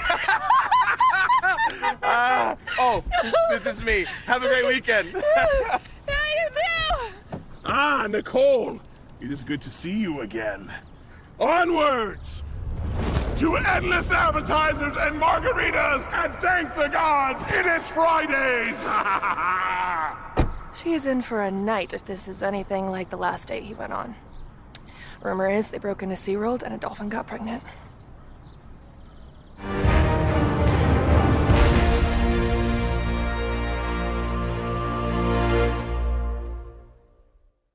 I've been working at Digital Solutions for a month.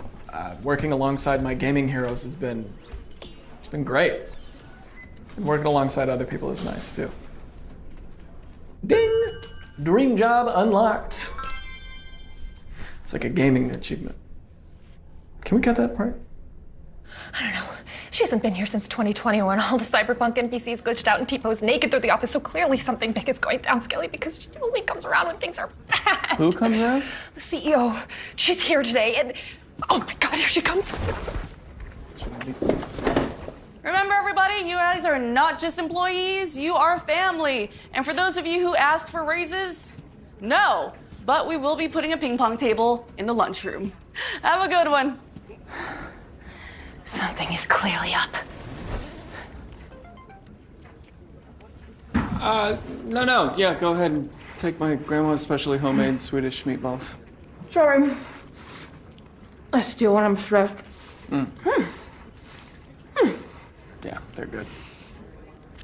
Wait, your grandma's Swedish? Yeah. Okay, now I need this recipe for my class. Wait, I thought you were studying engineering. That was last week. Before I knew that my true passion is Scandinavian studies. Oh, shoot. I have to take this. But thank you. Thank you. Oh, God.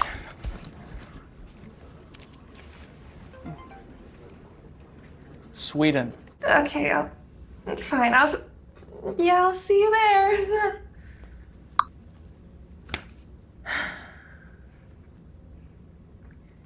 I have a hard time ending things. Relationships, mostly. This one time in high school, this guy gave me his varsity lacrosse jacket and I just kept wearing it.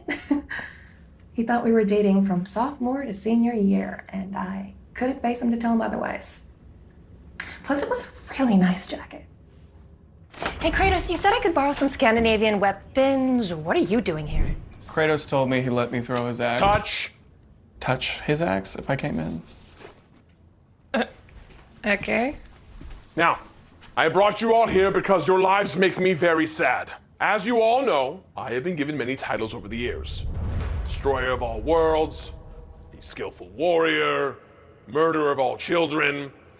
But what you may not know is that I also am a master father, a master teacher, and more importantly, a master lover.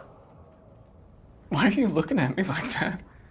I have been made aware of your shortcomings and frustrations. Welcome to the day that will change your lives forever. It's on the bottom. I know how to use the button. You gotta push the... Ha! How to be a better you by being me, by Kratos. Trademark patent pending. Kratos lesson 1, physical presence. It is important to let your physical presence be known. People respect you if you can control a conversation violently. Actually, violence... Do not question me. You, right. You want me to write? Right. Kratos lesson number 2 by Kratos, eye contact. They say that the eyes are the windows to the soul. And so you must pierce through those eyes with your own ocular blades of chaos to let your power be known. You, warrior, show me your skill. Pierce through my eyeballs. I really don't think we need to practice.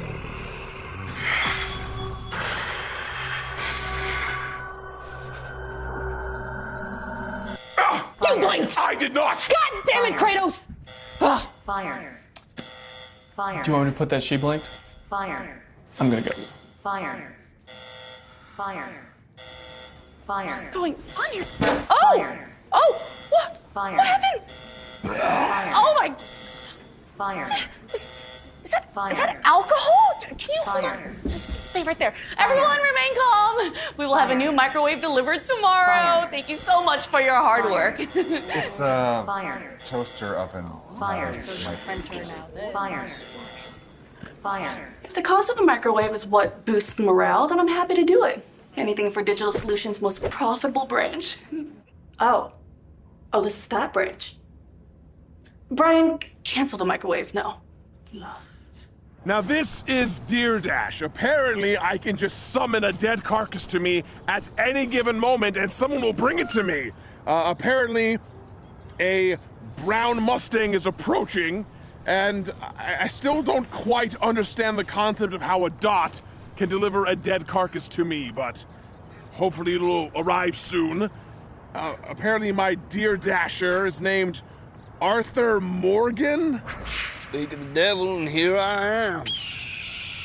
See, I got an order here for, Kratos. You godly son of a bitch. Arthur, good to see you. That looks good. I don't mean to be rude. You don't look well, friend. Oh, no, I promise I'm good. Oh, it's a little dramatic. Don't worry, it's not the Rona. So what's chapping your khakis? I'm trying to teach my coworkers how to be better by being me because, well, look at me. They doubt my credibility, and now they doubt my game. Well, maybe these kids just need to find their own way. They ain't Kratos. You sure as hell ain't human. Life ain't one never-ending tutorial, but the one lesson every man must learn is,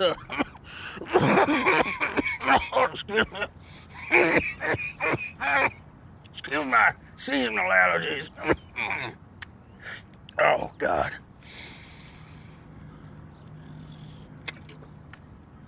Look, you can tame a horse by breaking him in, but a handful of sugar cubes, that will get you kicked in the nuts far less frequently. Arthur, I do not understand what in the Hades you mean. A soft touch, my barbarian friend. And a sultry drawl makes everything sound better.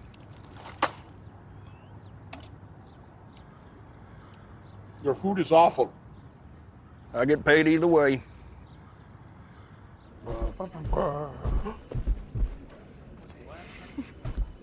So I was so frustrated with Kratos that I just channeled that energy into breaking up with John. He kept asking me to call him Master Chief. No more on the fence, Liz. There's gotta be a god Spartan Viking inside me. If Kratos can do it, so can I. You know what? Speaking of Viking, I actually got you this. Paper. No. I begged my grandma during lunch break for the Swedish meatball recipe, and now you can be a Swedish chef. Not the Muppet. Oh, thank you, Chris. And now that bastard has to give me an A once he's tasted the power of these balls.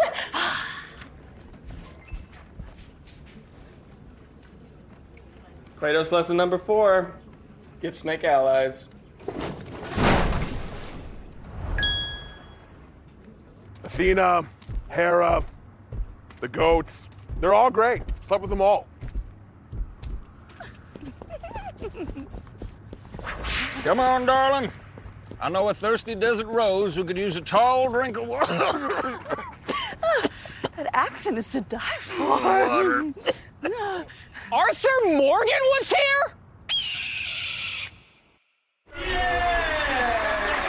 You can't hide! You will face justice! Kratos, you son of a... Ice cream cake! Call in to give me your problems. Donna will help you. Oh, hey, Donna, you got me. If my husband finds out, he'll get me. Oh, you just dropped the bomb.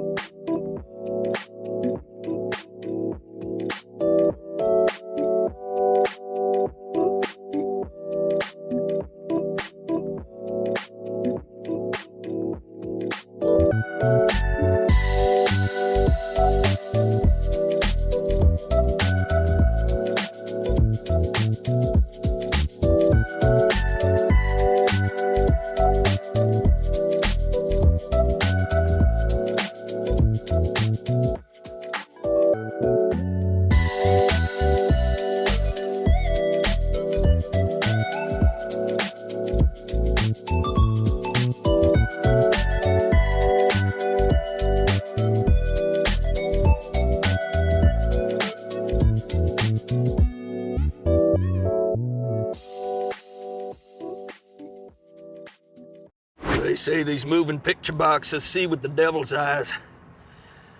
But it's okay, I suppose. No, I'm fine. The Sawbones says I just ain't drinking enough whiskey with my cheroots. See? Much better. Never came down to Georgia.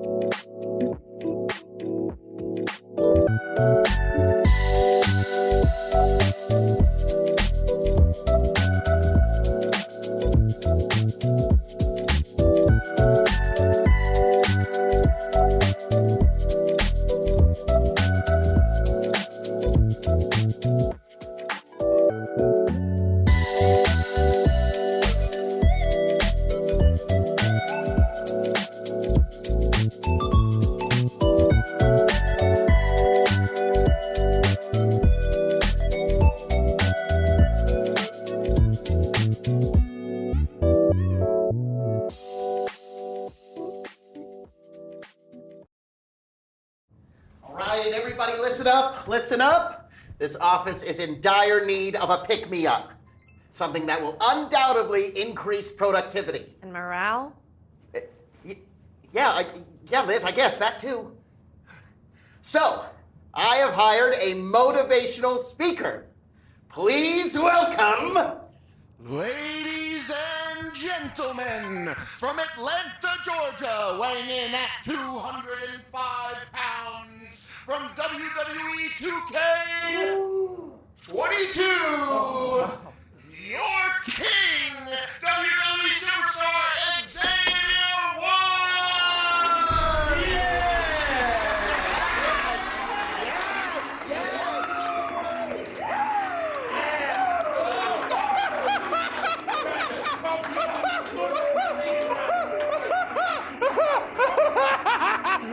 Okay. Oh, I apologize. You call that an entrance? Let alone one for a king? Oh, let me show you how a god does it. Thank you, Christopher. Ladies and gentlemen, from ancient myth, weighing in at... What are you weighing? Move past to Christopher. The ghost of Sparta! The asshole of the Athens! We've got the god of war!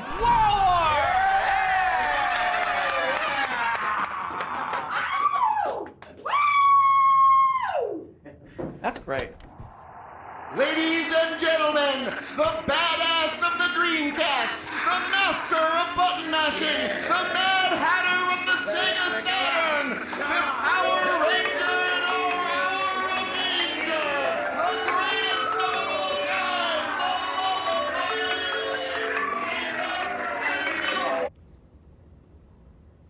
the That lasted for 3 hours.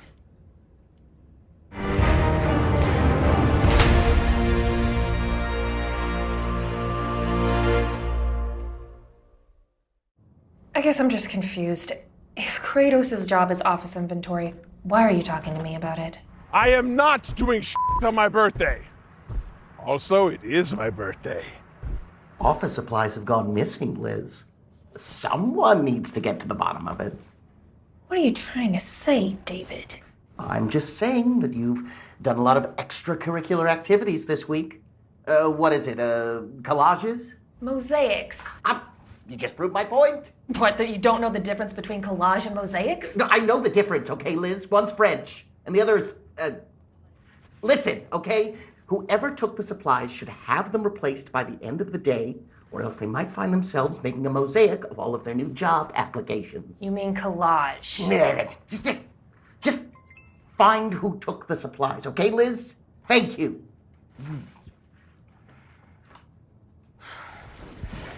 That son of a bitch, Dave. What's he up to this time? Someone stole office supplies, and he's blaming me for it. Oh. Yeah, that's awful. What are you gonna do about it? I'm gonna find out who took them, and I'm gonna nail their ass to the wall. Got any theories? It was me. I had this whole thing planned out for Liz, but I don't know, maybe if I get them all put back in time, it won't be such a big deal. You can't hide! You will face justice! Shit. Did I just hear someone scream about justice? Oh, yes. My schedule just got wrecked. Any chance you could help? Do you also have to avenge the deaths of your family members that you were accidentally responsible for? No, actually. Look, I hate to ask you to get the cakes for your own party, but I... Oh, say no more. However, I do not require 2 cakes. If I did, they'd be yellow with chocolate frosting. Thank you so much. Lifesaver. They're actually not both for you, though. It's also Dave's birthday. Double birthday!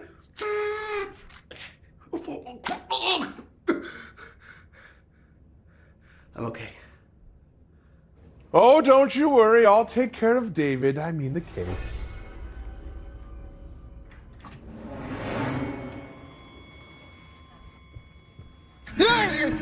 Go.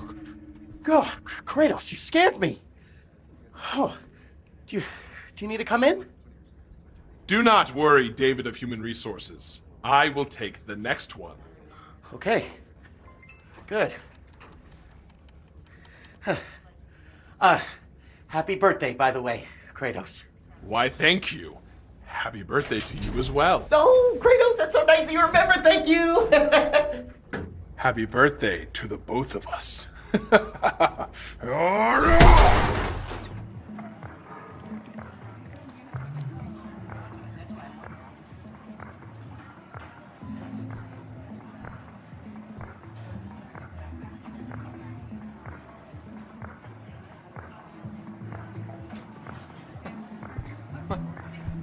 What are you doing standing over here in the corner looking like an incel at a school prom?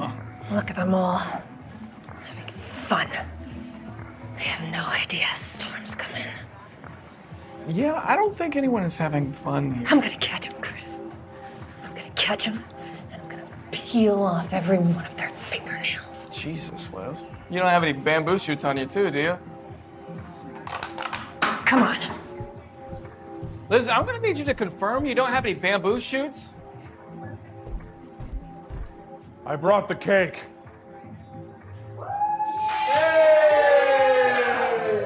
It is possible that I do enjoy the validation from my coworkers more than I had previously thought.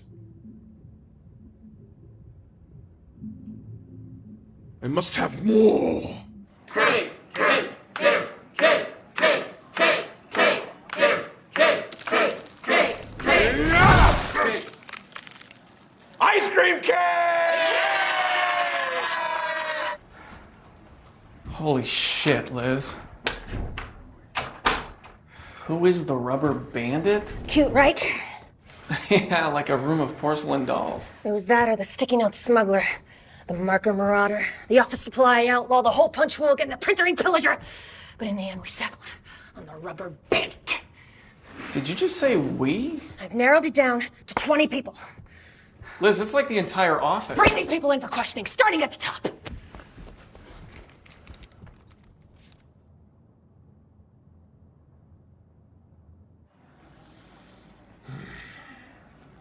I do not understand cake. It is moist and boring and gross. I hate it, but yet I do like it. Hey, you know, we got a saying where I'm from, and that is, this party is booty. I do not know what this booty means, but I'm inclined to agree with you. Yeah, I just figured that a guy like a god like yourself would know how to throw one hell of a party.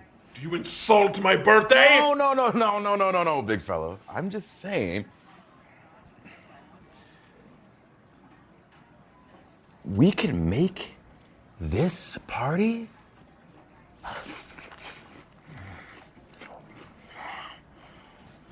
weird.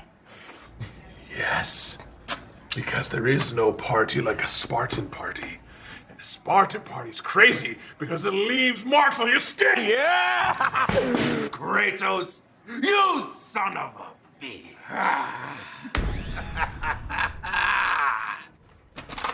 Hey, Liz, I got Tammy outside for... What the hell is this? I already got started, but don't be afraid to let the bad guy out when I need it. What are you talking about? No! Why don't you start by telling me what you know about the missing office supplies? Oh, you got a quiet one here, Chris. Why don't we start by rattling his bones a bit, huh? What do you think, Chris? Talk to me, damn it! You're too close to this, Liz. What'll it take to make you squeal? More vacation time?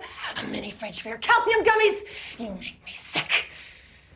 Chris, if you don't have the stomach for this, maybe you should leave. Yep. I'm gonna get the next. What do you think about this, pal?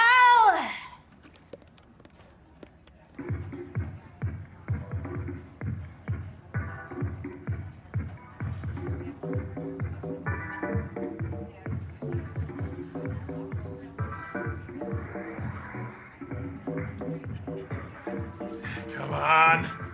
Do it. Do it, you coward!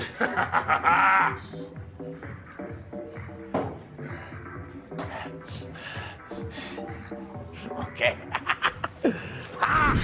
Yeah! Dude, you did it! Hey, now it's your turn. Okay, yeah. Oh. It is so cumbersome! I know. Very different from the axe, but trust me, you are going to love it. Oh, thank you. When I first met you, I knew it was going to be impossible to be your friend. But now that I have gotten to know you, I understand that you and I together can shine brighter than ever. There is something I must do for another colleague. All right. Thank you. Thank you. Look at him go.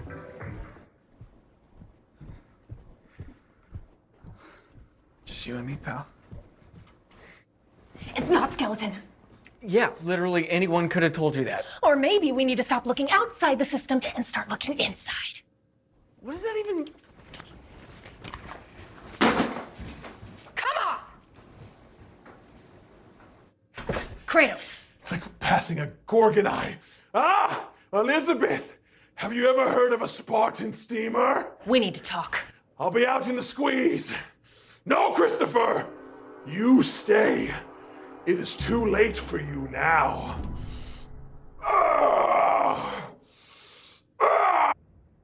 I don't want to talk about it. I do not know of this rubber bandit that you speak of. Cute name, by the way. Kratos. It's not that I don't want to believe you. I really, really do. I just have to cover all my bases. Whoa, Liz, what the hell? I do not wish to be harmed, but I respect it. I really love your energy right now. You had access.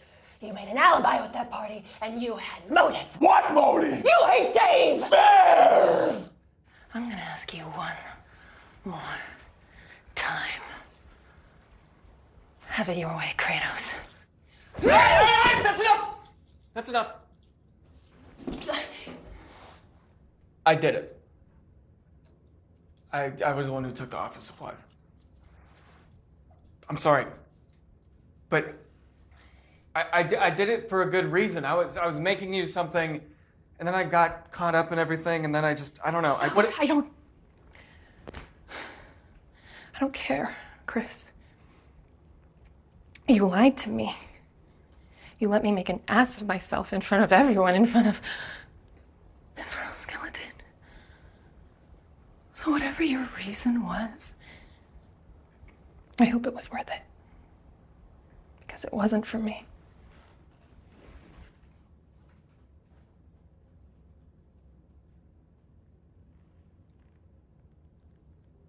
That was really uncomfortable to watch. I should probably be going. Oh, yes.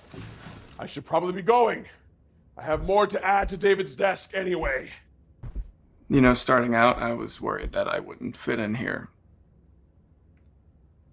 felt like I was just starting to find my place. And, I don't know.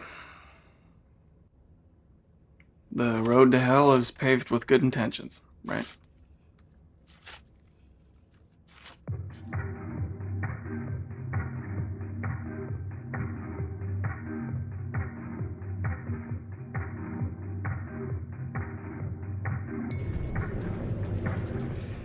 Kratos! That's it! You and me! Fight Club! Fight Club! Fight Club! Hello, David of Human Resources. It is good to see you. In the last several hours, I have learned from one king to another that we can share the spotlight. Happy birthday, David of Human Resources. Oh. Thank you, Kratos.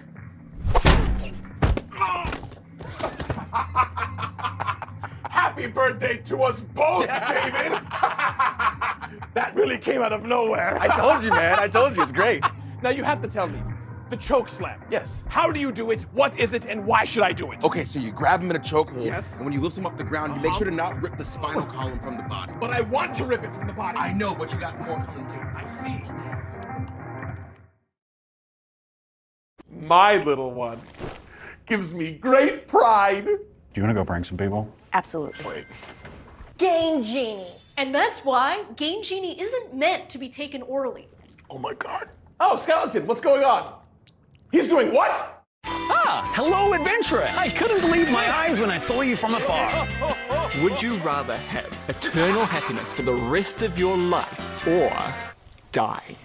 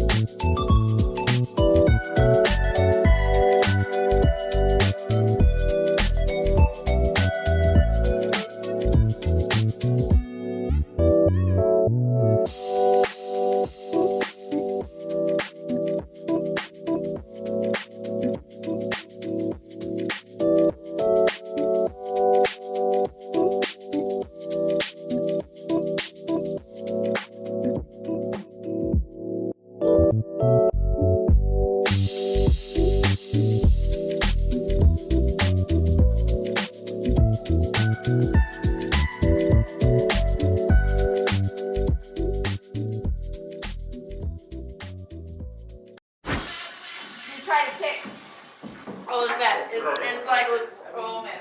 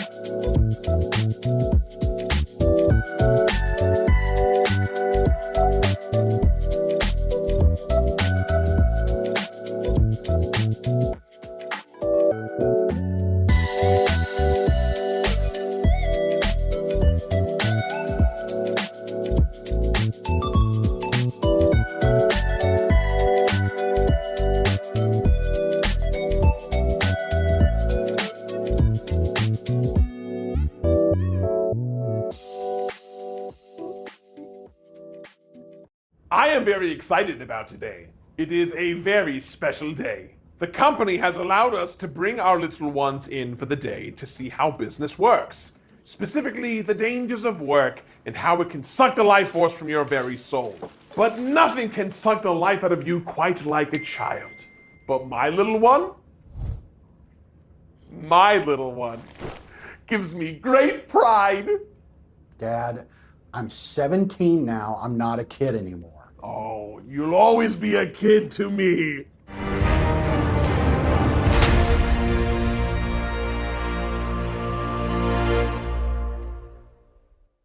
That's the room where I store the blood. Lots and lots of blood. Yeah. Where do I take a shit around here? Oh, yes, okay. So there's a bathroom that way, or you can just use David's. Ah, yes. David of Human Resources. Kratos. And who is this? This is my son Atreus. He's 17. Oh, 17? What, inches taller than you? Dad, I told you it's just Trey. Oh, but Trey is not a name. It is an object in which you serve the hearts of your enemies on. Now that I think about it, for you, Kratos, isn't every day bring your kid to work day? I also brought my little scamp in. This is my stepdaughter, Jennifer. For f***'s sake, Dave, we went to high school together. It's good to have you, Trey. Yeah, don't f***ing touch me. Terrific. We go to that blood room? Yeah. Yeah. Here, we have Elizabeth. We have No, I don't know why my dad brought me here today. He's always making me do things that I don't want to do. That's his thing. He knows I have a bit of a... Well, let's just say the only thing that brings me joy is causing problems for other people. But I promised him I wouldn't do that today. Yeah, I'm still not happy about it. I've had some time to cool off, but I still don't know if I can trust Chris anymore. Maybe I'm wrong. Maybe I'll be pleasantly surprised and he'll be chill about it. Oh, hey, Liz. Hey, look, I got you a... Oh! I'm not taking you back to Harpies. Oh, Dad, come on. Elizabeth! I have brought my offspring as required by law. It's not required by law. Damn, I could have just stayed at home then. No, you cannot have just stayed at home then. He tends to burn things out of boredom. Ah! Stop that! You! Who are you? Hi, I'm Liz's parole officer. This is my little sister. Well, I'm not little. I'm 17. Well, I'm 17 too. Okay. I mean, 17 what? 17 shoe size? Like, is that a gray hair? You haven't seen the shit that I've seen. Go on. This is Atreus. Trey, it's just Trey. Hey, I need everybody in the conference room right now. We're a very urgent meeting, very important. Leave the kids. Oh, leave the kids? I thought they were supposed to shadow us. No, it's okay. They'll learn a lot just by doing nothing. It's what you all do. Great, let's leave the kids. Boy, behave.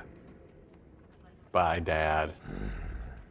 Liz, actually, can we talk about last week? No, not right now. I have to help with this meeting. Not now. Wow. You really have a way with women, huh?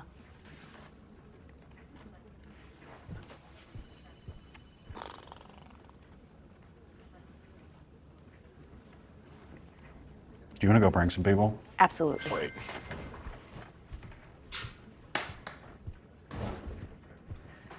Chris, if you can come on in here, take your seat.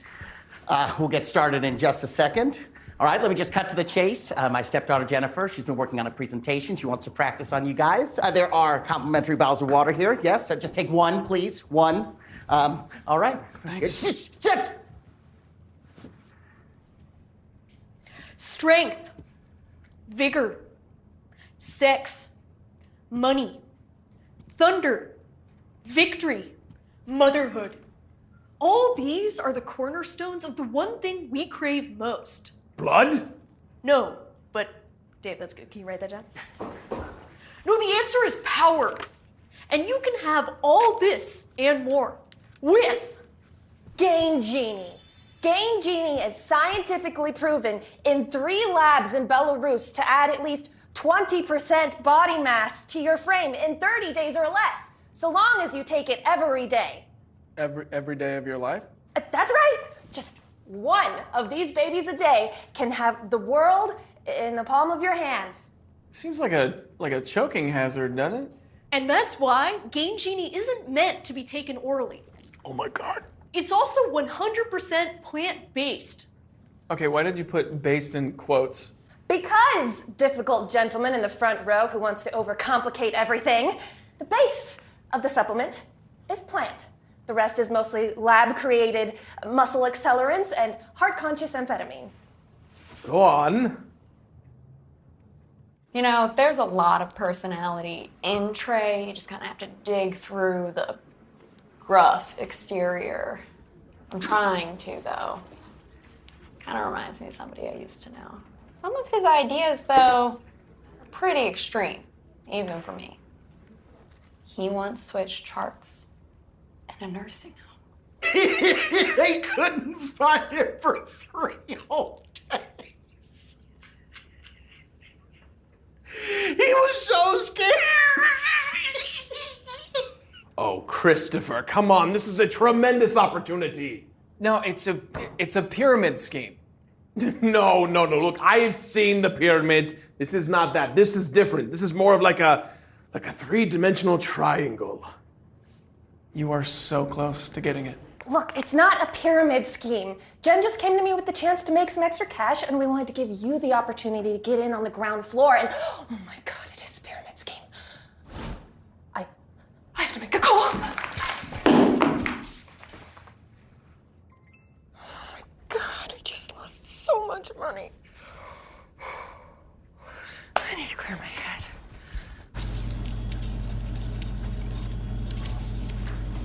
Hey. You kids need any help? All right. I have one question for you, Christopher. Okay. Don't you want to be me? Look at what Game Genie has done for me. You found out about them literally 30 minutes ago. Christopher, don't you want the raw physical prowess and ability to rip a man's head off his shoulders? I mean, Jennifer, what are some of the side effects of Game Genie? I'm so glad you asked. Common side effects of Game Genie include nausea, drowsiness, sudden acute perforated colon, and 70% penile retraction. 70%? Only 70%. Numbers way down. Way down. Mm-hmm. Oh, Skeleton, what's going on? He's doing what?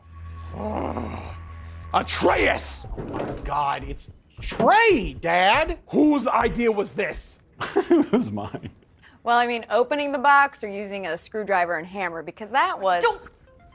Do you know what's inside this box? Yes, I know what's inside this box. What's in the box? And what do you plan to do with it? We were gonna use it on Dave. What's in the box? How many times have I told you that Medusa's head is not a toy? Oh my Dad, it's not that big of a deal. I know what I'm doing. You know nothing! I swear if I catch you doing this one more time, You'll I what? will... Add me to your permanent little body paint? Whoa, okay. Why don't we just calm down? How dare you jest about your family? My family, give me a break. I see them about as much as I see you. You're more of a ghost to me than they are. Hey, maybe... Shut up!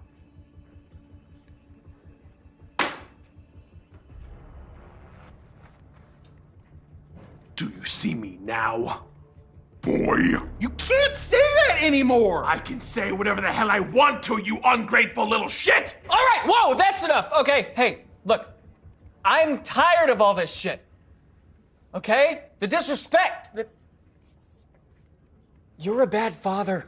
Can't you see that he just wants to be a part of your life? But you're not gonna let him? He made a mistake.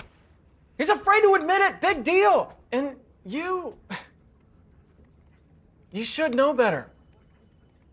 But maybe you can't help it. Maybe you're just not that good in the first place. Choose your next words carefully if you want to keep your sharp tongue. Let me tell you something, Christopher of Nothing. You are not the main character. You are an NPC, and you will not speak to my boy like that ever again. Well, I mean, if you're actually a good father and talk to your son. Don't do that. Don't get in the middle of shit. Chris does that, and look how it turned out for him. Me? What about you? You're the adult here, and you don't know what to do with us or your life. Hey, what is that supposed to mean? Gain Genie wasn't a shot at extra income, was it? It was a way out. I mean,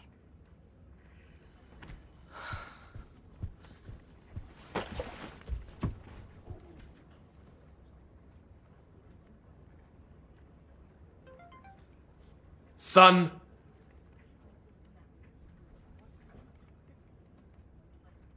Trey.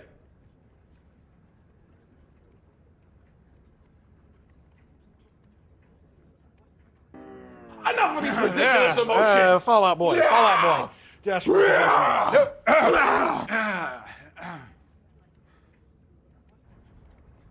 Do you want to go play a prank on David from Human Resources? Oh, yeah, I do. Where are we going to find troll testicles, though? Oh, we'll find them, my boy. We'll find them. Oh my God, who took a shit on my desk? Oh, it's like the world serpent. Well, I appreciate you talking to me and telling me all of these things. I want you to rest assured that this will be taken care of. What do you mean? No, see, I was just venting. I'm not trying to get anyone in trouble. It's a little too late for that, don't you think, Chris? Finally, an official complaint. What's Ragnarok?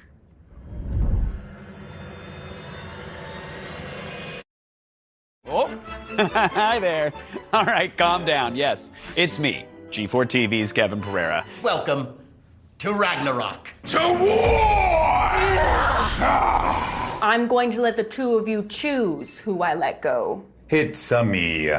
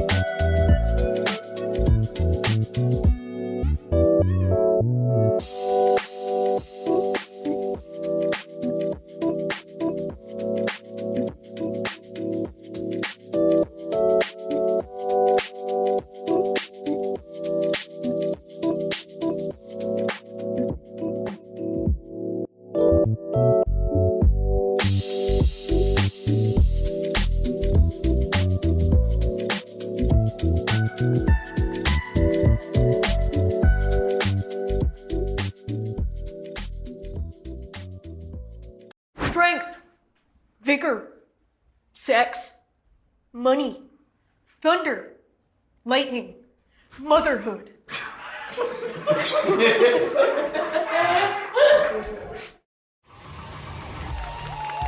Welcome to the jungle. Who is going to break first with today's 3 challenges? 1, we'll test their mental skills. Heads were in the books. Our hand was in the books. The other, we'll test the ability in our gaming challenge. Not today, baby. And the final, we'll challenge them, handcuff them, blindfold them, and wrap them up. Hey, that's why you guys asked me to bring my handcuffs in.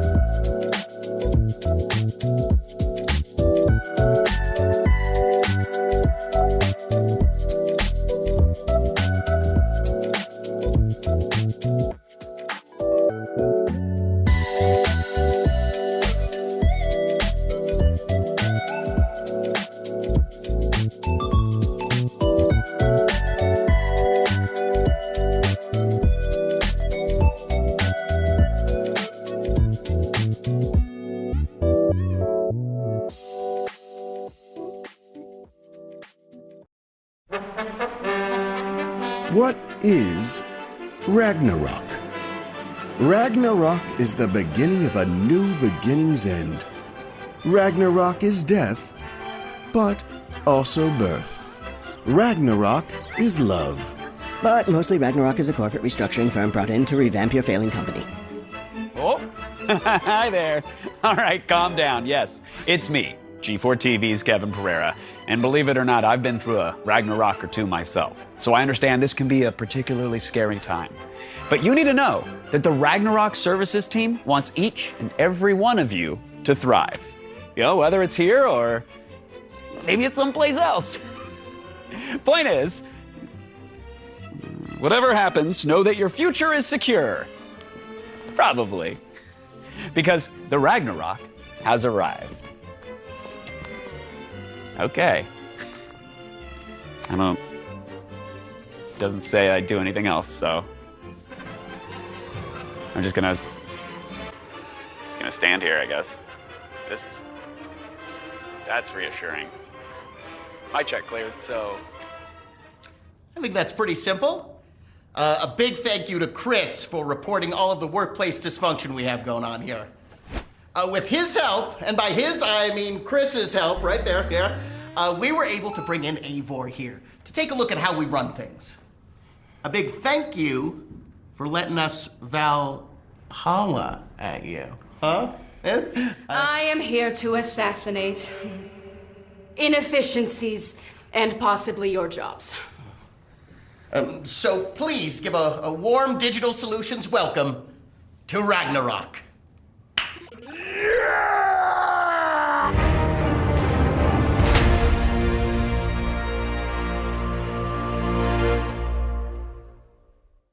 Merry Ragnarok to everyone!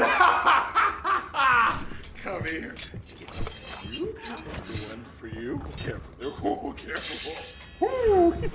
A lot of people interpret phrases like Ragnarok or the end of all things as inherently bad.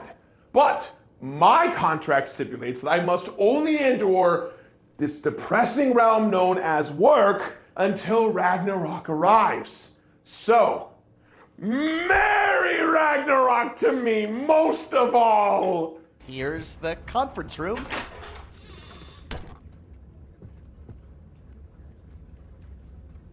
And finally, our main office floor where all of our work gets done. Oh, this is the A-team right here. These are the stars. This does not look like work to me. It's my final for welding class, but I promise I've already finished all of my work for the day. Ah, well then it won't harm the company if I give you this. I will be meeting with each of you individually. Do not try and blend in with the crowd. I have a seating chart. Oh, and you can pack that up and leave.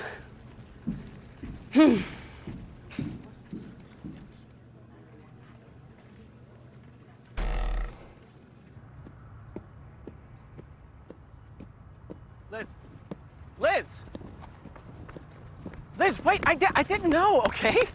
How Christopher, Elizabeth, a Merry Ragnarok to you both. Now, I've had 2 weapons made specifically for the both of you. Elizabeth, this axe is to reflect how beautiful and stunning that you are. And Christopher, I had this white flag made for you because I knew that you'd get the most use out of it. I don't need your stupid axe, Kratos. Fine, you can borrow the Blades of Chaos, but please give them back. Eivor fired me. Great! This is what you've always wanted. You've always dreamed about this. You've hated working here, and soon I too will have that same taste of oblivion. Truly, Ragnarok has blessed us all. Oh my God! No, not you, Kratos. It's an expression. Yes, I wanted to leave. I still do, but that was my choice to make. Now everyone else in there is going to suffer because you only care about yourself. Skeleton has a family, Kratos. But the video, it said... I don't care what the video said. You. It was you, Christopher. You betrayed us to David from Human Resources. I was just venting. I didn't... Yes, ventilating you can be arranged. Shut it! Both of you have been irresponsible and petty, and now you've hurt a bunch of people. I'm not mad. I'm just disappointed. Wow. You know, all my life I have felt rage, but this new feeling of disappointment, it feels bad. What should we do? Are you serious? You figure it out. I have errands to run. And suddenly a lot more time to run them.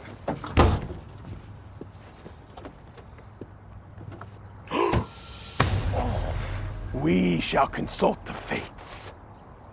Look, we cannot afford to keep you both, so I'm going to let the two of you choose who I let go. It's me.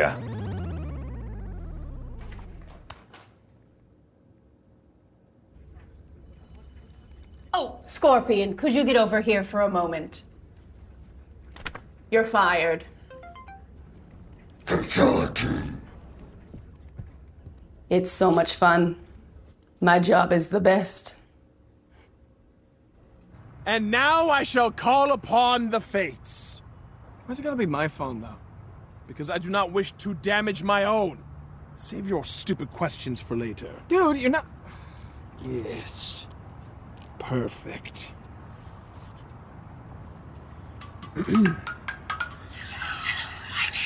Guide me, O fates. Ragnarok is nigh, and I do not know what to do. Ah. Yes. Yes. I have got it.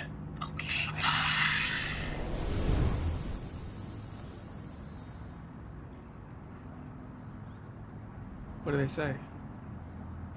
That they cannot provide counsel because they have not heard of Eivor or her game, or video games in general. That sucks.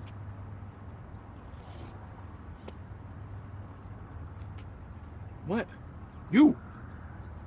Oh, yeah, I've played them. Here's what I know about Eivor. She'll be expecting a confrontation. But she comes from a game with lots of filler. Could have been 30 hours, but it bloated up to 60. 60 hours. There's no need for that. She has no idea how to actually trim the fat. But you do. You put all of this together today. It is a comprehensive business plan that focuses on streamlining the operations, which only sacrifices 1 to 2 individuals and leaves enough room in the budget for us to purchase a margarita machine. Bring back Margarita Mondays. It is a well thought out, well conceived plan that might just work. But it is a no. This is Ragnarok. And as you know, Ragnarok cannot end until every single person is dead.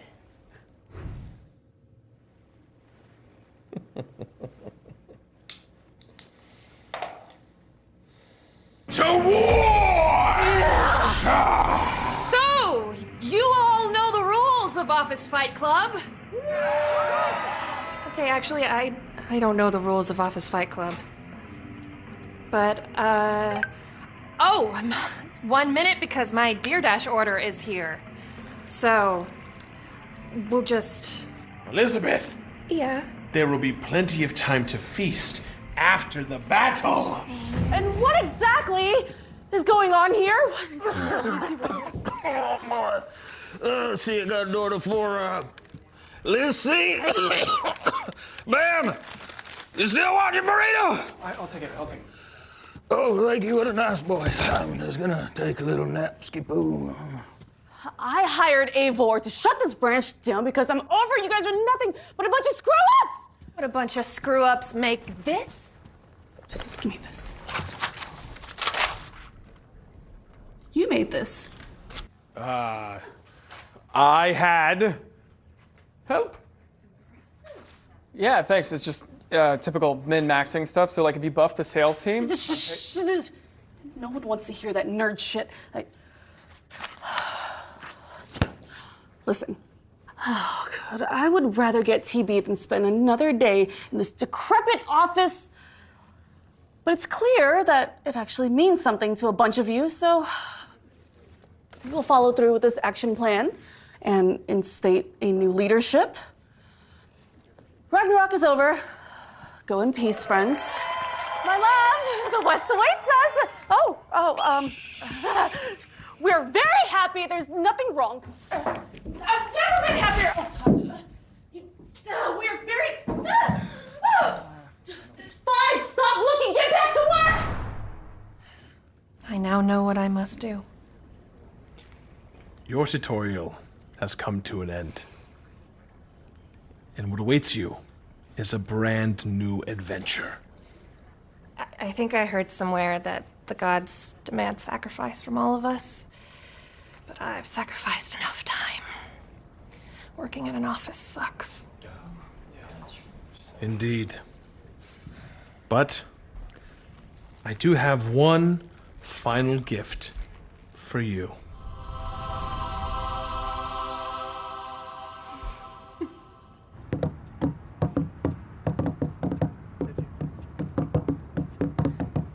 Guys, this really isn't necessary. Of course it is. We need to give you a hero send-off.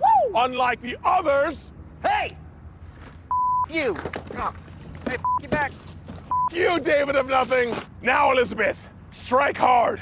Like David, the printer has no soul.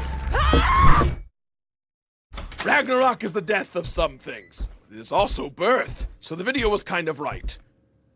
The new boss has done an excellent job of sticking to my plan. I would award them CEO of the Month if such a thing existed. Elizabeth is following one of her many dreams. Oh, who can keep up? Christopher's doing fine. He's failing upwards as I expected. And me, quickly acclimating to my new position in human resources as the one and only God of work.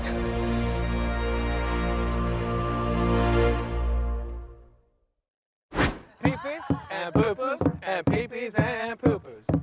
Pee-pees and poo-poos and pee-pees and poo-poos. Pee-pees and poo-poos and pee-pees and poo-poos. I went to college. I do this for a living.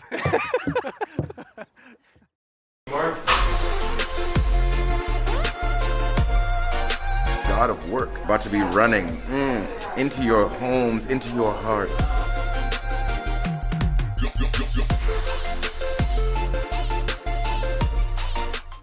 This is day one of God of Work. It's been a really, really exciting day. Today's the first day of filming. Shot our first scene, and it's wild.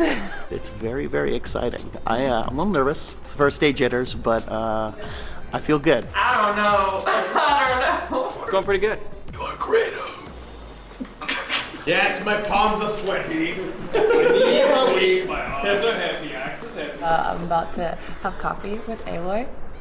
Truthfully, big fan. We just shot an amazing scene, one of my favorites so far. Everybody just could not keep it together. It's been going extremely well. Everything's hilarious. I think our biggest challenge is honestly like not laughing through the scenes. I just can't wait for people to see it. All right, guys, it's day 3. I don't know what episodes we're filming, but I do know we're filming one big episode, and that episode involves a one WWE superstar, Xavier Woods, aka Austin Creed. Austin Creed. BTS. That's behind the scenes. Don't worry. BTS is not here in this place. If they were, I wouldn't be on camera with you because I'd be talking to them, listening to some jams, you know. I think my favorite part of this episode is going to be the scene in which Xavier Woods will smack Phil, aka David from Human Resources, in the back with a steel chair. So that was awesome. I took not one but 2 chair shots from the King of the Ring, Xavier Woods. Life dream unlocked. Love it. This is our biggest day yet. We've got 19 pages to get through. This is the first day that I've had caffeine because I needed it. It's catching up to me. But it was perfect because in the morning we did all the interrogation stuff. And I needed to be a little... Do we want to just try one with lighting the boat on fire? Let's do it. Yeah, Let's do it. Let's go down with flames. That was 19 pages. That was insane. So our last day of filming. I'm gonna miss it. I'm kind of sad. Thanks for making me sad. Last day? I am ending by like lunch, so it's also gonna be like a half day for me, so it's gonna be weird. And I'm kind of mad that I can't be there for like the end of the day when everyone's gonna it's rip. So I'm all wrapped? Oh, I did it. all Did it on the whole Yeah. project. Look at all these people, man. Just take a gander, huh? You couldn't ask for a more cool team. No, I grew up watching X Play and Attack, and I hope this show demonstrates to all of you guys how important it is for me to be here and bring something from my heart to all of you. So, with that said, here's some footage of me bathing.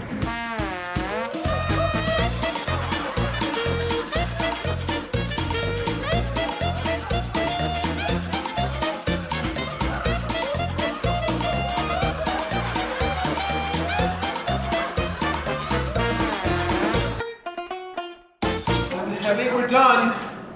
This is what you get. Now we gotta pour that. Good enough. Get out of here.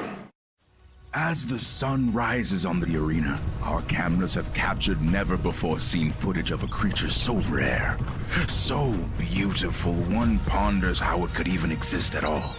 Prized for her beef, these beautiful creatures have been hunted almost to extinction. But we managed to film one in its natural habitat for you today. This is not CGI, this is as real as it gets. Here it comes. And affection. It's beautiful. Now let's see just how far a beefer will go to wrap their hands around one on this episode of...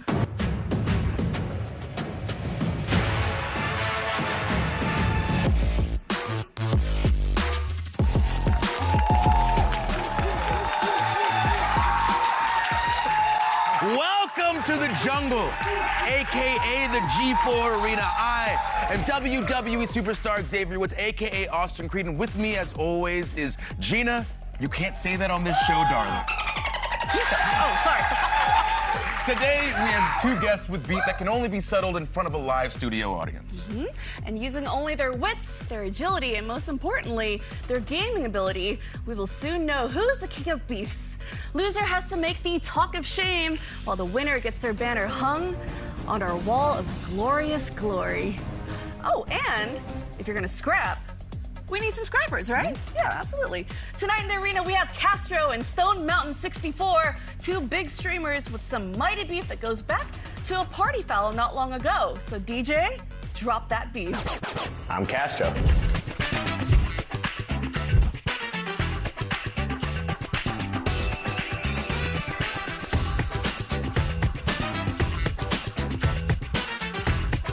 I'm Stone Mountain 64. Doesn't even have plates, so Semtex start forcing him around. What I say. I can just get better, man. So I'm playing FIFA. It's extra time. I'm 1-0 up. The bus is parked. It should be an easy win. But then, guess who walks in front of the screen? Sup?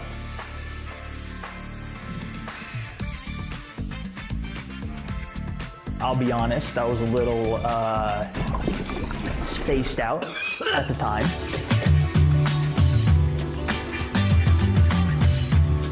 I tell him, get out of the way, dude. And he says, which way?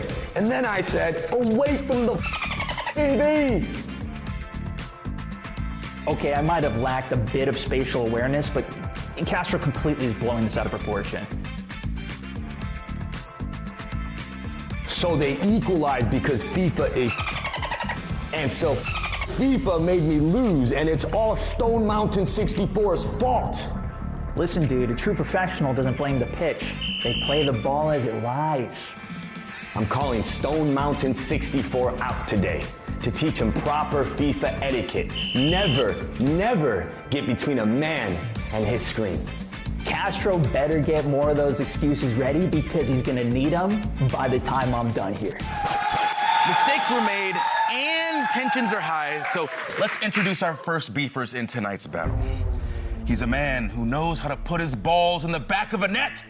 Yeah, it's Castro!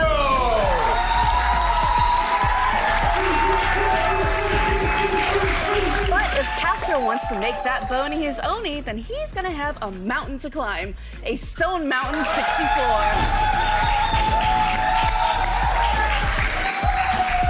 I like the moves. He's got it on him. I dig it. But these two won't be in this dogfight alone because they're each teaming up with half of a tag team who will be facing off against each other for the first time in our arena. WWE superstars Montez Ford and Angelo Dawkins, a.k.a. the Street Profits!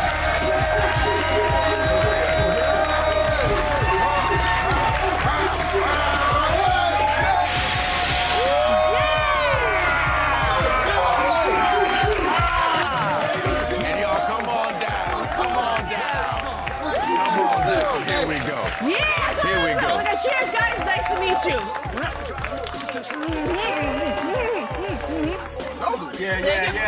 Another. Cheers. Cheers. There we go. Whoa, let's do this. Can I join you guys? Of course. Special juice you made this morning. She got energized. Yeah, I know. Special juice this morning. I know, special ingredients, you know, whipping it up. Appreciate you, man. Well, we appreciate you guys being here to help us settle this beef. Hey, man, thanks for having us, man. We had to come prove my boy Castro Yes, being sir. right, dog. You know what I'm saying? Yeah, I'm here with the Stone Mountain 64, you know, because we share something that's similar. We want the smoke, you know what I'm saying? Hey, hold on. What? We want the smoke. Yes, You know, sir. the four words that we live, breathe, and die by, we want the smoke. Yeah, but he was in the right, though. I don't know. You I don't gotta know. kidding me, dude. What do you see? What's in the right of what he did? Come on, my man playing the game and he walk across. Okay, but maybe it was an important task that he was trying to get to, another level he was trying to get up on, another level up. How about you wait until, like, you know, common courtesy, be thinking like, hey, excuse me, you know what I'm saying? He just walking past while my man's playing the game, got scored on. Come on, dog, that don't never happen. It was one step in front of it. It wasn't that big of a deal. not a He big should have deal. been able to still play regardless. Exactly. Come on, man. I just thought that he needs more Come on. expertise to concentrate. Come on, man. I thought you were good. I thought you were a pro. Listen, you look like a kickback Jesus. Don't take that. Don't listen to that. That's what I'm talking about. That's fine. A kickback Jesus? Those mustache rides, they look like they give UTIs. Bars! Man, listen, Bars! listen, man. Why do you stream on Facebook? So your parents will see you? Get mommy and daddy's approval. We love our parents. Actually, We love our parents. What's it like being the second most liked Castro?